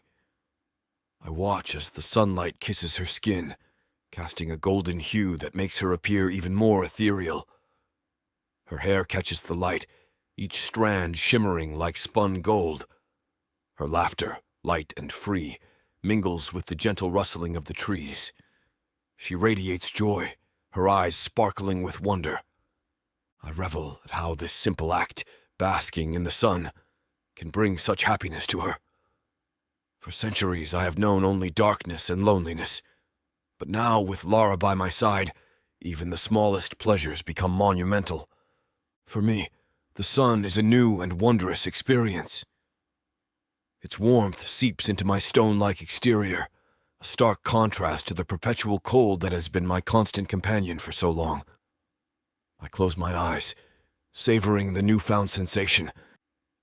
In this moment I realize there is more to life than the shadows and solitude I once accepted as my fate. Beside me, Lara squeezes my hand gently. "This is perfect," she murmurs, her voice carrying a note of contentment that echoes my own feelings. I open my eyes and look at her, marveling at the transformation this simple sunlight has wrought in both of us. "It is," I agree, my voice rumbling peacefully. I soon lead Lara to a small clearing where the snow blankets the ground like a pristine canvas. The sunlight filters through the trees, casting dappled shadows that dance on the snow. It is a serene spot, away from the ruins and their ancient whispers, a place where only the present matters. We settle side by side on a smooth, sun-warmed rock, our bodies close enough to feel each other's warmth. The sun's embrace is gentle but persistent, seeping into my skin and filling me with an unfamiliar sense of calm. Lara's hand rests on mine, her touch light but electric. Her gaze meets mine, and for a moment, the world narrows to just the two of us. "I never imagined this," she whispers. "Being here with you. It's like a dream." I lean closer to her, softening at her words. "You are my dream, Lara," I murmur, my voice low and reverent. Her lips curve into a smile that sends a shiver throughout my body. Without another word, I lean in even further and capture her lips with mine. The kiss is tender at first, a gentle exploration that quickly deepens into something more fervent. Her lips are warm and soft against mine, igniting a fire that spreads through me. We kiss like we're the only two souls in existence. In this moment, everything else fades away. The ruins, the forest, the past and future. The connection between us is an invisible thread that binds us closer with every beat of our hearts. I can feel her love radiating into my soul as I deepen the kiss. Our bodies press together in a perfect union of heat and desire. As we pull apart, our breaths mingling in the crisp air, I rest my forehead against hers. You make me feel alive, I confess, my voice barely above a whisper. And you, she replies softly, have shown me what it means to truly love. We sit there in silence for a while longer, simply enjoying the warmth of the sun and soaking in each other's presence. As we sit there bathed in sunlight, I find myself reflecting on what the future may hold for us. The bond we share is strong, forged through our trials and tribulations. With each passing day, my love for Lara grows deeper, more profound.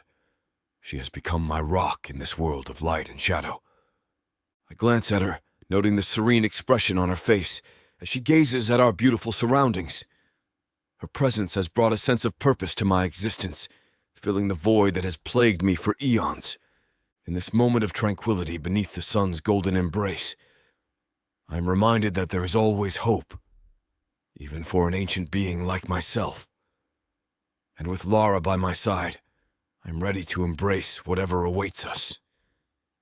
You know, she says playfully, breaking the silence, for someone who's been underground for centuries, you're pretty good at this romance thing. I smirk slightly at her words. Well, I say, I had an excellent teacher. Reluctantly, I stand up and begin to lead Lara back towards the cavern entrance. She follows me without hesitation, her hand entwined with mine. Shall we enter the cavern now? I ask, my voice a gentle rumble that seems to blend with the whispering wind. She nods, her eyes meeting mine with a look that speaks volumes. Yes, let's go inside. Side by side, we retrace our steps towards the cavern entrance. The familiar scent grows stronger as we approach. The bioluminescent moss casts its eerie glow, guiding us back into the embrace of our sanctuary. As we step inside, the darkness envelops us once more. But this time it feels different, less oppressive, more comforting. Lara's presence beside me transforms the gloom into something almost magical. I turn to her, unable to resist the pull of her warmth and light. Lara, I murmur, my voice filled with an intensity that mirrors my feelings. You have no idea what you mean to me. Her smile is soft and understanding. And you to me, she replies, her voice a soothing melody to my ancient ears. Without another word, I close the distance between us and capture her lips with mine once more.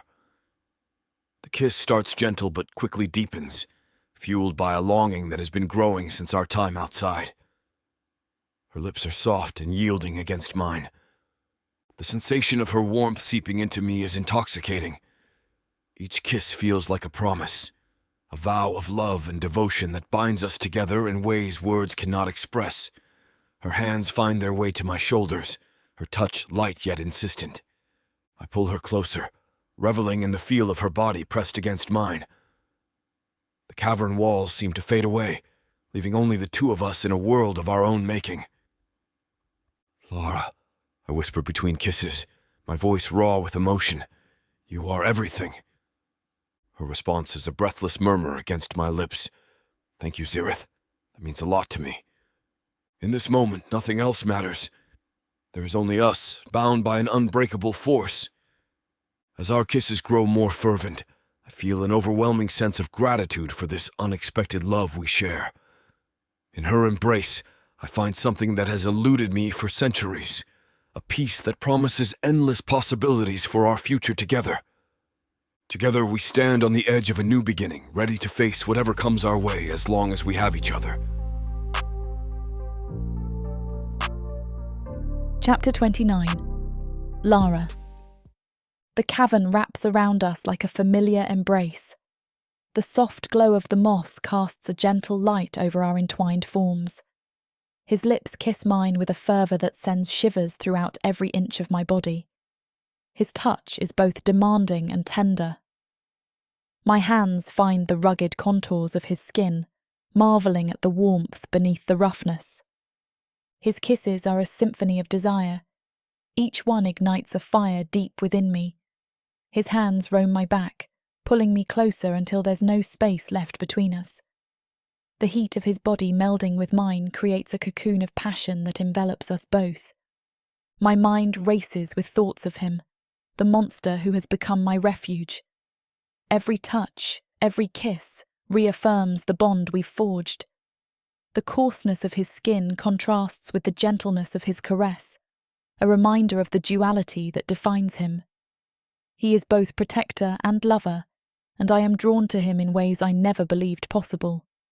This scene is about to get too steamy for this platform's comfort. And as much as we'd love to keep going, the guidelines say we need to stop here. To continue releasing these free audiobooks on this platform, we've got to play by the rules. The passion doesn't end here. Visit worldsofprotheka.com to hear the full, uncut version of this fantasy romance, and every daring moment that YouTube can't handle. Use code YouTube30 for 30% off unabridged audiobooks in the worlds of Protheka. Don't let YouTube hold you back. Immerse yourself in a world of magic, danger, and unfiltered passion. Protheka's magic is eternal. Listen unabridged and you'll never want to go back. We lie there in the aftermath, our breaths mingling in the cool air of the cavern. I turn to face him, resting my head on his chest, where I can hear the steady thrum of his heartbeat. His warmth seeps into my skin as we lay entwined on the soft moss bed.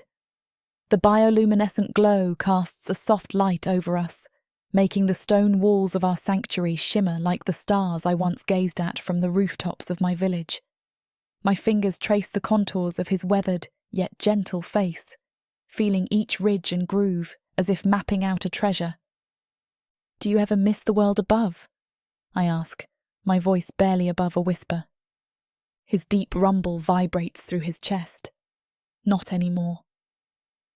I smile at his words. It amazes me how content I feel here, far from the hustle and bustle of my old life. There is a sense of belonging I never thought I'd find underground, with a being once shrouded in fear and myth. I never thought I'd feel this whole, I confess, resting my head on his shoulder. His large hand gently caresses my hair. "You were always meant to be here with me."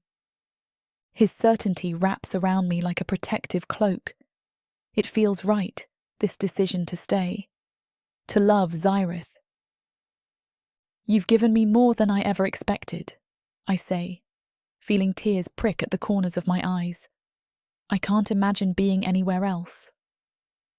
Zerith shifts slightly to look into my eyes. His gaze holds an intensity that makes my heart race. "You are mine always, Lara, and I am yours, now and forever." Those words resonate deep within me. There is no hesitation, no doubt, just pure, absolute truth. I press a kiss to his lips, soft and lingering. "Forever," I whisper against his mouth. He pulls me closer, our bodies melding together in perfect harmony. I glance up at him lovingly. "Tell me, Zerith," I say, stroking the weathered skin on his arm. "What do you think would have happened if I never found you?" He smirks slightly. "You would have continued hunting with your friends and mapping territories. Boring stuff," he quips. I laugh. "You think my life was boring before?" His eyes meet mine, glinting with amusement. Compared to this, absolutely. There's a playful defiance in his voice that makes my heart swell. "So, you're saying being underground with a monster is more exciting?" I ask, my voice tinged with humour. "I'm not just any monster," he retorts. "I'm your monster." I nestle closer into his embrace. "That you are," I whisper. The playfulness between us feels like a dance we've perfected over time. It's a strange kind of normalcy in this abnormal world we share. "I love you," I say suddenly, the words spilling out like an uncontrollable tide. He cups my cheek and replies, "And I love you, Lara." His voice softer now. It feels like an oath, binding us even more tightly together. He has become my anchor in this world of uncertainty. Zerith's embrace tightens around me, his presence grounding me in this moment of pure contentment. "I promise you," he says with conviction, "we will create our own world here." And in his arms, surrounded by the gentle glow of the moss and the solid comfort of his love, I believe him completely.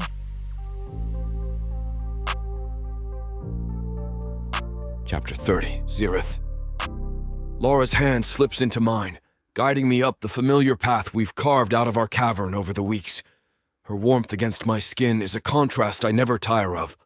We move in sync, her steps light and confident, mine deliberate and strong. The dim light from the moss gradually gives way to the brighter, natural light of the sun as we ascend. The cavern's damp scent is replaced by the crisp freshness of the forest above. "You know," she begins, pausing to catch her breath at a bend in the path, "I never thought I'd get used to this place." I rumble in agreement, nor did I expect to ever share it with anyone. She smiles widely and remarks, "Life's full of surprises, isn't it?" "Indeed it is," I say, pulling her closer as we navigate a particularly steep incline. The ground feels more solid beneath our feet now, less treacherous than it was when we first began this routine. As we near the surface, I can't help but marvel at how much has changed. Not just the path we've made smoother and safer, but also the way Lara's presence has softened the harsh solitude of my existence. We emerge into the open air, and I blink against the brightness of the sun filtering through the canopy. Lara releases my hand and steps forward, inhaling deeply. "Feels good to be out here," she says, stretching her arms skyward. I watch her, feeling a sense of contentment. "You seem happier now." She turns to me, her eyes sparkling with mischief. "Maybe it's because I'm not stuck in a dark cavern all day." I insist. "You love that cavern." "True," she admits with a grin, "but a little sunlight now and then doesn't hurt." We walk side by side through the forest, the snow crunching underfoot and birdsong filling the air. "Lara," I begin, my voice serious. She looks up at me expectantly. "Do you ever regret staying with me?" I ask. Her expression softens and she reaches up to touch my cheek. "Never," she says firmly. "I chose this life with you because it's where I belong." Her words warm my heart and dispel any lingering doubts. We continue our walk in comfortable silence until we reach a clearing bathed in sunlight. Lara sits down on a smooth rock and pats the spot beside her. "Join me?" I lower myself carefully beside her, feeling the warmth of the sun seep into my skin. It's a welcoming sensation for someone who has spent centuries underground. She leans against me, her head resting on my shoulder. "This is nice," she murmurs. "It is," I agree, wrapping an arm around her shoulders. As we sit in the clearing, basking in the sunlight, I can't help but feel a gnawing unease. The world above, so different from my underground sanctuary, holds 1,000 unknowns. What if others see me as only a monster? What if they attack us on sight? My skin prickles with apprehension. "Zerith, you're quiet," Lara says, nudging me gently. I turn to her, my eyes meeting her steady gaze. "I'm just thinking." "About what?" she asks. "The world up here," I admit. "How everyone else might react to me, to us." She takes my hand in hers, her warmth grounding me. "We'll handle it together." "Of course," I repeat with conviction. Lara smiles reassuringly. "You're not alone anymore. Remember that." I nod, feeling a surge of confidence within me. Her belief in us gives me strength. "Thank you." She laughs lightly, the sound like a balm to my ancient soul. "Come on, let's keep moving. We've got more sun to enjoy." We stand and continue our walk through the forest, the sunlight filtering through the trees, casting dappled shadows on the ground. The air is crisp and fresh, carrying the scent of trees. Lara walks beside me, her golden hair catching the light and creating a halo around her face. It's moments like these that remind me of the joy her presence brings. "Zerith," she begins, her voice soft but firm. "We don't have to stay hidden forever." I feel another pang of unease. The world above has not been kind to beings like me. But I remain silent, letting her continue. She shifts slightly to face me, her eyes filled with determination. "We could go to Cantor one day. You would love it there. Beautiful houses, bustling markets. You'd see why I love it so much." I stay silent, focusing instead on the feel of her small hand in mine, the way our fingers intertwine so naturally despite our differences. Her expression turns serious. "But really, Zerith, think about it. You wouldn't have to hide in shadows anymore." I don't respond immediately, letting her words hang in the air like a challenge. The idea of being above ground with Lara is both exhilarating and terrifying. My heart swells with the thought of seeing her world through her eyes, but tightens at the risk involved. Lara seems to sense my hesitation and places a gentle kiss on my cheek. "Just think about it," she whispers. We lapse into a comfortable silence as we continue our walk. Lara's fingers entwine tightly with mine. During this time of quietude, I consider her suggestion. The idea of going to Cantor, the bustling place that Lara calls home, used to fill me with nothing but fury. Civilization, and I've never been on good terms, and the thought of losing Lara to it was unbearable.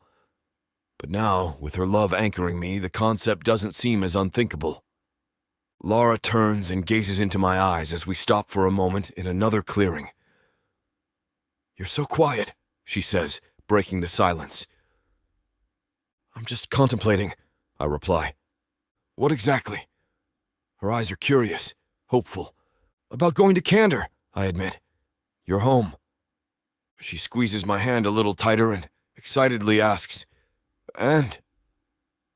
"I'll think about it," I say, feeling the weight of those words settle between us. She smiles, a radiant beam of sunlight in our otherwise shadowed world. "Really? You would consider it?" I nod slowly. "Yes, if it makes you happy." Her excitement is palpable. "It's not just about me, Zerith. You might find something there, too. New experiences, maybe even acceptance." I raise an eyebrow at her optimism. "Acceptance? From humans who see me as a monster?" "Hey," she chides gently. "I saw you as a monster once, too." "And now?" I ask, needing to hear her say it again. "Now," she replies, "I see you as the one I love." Her eyes meet mine, a tender warmth in their depths that sends a surge of emotion through my ancient heart. She leans closer, her lips parting slightly as she draws nearer. The world around us fades, leaving only the two of us. Our lips meet, and the sensation is both electrifying and grounding. Her kiss is soft, yet insistent, filled with the passion and love we've nurtured in our time together. As we kiss, I feel every curve of her body pressed against mine, her fingers threading through the cracks in my skin as if seeking to anchor herself to me. "Lara," I murmur against her lips. "Yes?" she replies, pulling back just enough to look into my eyes. "I love you." Her smile lights up her face. "I love you too." Our kiss lingers in my mind, even as we part. We soon find another smooth rock to settle down upon. The wind rustles through the trees as Lara nestles against me, her warmth a stark contrast to the cool air. "You've made me consider something I never thought possible," I admit. Lara looks up at me with those piercing eyes that first drew me in despite my better judgment. "You've given me so much already," she says quietly. "The least I can do is share my world with you." The sincerity in her voice tugs at something deep within me, something ancient and long buried beneath centuries of solitude and stone. The wind picks up, causing the fresh snow to dance and swirl around us. The thought of stepping into her world fills me with both excitement and dread. "Lara," I begin, my voice low. "Do you really believe we could find acceptance there?" She looks thoughtful for a moment. "I think it won't be easy, but yes. People fear what they do not understand. If they saw you as I do—" "A monster?" I interject with a wry smile. "A protector," she corrects gently. "Someone who saved me when I was lost and scared." Her words strike a chord within me. I've always seen myself as a guardian of my sanctuary, but never did I think anyone would view me as a protector. "And if they don't accept us?" I ask, my tone serious. "Then we come back here," she says simply. "This is our home too." The simplicity of her answer eases some of my fears. Home isn't just a place. It's where she is. The thought brings a sense of peace I haven't felt in centuries.